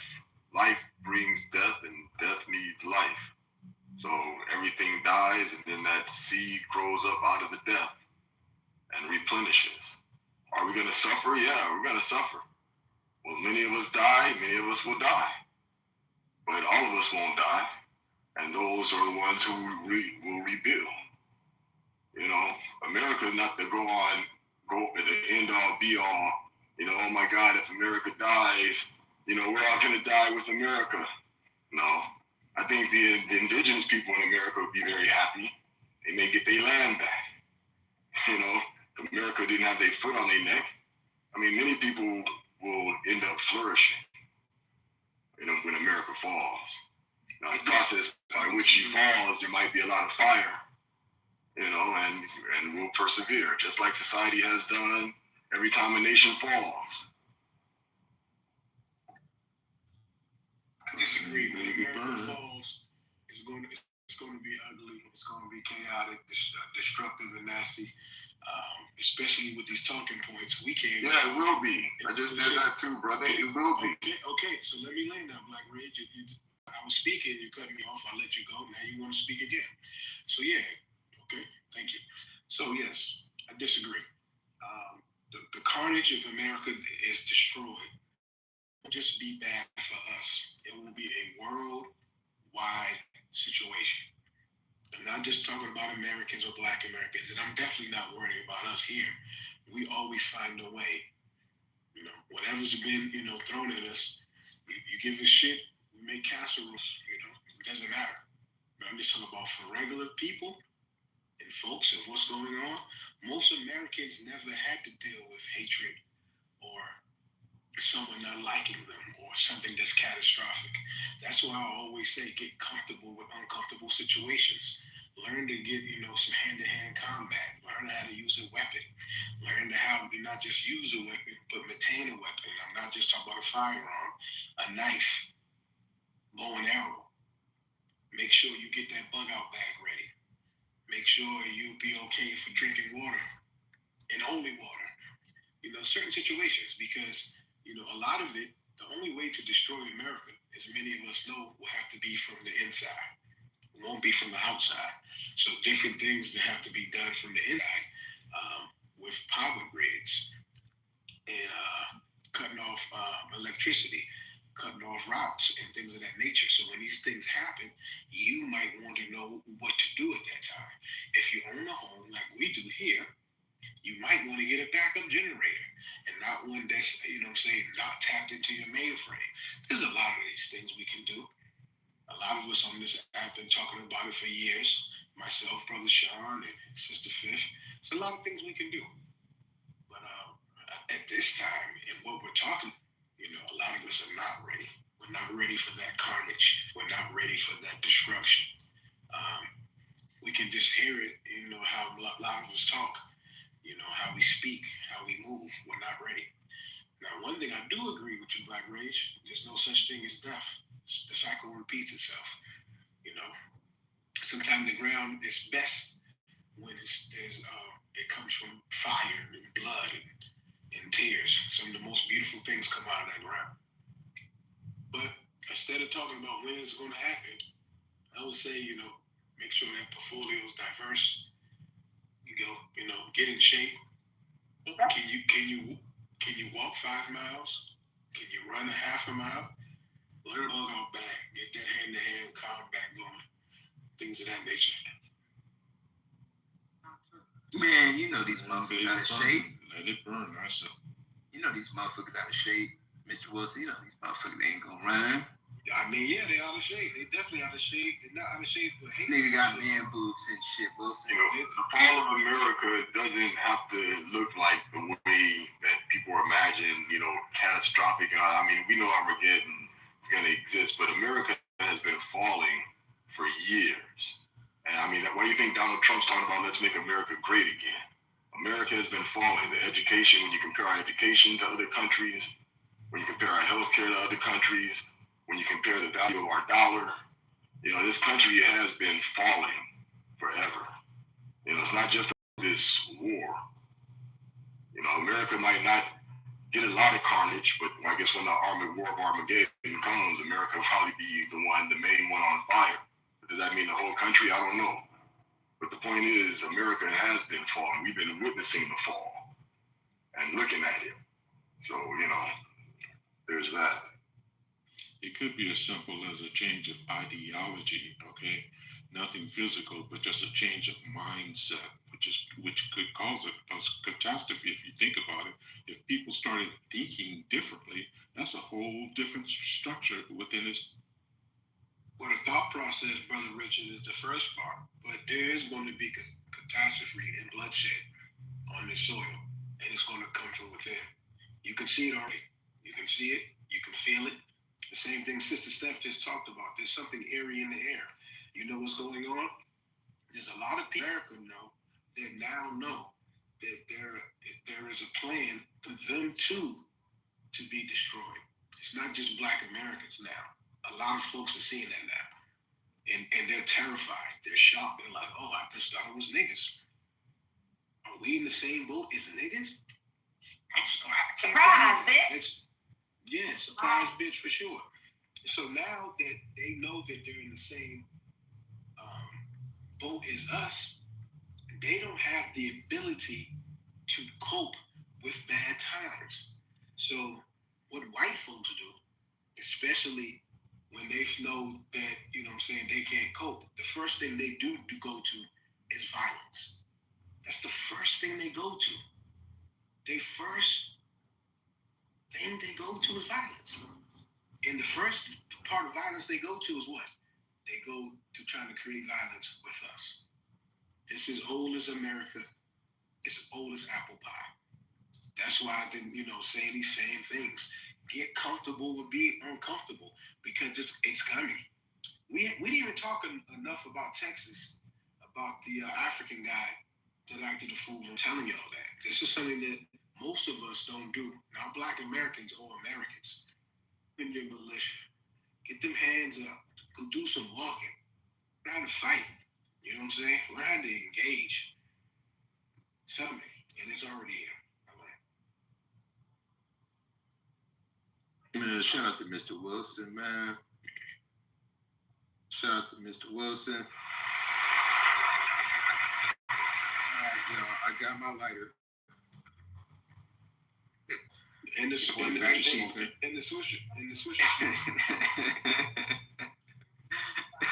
Your boy back chiefing again. So, like I said, I am going to make a stock list on the EMP and figure out what the fuck companies that are invested in defense on that aspect. You know me. I always got to find a way who the company making on what company or making on what company. My phone died on everything. I like to say thank you to that's in the room, that's in the chat, that back channeled me. I also appreciate Brother Ghost. Shout out to him. I love this room because it's not an aspect of an echo chamber where we're always going to give pushback, get pushback, receive, not receive information. But I just appreciate it for the people that was always on my back, people that got on me when I needed. What's a pause, Brother Shaq? What's pause? Brother Pause. You know what I mean. You know what I mean. People that are thoroughly excited for what's coming.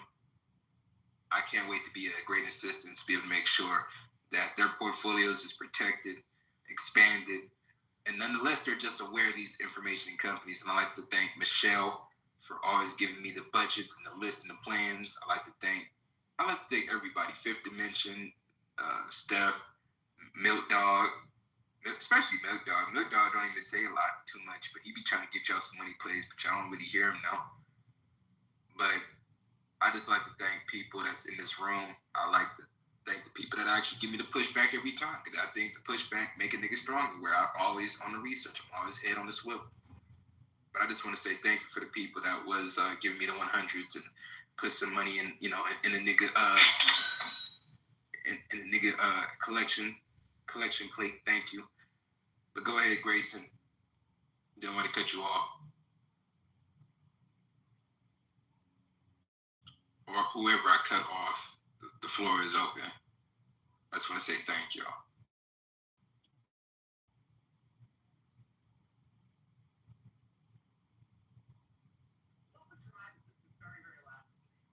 Thank you, brother. Electromagnetic pulse.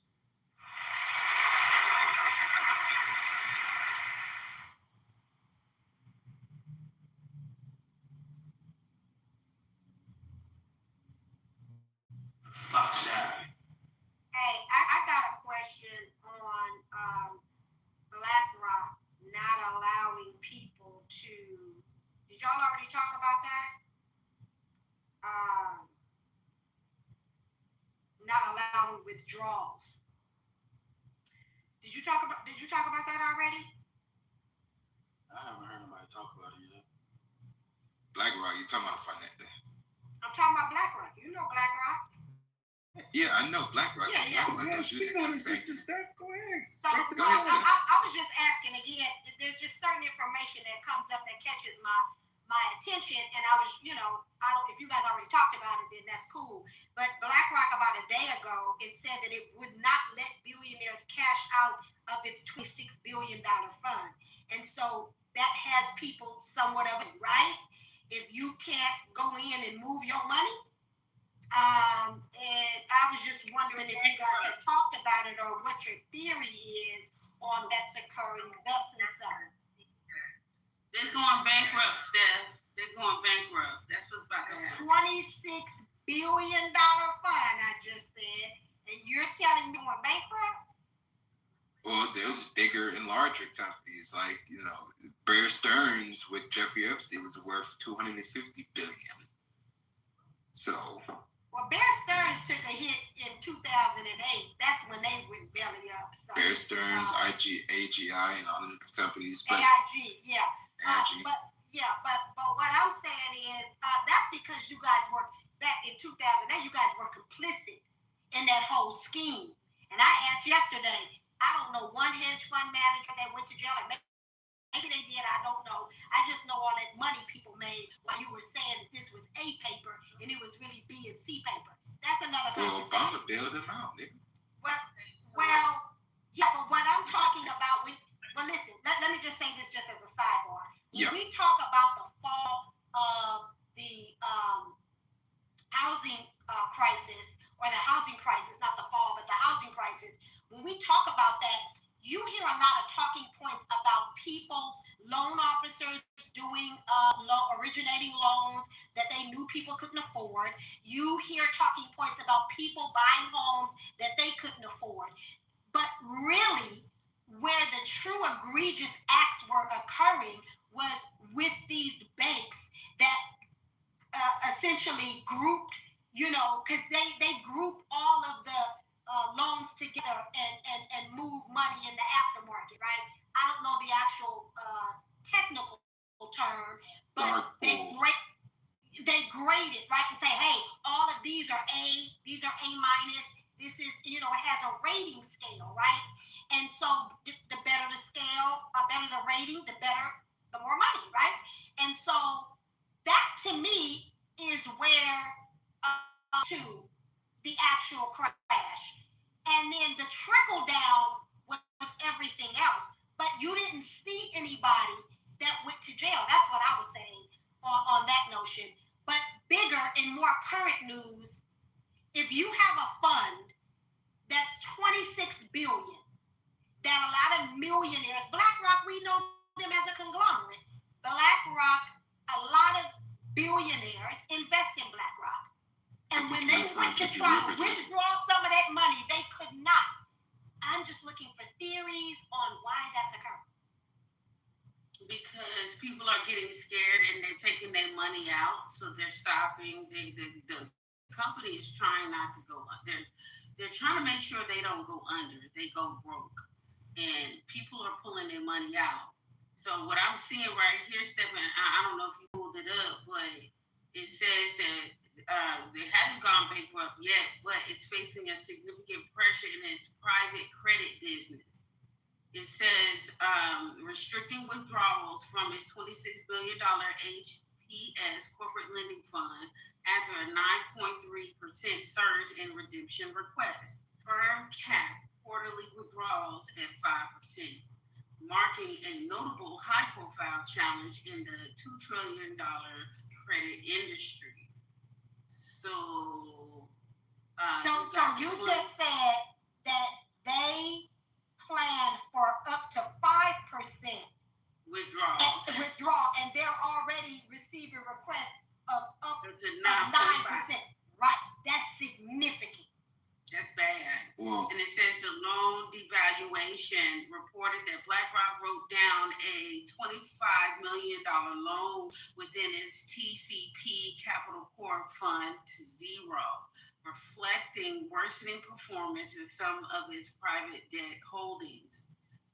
Dividend cut. The Substacks noted that BlackRock TCP Capital Corp cut its dividend by 32% to 17 cents per share from 25 cents per share.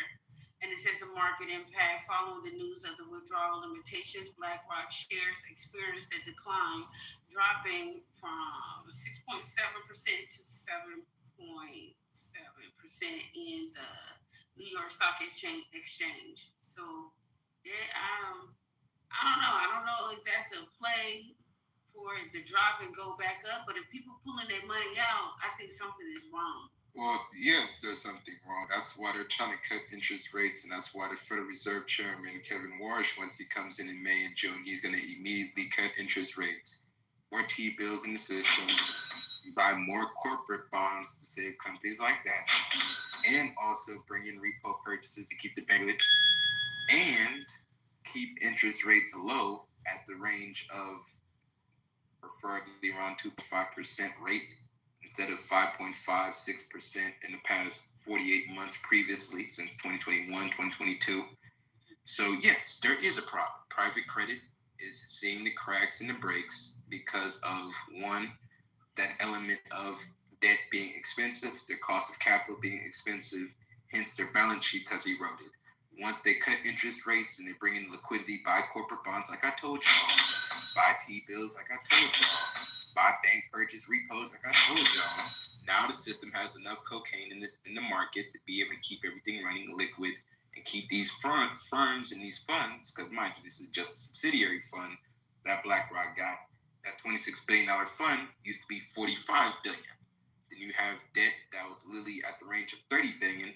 A lot of this shit is underwater because of valuations went down because of high interest rates in the past 3 years. So, yeah, they're trying to lock in the money to be able to, so you guys can't go nowhere. Then once the new Fed chairman, Trump's appointment, comes in, cut interest rates immediately. Don't do Jerome Powell where he's cutting, waiting. No, cut them and keep them cut and bring more market liquidity inside of the Federal Reserve. So, Sean, last month, he called for credit card companies to voluntarily cap interest rates at 10%. Yes. And my roommate, he's a banker, just telling me that they gave him a counter. So instead of 10, they're trying to stick with 19 or just offer two options, 10% or higher interest rate. But for me, that just sounds like it's a setup for you to get less money to get that low interest. So like the less money you get is the higher the interest rate. That's what they're probably going to do. But yeah, and it says right here the deadline passed without major banks like J.P. Morgan, Chase, Citigroup, or Bank of America complying. Your bank is right there. They not complying. It says, it says right here, average credit card interest rates remain significantly higher, typically between 19% and 21%. So Trump has since urged Congress to pass legislation to enforce this cap. While a bipartisan bill, the 10% credit card interest rate cap act, was introduced in the Senate, it faces significant opposition from both the banking industry and some members of Congress. Well, whoop-de-doo. I wonder how many people that work in Congress own the banking system. Because why would you be opposed to that? Why would you be opposed? They get money hand over fist. Why would you be opposed to a cap, to a federal cap? Why would that be? Well, because theoretically put a chokehold on lending. Because if I'm a lender and I know you're a high risk borrower and I can't charge you those interest rates, then there's no incentive for me to extend you that credit. And what they would have to do in the business end to keep their profits going is you have to be super prime credit. And if they're capped at 10%, they have to issue different kind of business products. If you are above 720 FICO score, for the people that's below 680, then no. Because they make the most of their monies off of the people with the fucked up scores. That's why people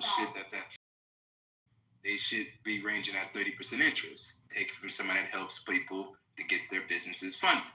So yeah, you got to deal with that scenario where if you don't have super prime credit, you don't get more products because the banks have to issue more business credit cards like American Express Gold, American Express Platinum, American Express Plum Card, where you can carry a balance for 60 to 90 days, or Chase Preferred, Chase Platinum, where it's 15%, 15-month term on the credit card for 0% interest for 18 months.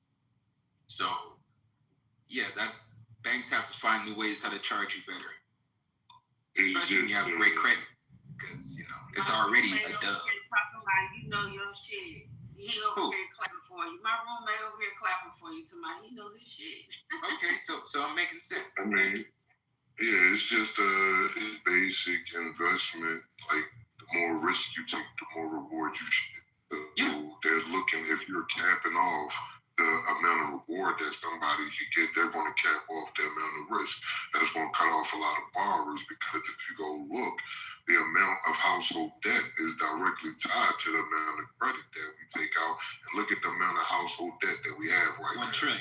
So we don't have that subprime credit like Sean was talking about. So that would leave a lot of fucking people without no credit. Yeah. Well, question.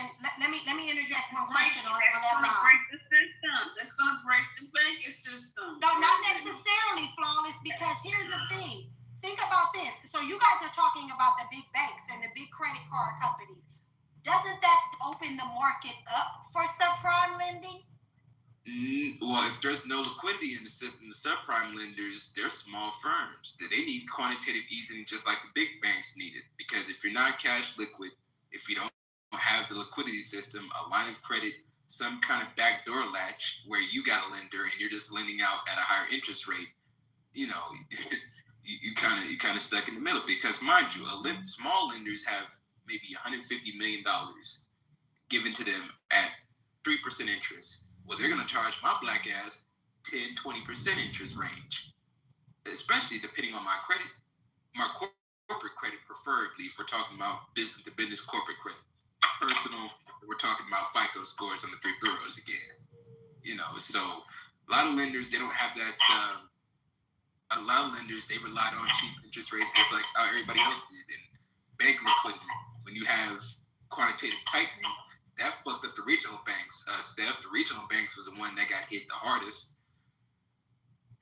Is it true or not that as this thing progresses, there's a chance of some companies lowering your credit rate, not rate, but your limit, and then also some credit companies calling in, closing your account, saying that you have to pay, balance in full by XYZ? Most definitely. Indeed.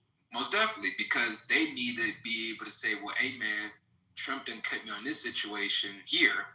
If it goes through Congress, they have to find a way, hey man, I need my money up front right now. The balloon payment came, nigga, I'm calling this bitch in, I need your money now.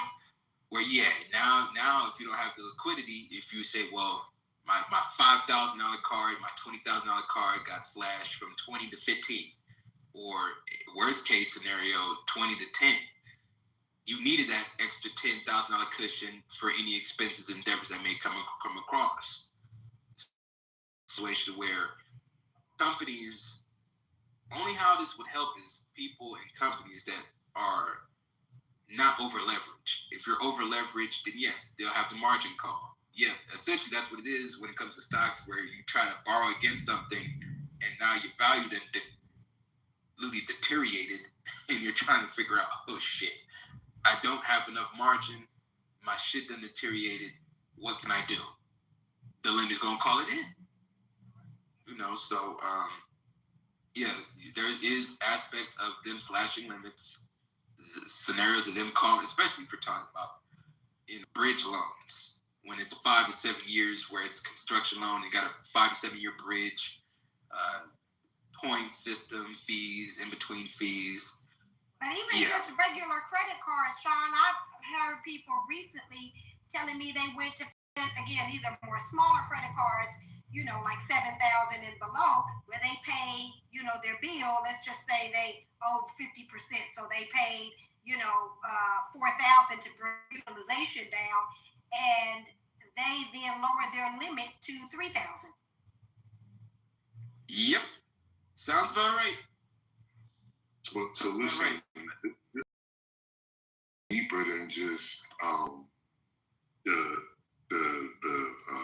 credit card interest rates. Like, the personal credit has been done for about a few years now. Once we went off of the LIBOR benchmark rate, the benchmark interest rate.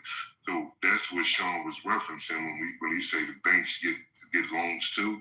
They usually get that with the LIBOR. They used to have the LIBOR benchmark interest rate, right, which was a forward-looking rate. So the bank, again, we played a video in here when they were talking about the repurchasing market, right, or the repo market. That's because the banks usually close in the red. So then they go to the Fed, they borrow money from the Fed until they open in the morning. Once they open, business resumes, they pay that money back. That's where that interest rate comes from. So the Fed, they ask the Fed how much you charge the Fed. You say, okay, 3%. They come to us, okay, the interest rates are 6%, 5.5%, however they fucking do it. We went off of that and we're on the SOFR now, right? So far, the standard overnight funding rate is a backwards-looking rate that goes off the Treasury Department's repo market. And if you go look at the Treasury repo market, that shit is unstable. So every 30 to 60 days, they go back and see what the interest rates are. That has been happening. This has been happening since we came off of that, because the only reason we got the personal credit system that we have today is because of the LIBOR benchmark system, and that was in 1990.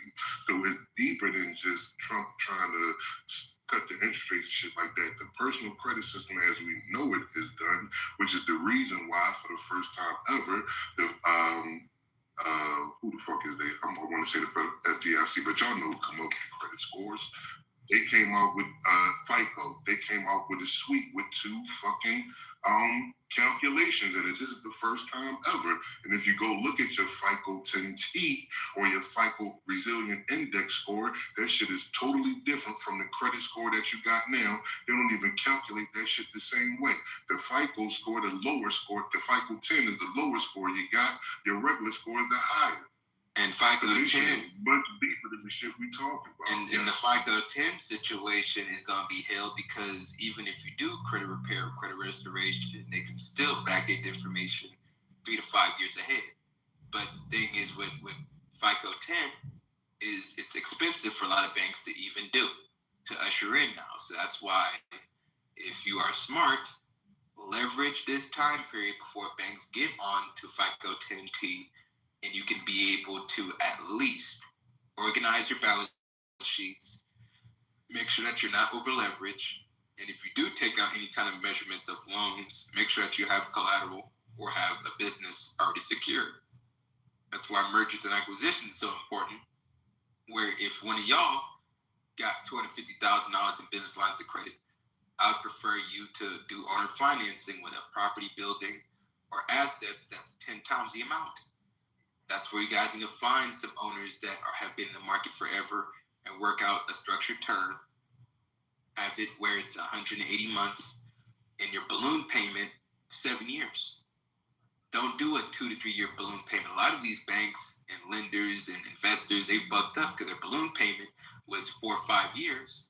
They took all the shit out, and it was in 2020 when everybody was on QE, interest rates was at 0, and cashed out. That's why you saw that big refinance boom in 2021, where everybody's taking out line of credit. Their property went from $150,000 in Tampa, Florida, to now $500,000 in Tampa, Florida. They then took $300,000-$400,000 out in line of credit, and now they either just blew money or they didn't buy a bigger asset. So now when the loan comes due, they don't have no extra collateral to pay off that $400,000 because they didn't get a $2 million apartment building in Town and Country, Florida, or they didn't go to Pine Hill, Florida. They didn't invest it into things. They just went travel and just spent it like it was, tax-free money, which, that's dumb.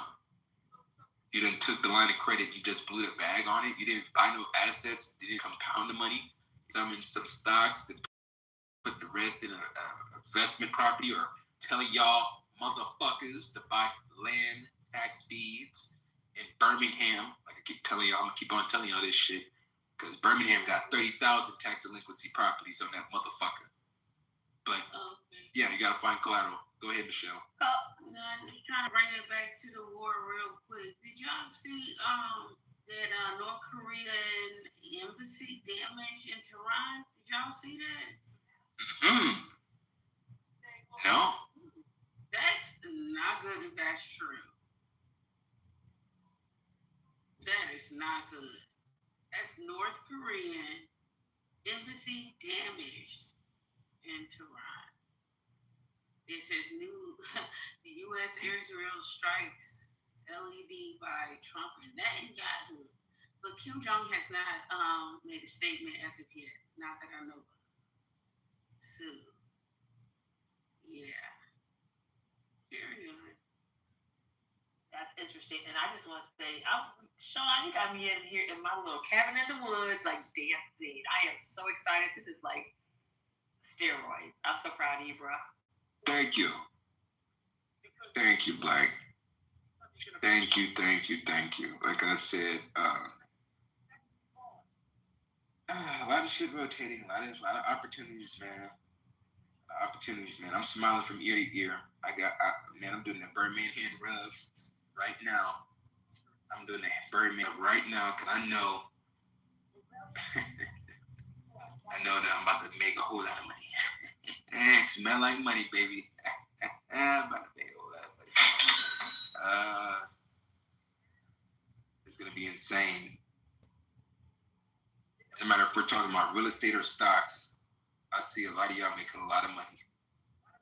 I don't care once the quantitative easing shit comes back into play, QE comes back into play.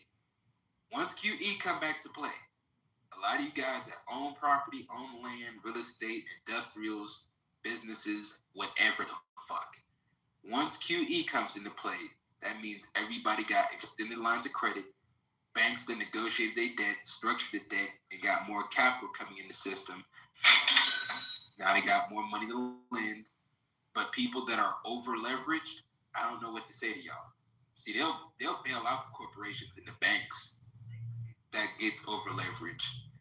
But if you're not making more income, and that's why I keep telling y'all, either the stock aspect or you have the AI business, some kind of situation to get you out of that damn rat race, the runt.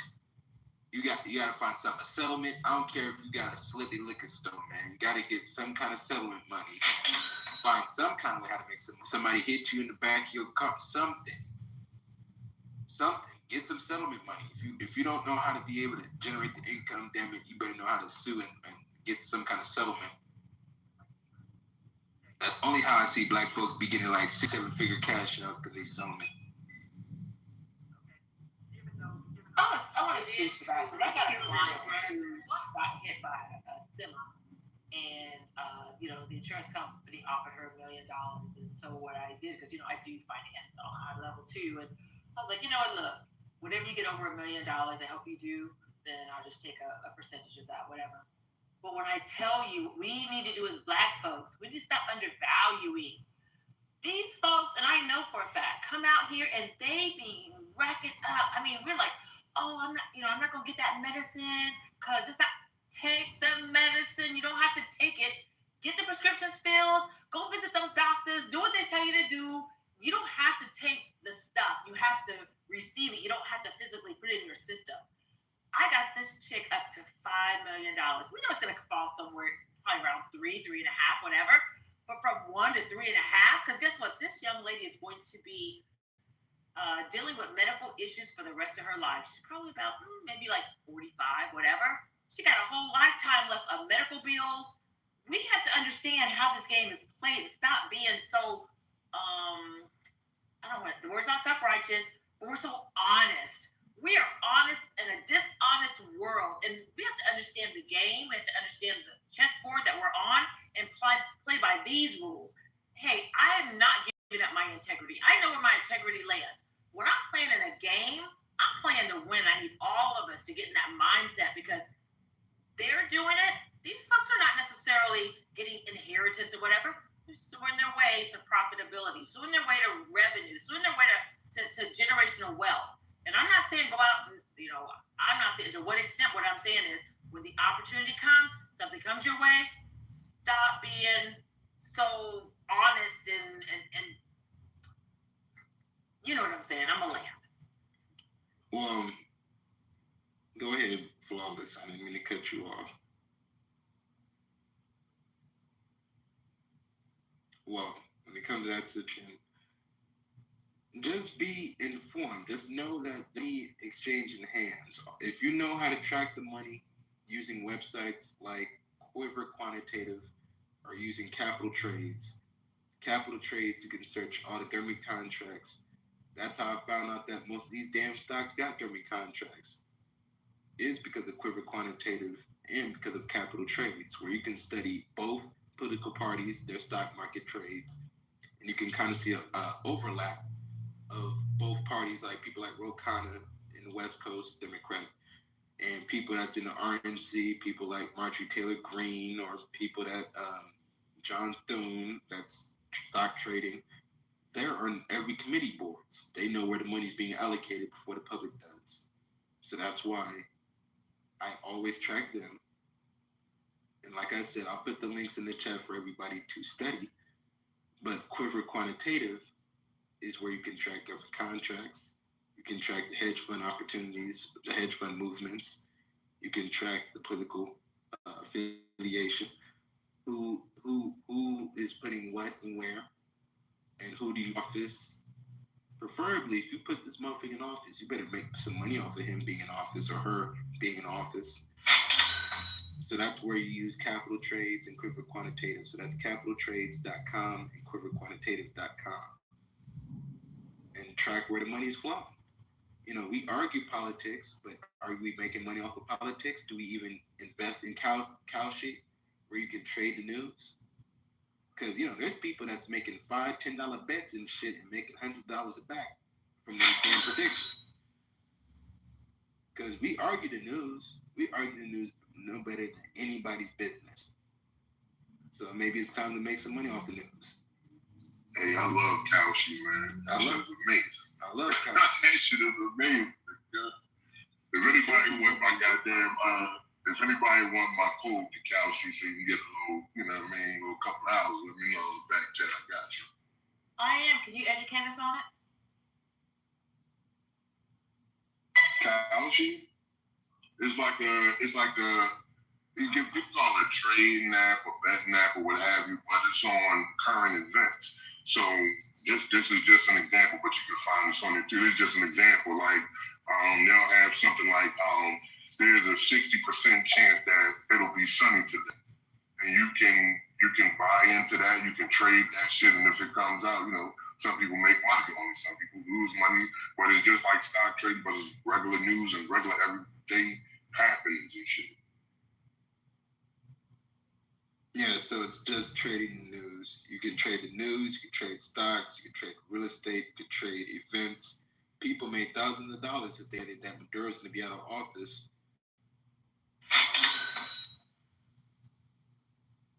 So essentially, if we're going to talk and argue about the news, at least put some money up on the news. You got people make 42 cents in the $8 just off of small little, you know, guesses of what's going on. And you can bet any kind of scenario where people bet on the State of the Union address, of what would Trump say. People make money off of sports. You know, you can trade and do anything. Well, did anybody bet that Netanyahu is his brother? That's who got blew up in the house. It's his brother instead. Oh. They was trying to get BB, but they got his brother instead. Did they put that bet on there? That's a good league for them. Well, if that's the case, then you probably made hundreds of thousands if you put some money on that. Because bets like that are unknown, where you type it in and you're making a bet on just that event happening, yeah, you done made hundreds of thousands of dollars. Because, nigga, you bet an unknown. Right. So it was some of the... I'm sorry, I was going to say... I was gonna say it goes some of the things that's on there right now.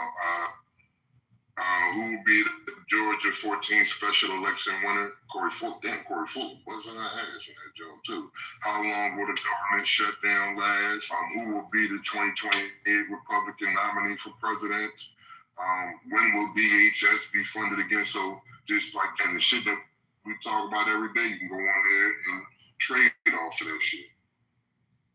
Yeah, and that's just on politics. Yeah, that's just on politics. Like, if I go to culture, they got will Harry Styles kiss all time disco occasionally debut at number 1? Who will be on the cover of Madden NFL 27? Will Kanye West release Bully before March 21st? So just regular everyday events you can get in on. Wait a minute, Kanye West dropping? Chris, ma'am. You wanted me to play that video? Mm-hmm. Okay. Hey, Crystal. Hey, Shaw. Half their oil imports pass through the Strait of Hormuz. As of today, the U.S. Navy controls that strait. We already control the Malacca Strait in Southeast Asia, the Strait of Gibraltar, the Suez Canal, and the Panama Canal. The U.S. controls all global shipping choke points. A full naval blockade of China is now possible. Their economy is at our mercy if things ever got saucy.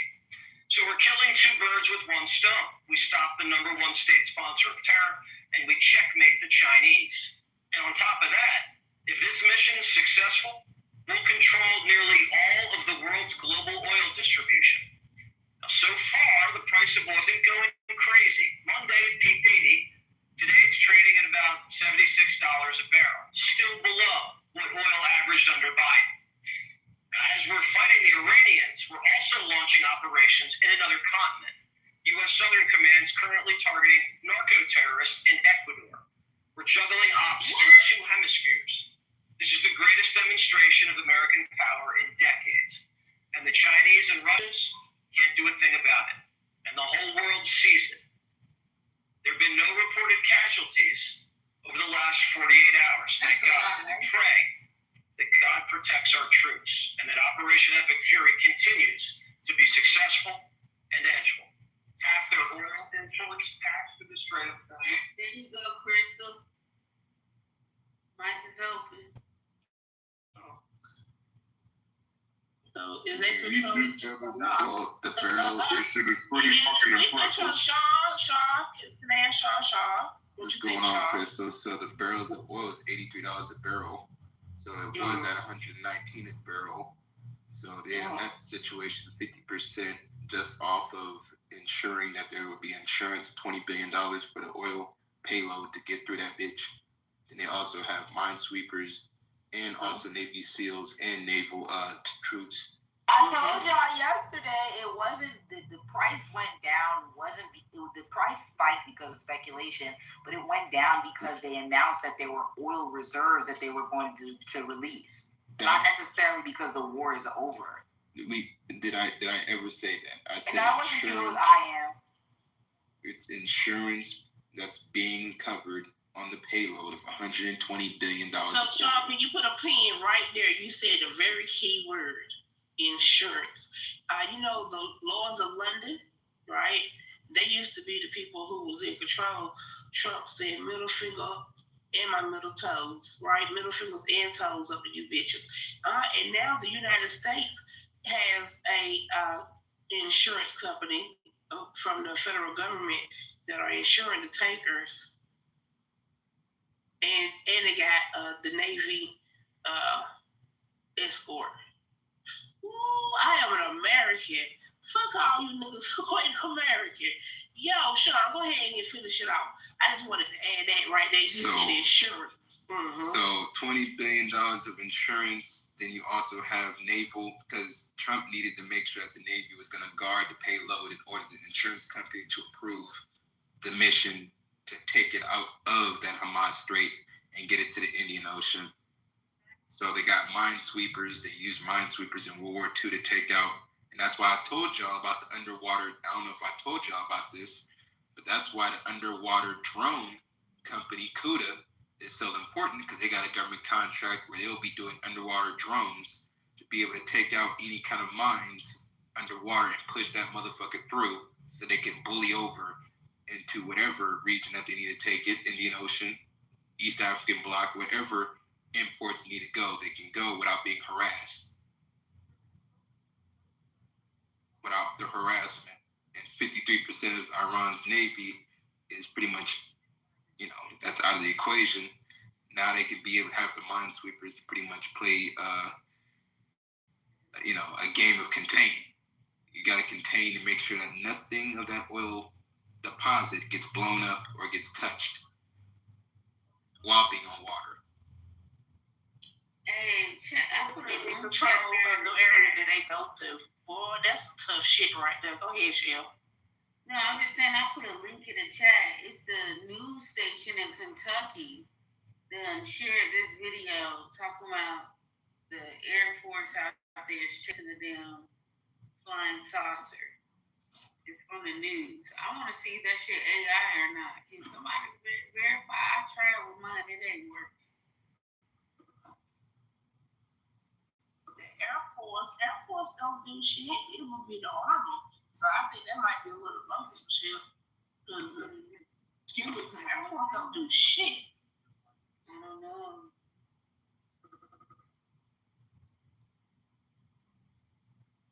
Y'all do know Air Force the Army is the one that fly the planes and shit. Y'all do know that, right? The Army is the one that fly the planes. The Air Force, they do what they do, but not for real. It's the Army. Well, it's naval. It's naval and Air Force, because the Navy has fighter pilots as well. So you know how the military go. They got multiple departments for multiple sectors. Yeah, and the Army say they legit the NIC on all that shit. Well, somebody got to protect the payload. The Navy will do it. the U.S. Navy would now make sure that a lot of global firms, because yes, they have petroleum reserves, and Melissa is right on one aspect. That's one component. 2, the insurance, and 3, the security of the insurance. Because you need some kind of deterrent. You need some kind of pit bull to at least keep these niggas at bay. Motherfucker ain't gonna respect the situation of nothing unless you got guns attached to it. Well, this was the United States that took over the United States. Said, fuck that. I run this shit. Flying saucer. Put another one down there. It's multiple people that seen this shit, man. I got a video, Michelle, that 2 years ago now, July the 9th, I was in the house. Sumo was working on one of his cars, and he said, "Come look at this." And I recorded it. I showed it to y'all before. The flying. It looked like a square.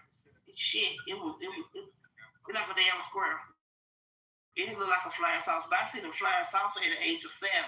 I'm 51, so we know they true. Because I was 7. Was not smoking nothing. I was 7. I'm 51 years old now. And let me tell you, that shit was outside, and it looked just like a saucer, right? With the LED lights, the eerie looking LED lights, and that bitch went sideways.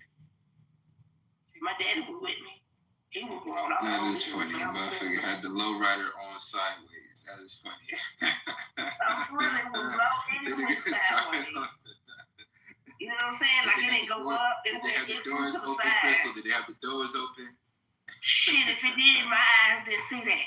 Okay, because to have been talking about the water tower look like a spaceship, my daddy said, "No, you don't see a spaceship. You know that ain't it." Now, mind you, we coming from down the street from my grandma's house. We stayed 5 minutes from my grandma. And we're talking about the water tower because you can see it from her house and you can see it from where we lived at. It's high and ain't that many tall buildings, right? You can see it through the trees. Anywho, we're talking about that. We pull up in the damn parking lot. We live in a townhouse. So we pull up in the parking lot and we're walking to our apartment. And this thing come from over the pond that was behind the house, behind the apartment, right?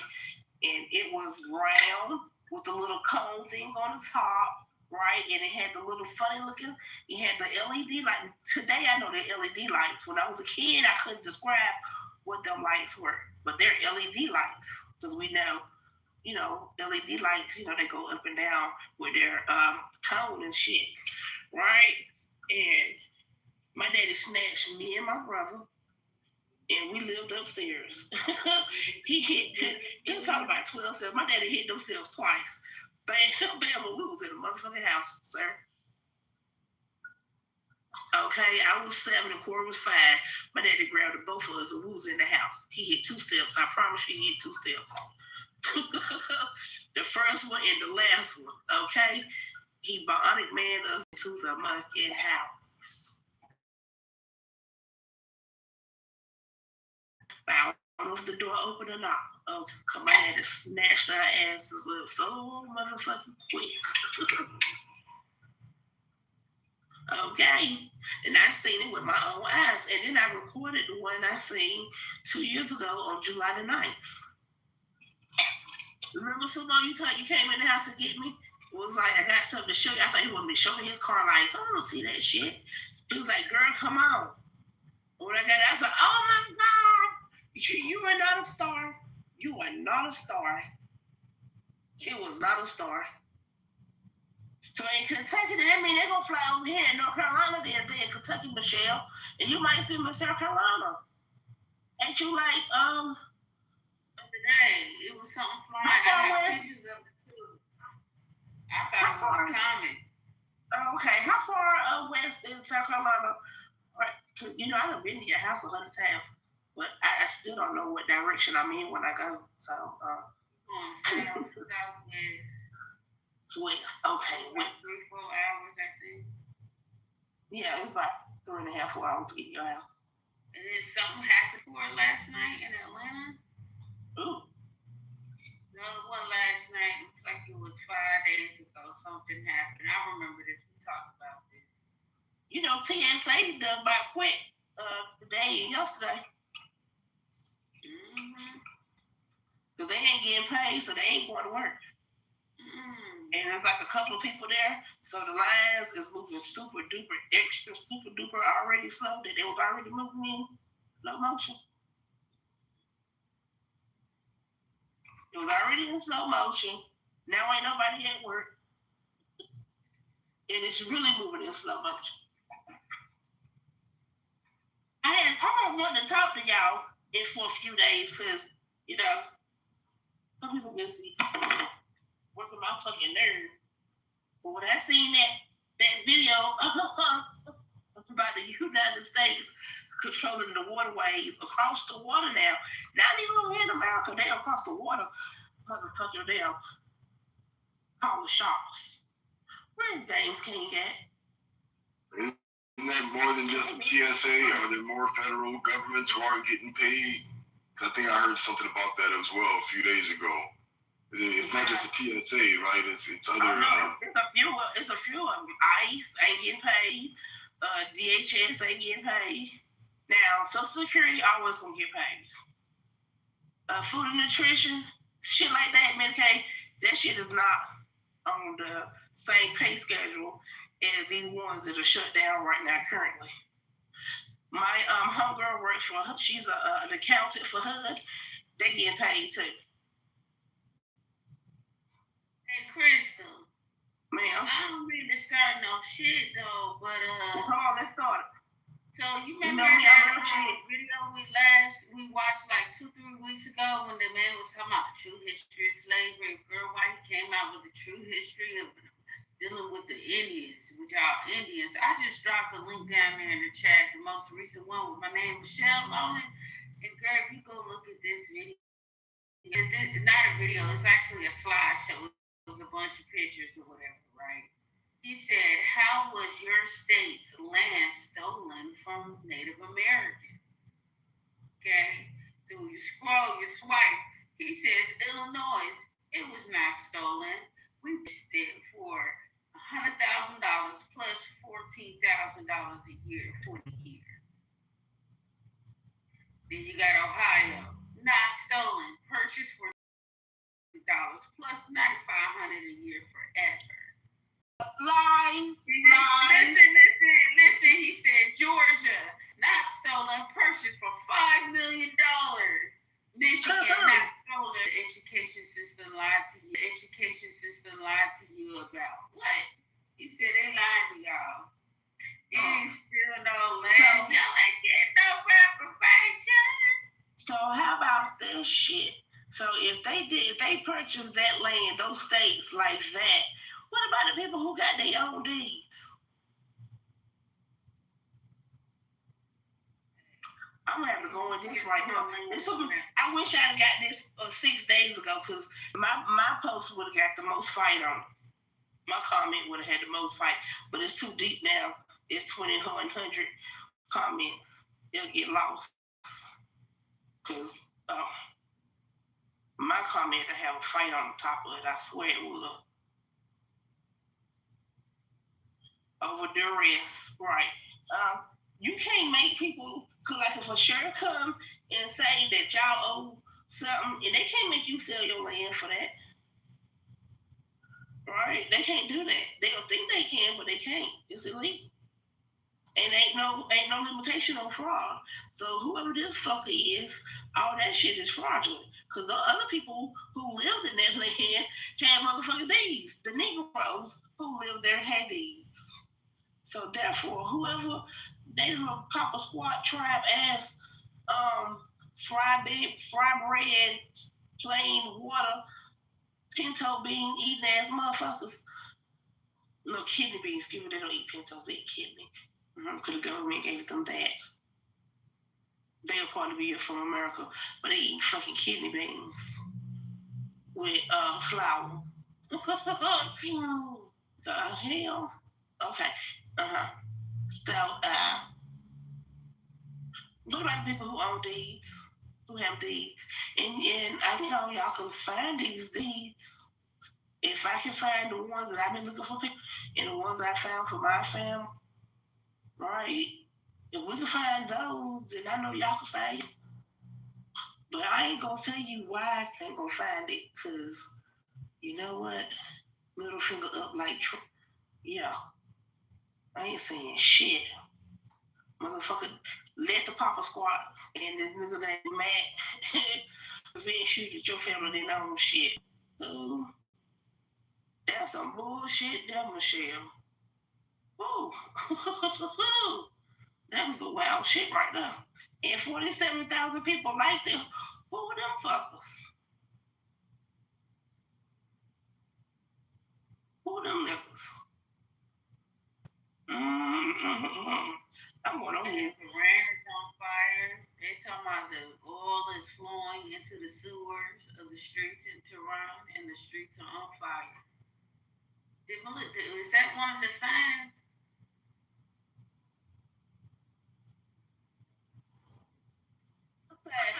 Not really. No, okay. Thank you. Just a sign of war. Is oil dinosaur matter? Is that true? I mean, the blood. I don't know. Blood. Why do you call them fossil fuels, Black? I don't know. That's what they call them. You know what? I was thinking that fossil fuel was old bones too. You know, I don't like green with black at all. But you know, when you're right, you're right. I learned that while I was on my vacation. Yes, and when you're right, you're right. And right there. Yeah, black is right. Black is definitely right. So what we gonna do with that? And y'all know they say the mountains are petrified trees. What we gonna do with that? Now, what I can do with it is I can give y'all this book, but I ain't, right? And this man said that that this world been whirling, or this plane been planing for millions and millions of years, and it was at least 8 years ago since the age of Atlantis. But you know, but y'all only been here 6,000 years, and y'all got all these damn fossils that are millions and billions of years old. But you know where to go off. Well, 500 billion barrels, so we got Venezuelan's oil of fossils, and you got Iran's fossils, fossil of oil. So, and Nicaragua, El Salvador, and come on, you know I'm gonna chew the word up. Leave me alone. Okay, and who was, of course, Cuba, but they so damn little they don't count. Is another Colombia, Chile, one of those countries. Like, yo, President Trump, come see about us. Like, yo, we got some shit too. we want the United States to come regulate our shit too. Come on down through here.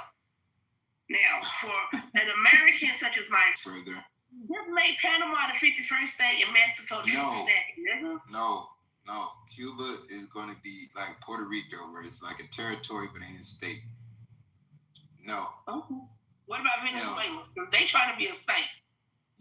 Nigga, we just taking their oil, nigga. What? We taking their oil, their iron, and their silver. Damn it, we need all that shit for us.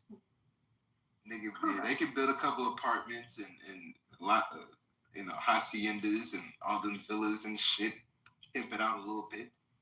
Make it look like Florida of the South American Peninsula, but nah. Hell nah. Wait. Nigga, Alberta, they about to leave Canada in November and shit. They want to work a deal with the United States too. So, yeah, it's make a deal. Let's make a deal. Yeah, we got Greenland, Sean. Don't forget, we got Greenland. Well, that would be a security agreement. So, like I said, rare earth minerals and the ability to put data centers in the water and be able to use whatever it's needed to be used, plus the rare earth minerals, the deep sea mining release TMC, Coda, underwater stock. Yeah, so MP materials, rare earth rock, drones, on this drone defense, security. Yeah, all that shit is in play. Oh, that's the table. But nah, I don't believe in making 51st, 52nd, 53rd, 54th. Philippines wanted to be the first 51st state. That was in 2006. Holding hell no.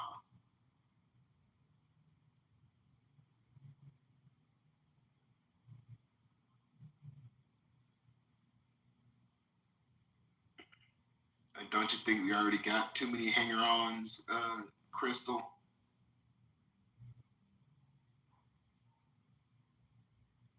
Too many niggas that want to, too many motherfuckers that want to get on the government teat, the government titty.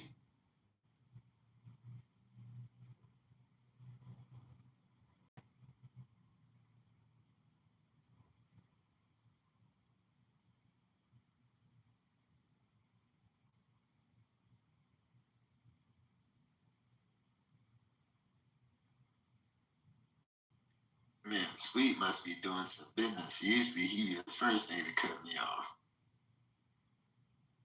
What's going on, Melissa, Q, Winner, Magic? Man, where the hell y'all at, man? Y'all must be making dinner or something. How y'all think Israel gonna respond to Netanyahu brother getting deleted? Heavy airstrikes.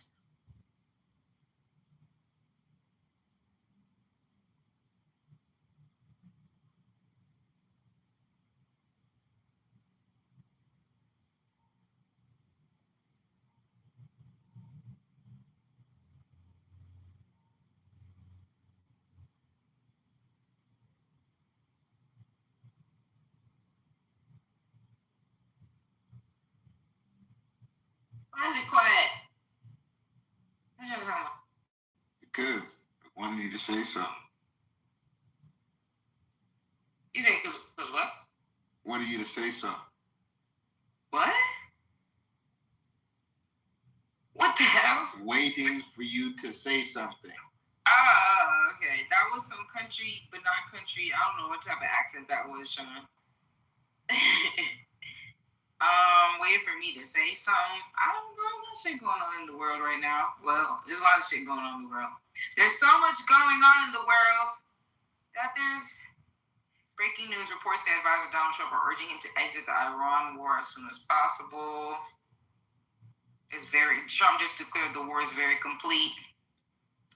Air defense is a sea. I'm proud to announce America First Refining is opening. Oh, okay. So I'm proud to announce that America First Refining is opening first new U.S. oil refinery in 50 years in Brownsville. I think Sean mentioned that the other day.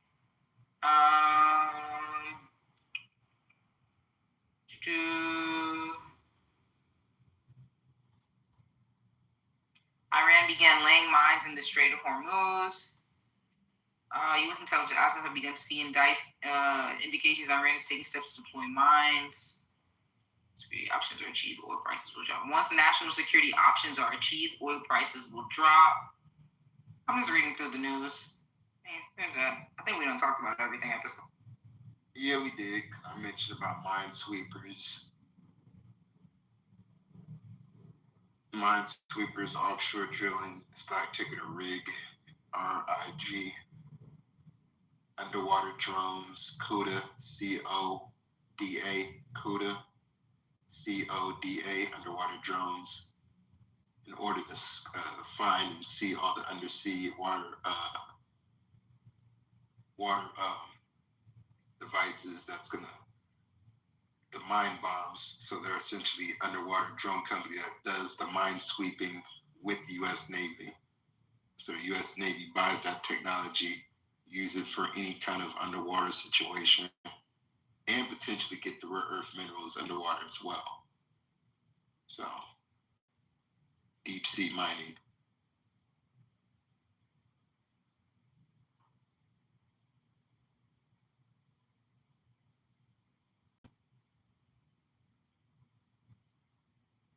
Deep sea mining.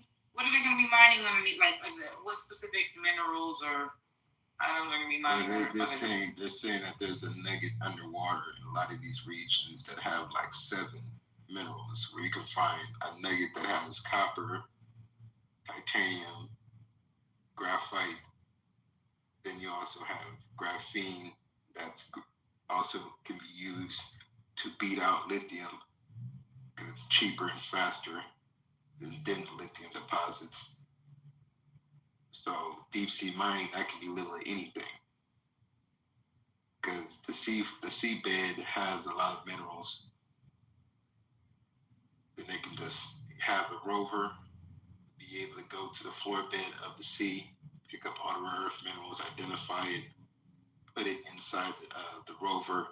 Then a drone will pick it up from the water, and that rover has all the nuggets of rare earth minerals that they can take out of the compartment and use that to refine it for whatever energy purposes that they need it for.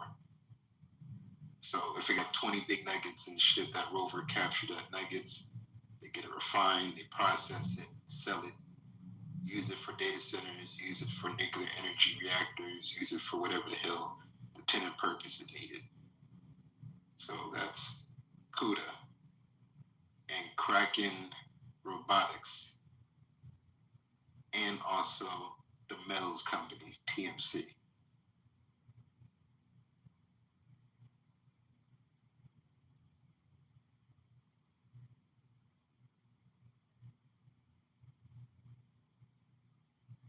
So the government's giving out government contracts right now as we speak to a lot of companies. A lot of companies are getting paid. And MP. And also USAR, United States Rare Earth Company. Yeah, you saw it, yep.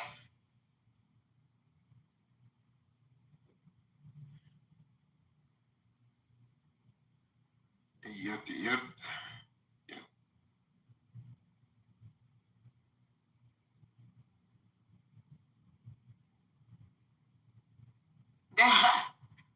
Well, I mean, it was John, shut up. This guy. Yeah, well, I think this is like quite literally the transfer of wealth or blah, blah, blah that they were talking about. So, I mean, anybody looking to take advantage, there's all of this.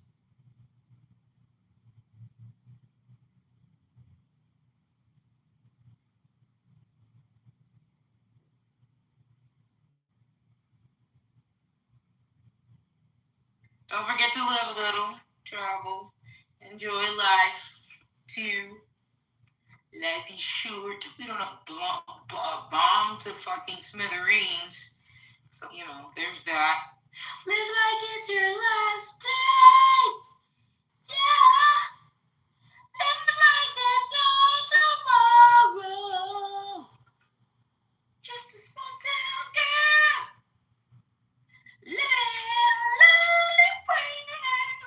Sorry. Shut up. Shut up.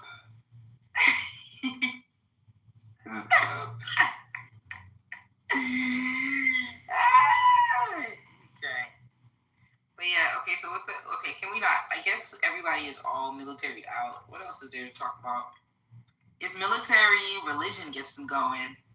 FBA, race relations, also gets y'all going. No scriptures, please. No scriptures. And the Bible says, and I told you, you gotta put the 1 next to the 9. And they took 1,000 years off the Bible. Sorry. You know, every time you do that, he shows up. So stop. Stop. And I took the 1. Let me manifest real quick. Off the 9. I haven't done that in like 2 weeks. A week and a half. Since he cursed Eugene out. This nigga. On the 9. I'm still looking for the 1,000 years. I still can't find. Somebody show me where. Well, if you be quiet and listen and let me teach it, then you'll find 1,000. Let me teach it. Man, what kind of jive turkey shit is this? Look, let me just tell all y'all something. If y'all having a bad day, and y'all need a laugh, all you have to do go to his Facebook page. But don't be driving, because you will crash. His Facebook page is wild crazy. So, no, I need the link. How do I find it? How do I find it? I need it 1,000 times. We put it up. I know y'all have. I just never clicked on it. Somebody screenshotted the photo of Father Time, and I just... He looks like he sounds. He looks old as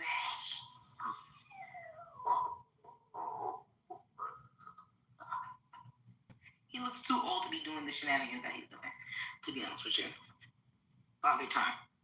Bando, I don't know what Bando's, and that's the thing, Bando's voice changes. It depends on how irate he gets, to be honest with you. The amassing of all these cult-like followers, I don't know. He just looks so crazy and unkept. It's just ridiculous. He moves with a lot of spirit.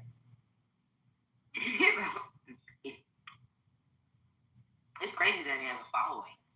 Like, I'm shocked and appalled that people legitimately go to bat for this nigga. Because there's a lot of people. You got to remember, social media, it became the voice of the voiceless. Let me sound like Dr. Umar and say that again.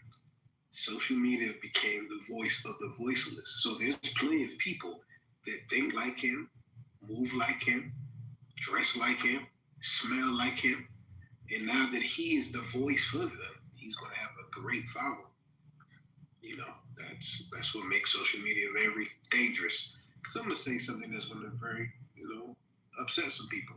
Everyone doesn't need a voice and doesn't deserve a voice.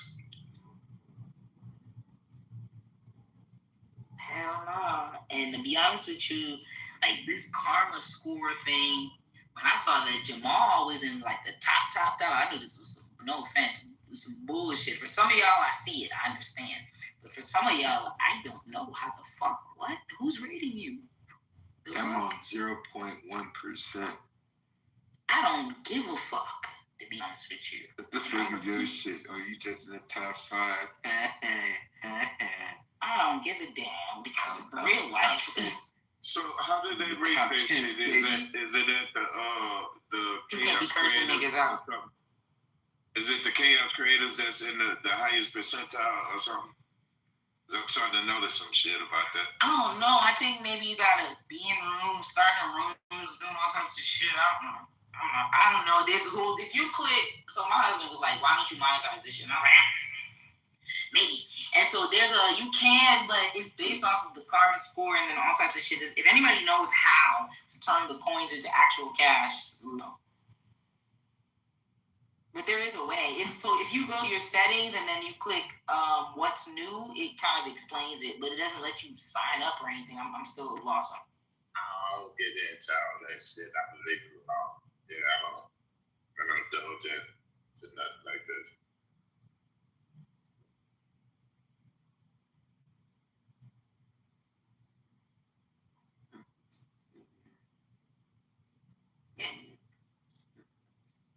What you grumbling about, Sean? Sean.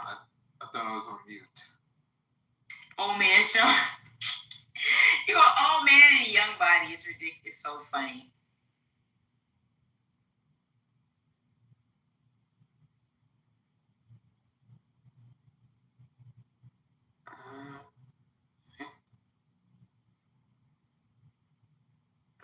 Okay.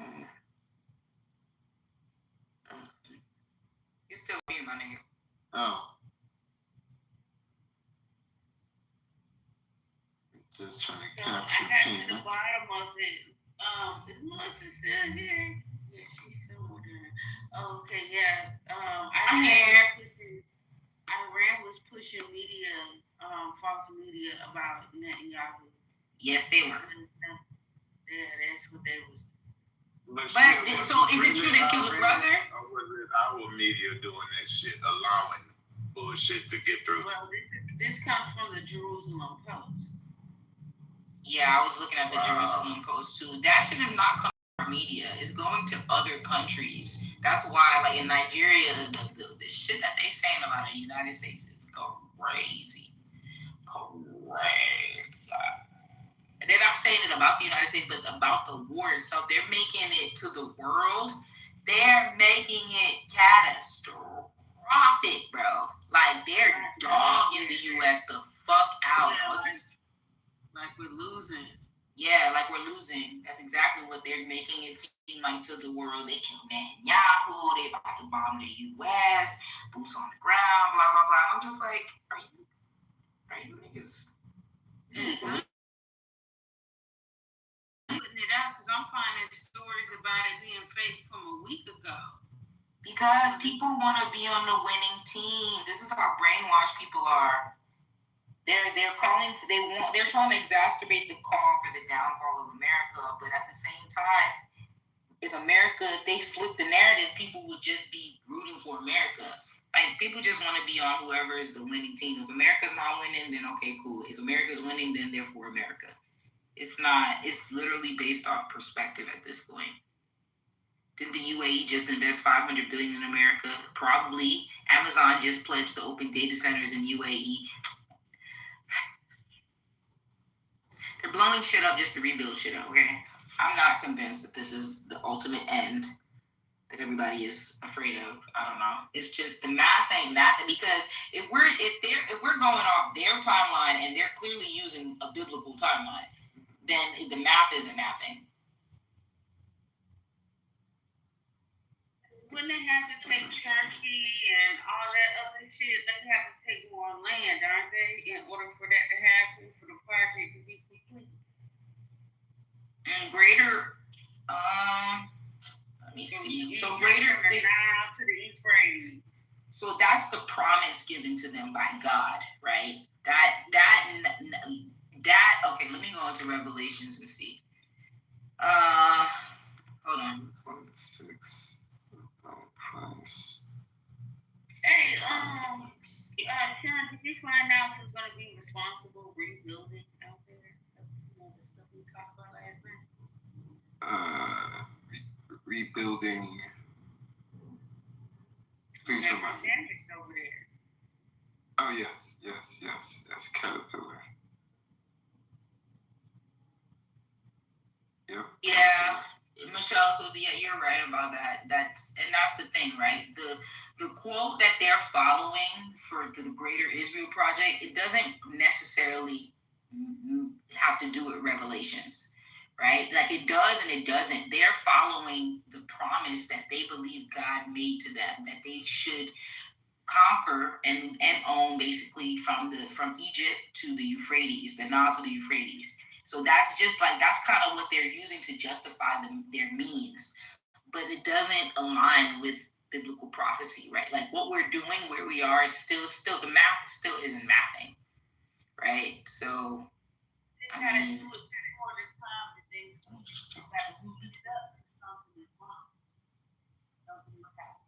yeah, and then the other thing is the Euphrates River. Now you did mention that the other day. That's another sign that we can look at as the drying of the Euphrates. Yeah. It's only like what 90% dry. 90?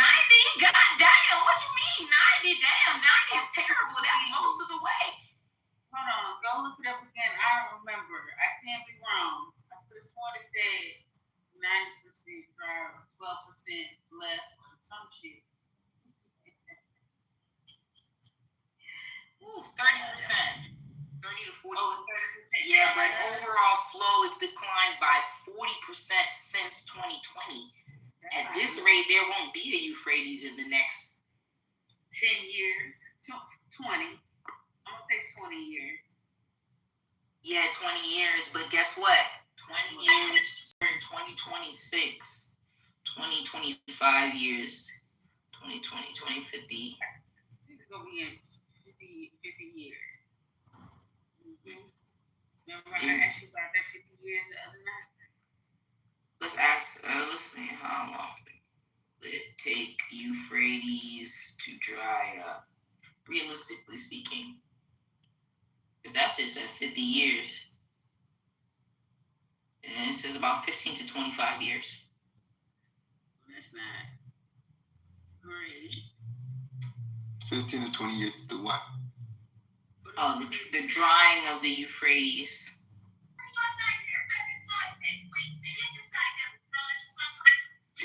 Y'all love talking about that dry as well. Boy. It's okay though. I don't blame y'all Africans. Here we go. Get it started, Rick. Hey, Rick, you said somebody asked you. Is that what you said? Not yet. But I don't know why y'all hate me for advocating for America. Like how people advocate for their land, and I speak highly about what we got over here, what we produce, what's the origin of here. Niggas be like, so don't nobody care about what y'all niggas are here that shit. What y'all niggas love to talk about somewhere that y'all ain't from, and most of y'all ain't never been. Niggas know more about the Sudan and the Sahara Desert and South Africa, and they ain't never fucking been, but don't know shit about the state that they live in. That shit is baffling to me. Niggas don't even know what the damn state. They don't even know what the state bird is. Nigga can tell you all about the Sudanese tribes and all about, all the shit they go in, but niggas don't know nothing about what's going on in their own goddamn city. Let them niggas tell they Moors, and when they go to Egypt and shit, they so out of place. Nigga, that river in your backyard about to dry up. Y'all pause real quick. And I got an announcement real quick. Lady MD, I see you all the way at the bottom. Lady MD, check your back chat on Clubhouse. Might have to check your spam. I sent you a message from my other account. All right, y'all can go ahead. Nigga talk about Kuwait, Euphrates, and all this other shit. What's wrong Niggas with ain't you? never been to a goddamn. You ain't never been over there. Is that the problem? No, I've been there plenty of times. There's other niggas that ain't been there talking like they've been there. Or you got niggas that ain't never been there, but know I'm talking about no more than the goddamn expert. Nigga, I don't know what kind of sand they got in the Sahara Desert. Nigga, they got dry sand. They don't got wet sand like Did you know the sand from the Sahara fertilizes the Amazon forest, and that's why it fertilizes the Amazon forest. Well, what I do know is that the Sahara Desert ain't number 400 years old. Oh, I know that. It ain't 4,000, it ain't 10,000 years old. It's about 400 years old. 10,000 years from. See, I've always been misled. They said it was 8,000 years old, Red, and you tell me it's 400 years? Shit, 400 years old. Nigga, since because most of the destruction of the things, when you look at like all of the melted buildings in Asia, all of the shit, but when you look at the map, most of these things are on the northern part of every continent. It's not in the southern region, right? Because you don't have melted structures like we do in in North America, like we do in South America, and it's like they're on all southern parts of the world as you go around this motherfucker. But in every northern part, like the northern part of Africa,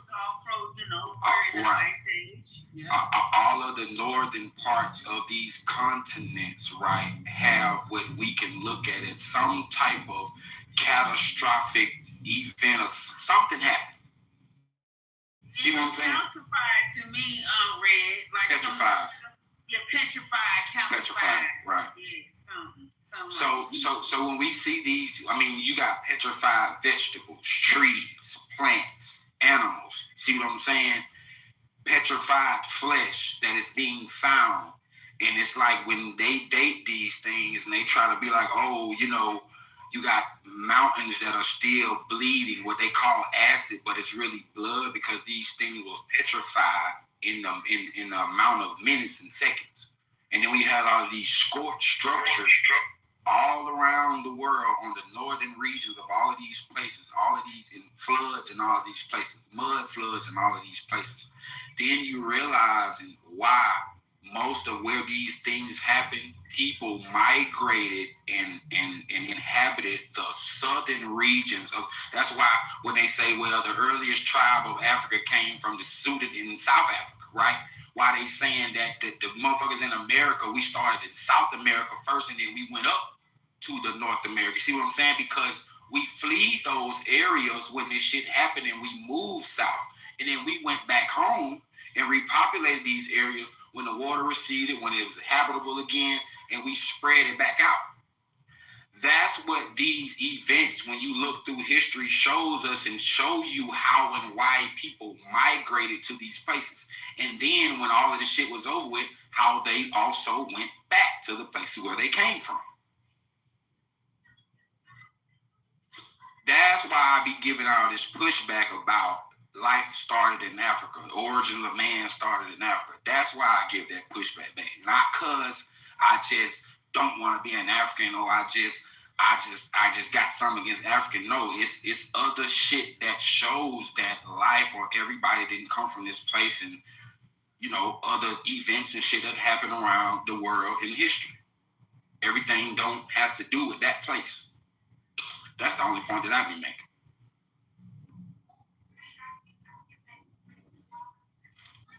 Because Melissa, I actually got that from you. I went and looked into that when you was like the northern part places, you know what I mean? Like, and I ain't never really think about it. Like, if you really go and look into like all of the northern parts, hemispheres of all of these continents, something happened across like the region of the world, and just like it just swept across the northern region of these of the continents. I started looking at that shit because you said that.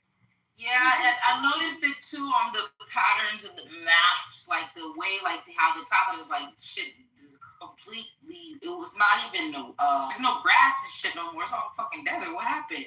So I mean, yeah, I do think that something like catastrophic obviously happened. I think that was dryas. I think that was the movement from the United, like from the east, from the west to the east. I just think it makes more fucking sense, to be honest with you. Like, it's making more sense when you talk about the migration pattern of people rather than they just stayed in one place. That doesn't make sense to me. And that's the only story that I be trying to explain to tell people, like, we are being fed this narrative that life started in Africa because this is what they want us to believe so that it fits into everything else. But once we start to get the history of what would happen around the world, that narrative don't fit for everybody, because then you have to explain, well, how were these people over here doing this at the same time that these people in Africa haven't even migrated yet? See what I'm saying? These people haven't even left here, but you got civilization over here.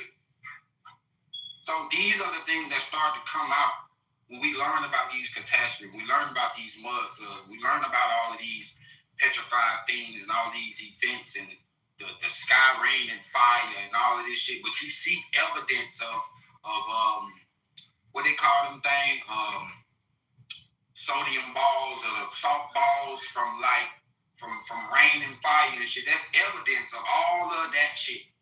All of that shit. The whole story of Sodom and Gomorrah, they found melted fucking stone cities that look like a nigga took a beam or a lighter and put that shit to a building and melted it like a candle. Not a candle, I'm crying. No, but I mean, when you go and you look, if you look for evidence of Sodom and Gomorrah, and you're looking for a city that was burned, that was melted, that was struck down by all of this, you can find many cities that fit that description. Yeah, that is true. Wait, which one did you find? Which ones did you locate though? Outside of like Pompeii and shit. I was just about to say Pompeii and the other, because they told us that Pompeii was some volcano shit. When you look into Pompeii, that sounds like a nuclear fallout. See what I'm saying? That even the people that are still there in that area, that's still covered in that fallout or whatever that wasn't a volcano. But that was the narrative that they fed us to try to cover up the technology and the things that these people were using at this time to cause these events. Right. Yeah. And that's the problem. The problem is that you have so many different groups of people who saw the shit, but they wrote it down from different perspectives. Right. They labeled it as different, but when you start looking into all the catastrophic stories, they kind of sound a little similar. And then you got to account from people from India that's in a Bhagavad Gita They calling the fallout cloud the cloud of death. And they telling you that when you encounter this cloud, your skin start to fall off your body. Your skin start to turn red. That sounds like radiation poison. You see what I'm saying? That sounds like the shit that happened when niggas encounter radiation fallout. Because what else would that be? Yeah, so there is that, and the Bhagavad Gita that mentions so you know how Oppenheimer, who created the atomic bomb, right? Yes, so in his speech he stated, "I am become death, the destroyer of."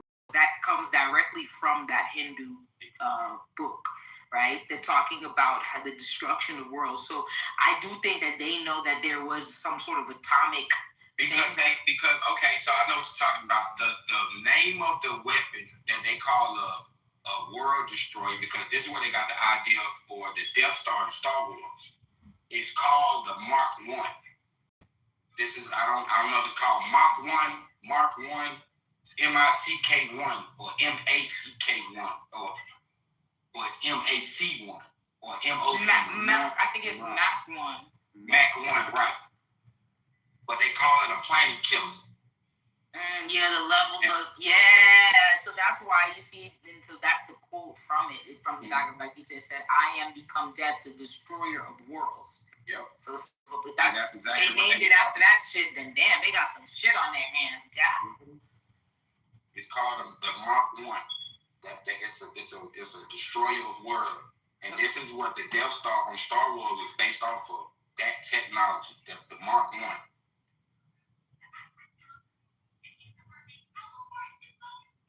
And like you say, I learned about all this shit in the Bhagavad Gita, in the I think it's another book called the War in the Heavens. Had these accounts where first-hand accounts, second-hand accounts where these ships or these beings are having a fight in the sky with ships and flying, and they shooting beams, and they got all of these accounts on the walls of India.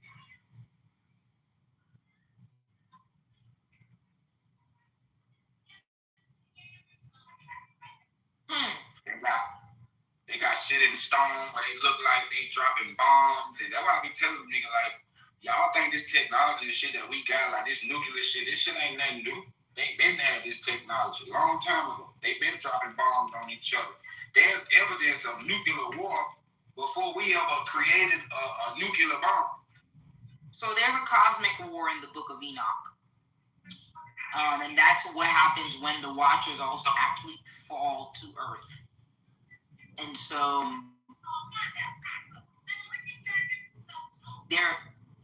oh shit.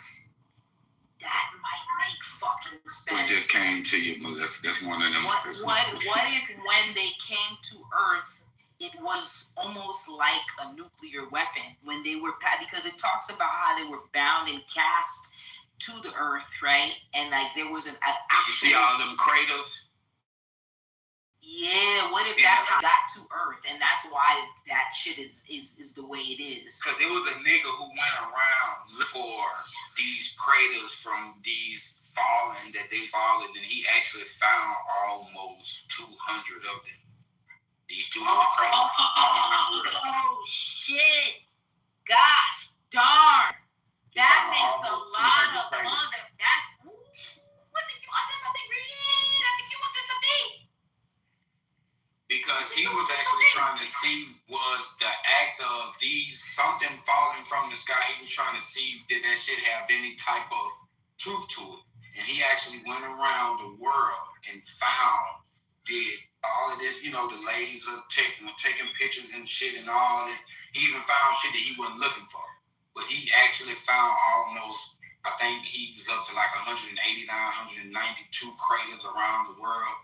But he damn near found all 200 of them.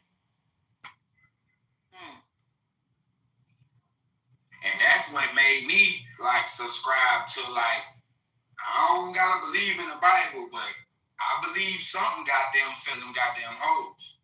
Right. That's what I do believe. Because trees don't do that. And neither does water. No, I'm starting to think that that's what happened when they fell to Earth. To be honest with you, there might have been something that happened. And so... There's a lot of evidence that show that something failed. Something hit that motherfucker. So in Greek mythology, here we go. In Greek mythology, the Titans were gods. They fell to Earth, sometimes creating mountains or other geographic features. And we know the Titans are, we can really correspond them similarly to the Nephilim. I was just about to say the same goddamn mountain faces that we see today that's literally the size of mountains. They got faces, they petrified. So let's go into, it also says Mesopotamian and Sumerian myth. Their arrival often changes the land, although the planet itself isn't destroyed. Let me see in Mesopotamian what happens, if you can give me some verses. And then it also says, so in Greek and Mesopotamian, they talk about thrown from heaven, from the sky. Okay, so in arrival of the Anunnaki, it says the Anunnaki were said to descend from the heavens, blah, blah, blah. Their landing is sometimes described as thunderous, awe-inspiring, transformative. Their presence reshapes the environment in various ways. Rivers are redirected, towns and cities established, blah, blah, blah. Let me see if there's anything as far as the change of... Yeah, I'm starting to feel like their fall to the Earth actually impacted the whole geographic location. But not just that, they fell, okay, cool, but then their arrival, what they brought with them caused... Right, they could have caused eco change. They could have caused change in the ecosystem, change in the environment, all type of shit when they came. I believe, to be honest with you, and I think me and Michelle were talking about it at one point, was how, and I am brought it up too, how they are the descendants of the Neanderthal and the Denisovans that mix with modern day Homo sapien, right? And I think that's what happened, like maybe us literally coming out of the garden in a sense, but they're not us. I truly believe that they are the descendants of them. Yeah, the descendants. They were made, we were born. That's what I subscribe to. Yeah, but the Bible tells you that they were playing, the Nephilim were playing with shit. We also have the Malachi York account of Jacob and all that. Yeah, right. Yeah, but see, all of those are accounts of cloning and making human beings. Right, see, and I think I think they were exactly. I think that's the point in which they were made, right? And that's why their presence on the planet is only a few thousand years ago. Because you gotta understand, the reason why the flood happened is because they were fucking with shit. And they wanted to wipe a clean slate. And remember, that's not the first time that they caused these earthly calamities to wipe this motherfucker clean to start over. To the ice age, the ice was melting from the top, from the northern hemisphere. That's why the flood happened. That's what we say. That's why. I was just about to say that, but see, watch this though. That's just like, see, we have to wait for the ice to gradually melt, and sea rises level over time. See, ice just don't melt in a week, and then you get the earth to start to flood. That's what they want us to believe. But it had to happen like earthquakes. You got earthquakes, plate shifts. Right, and those things. Y'all know there's a volcano that erupted off the coast of Italy over there. And it can cause a tsunami. It can cause a flood. Yeah. See what I'm saying? So that's why I mean that they try to tell us that because the ice melted, that's what caused the flood. And it's just like the ice. Listen, a piece of ice broke out the size of Rhode Island 5 years ago. It just melted. Sea rises have risen what? I think 23 feet, 23 feet in the last couple of years or something. Ain't nobody noticed. See what I'm saying? I mean, coastlines probably lost a couple of inches, a couple of foot. Ain't nobody noticed. Because that happened gradually over time. Now, a volcano underwater or, outside the water, major debris causing friction, place to move and shit, that shit's gonna call it major flood, major earthquake. See,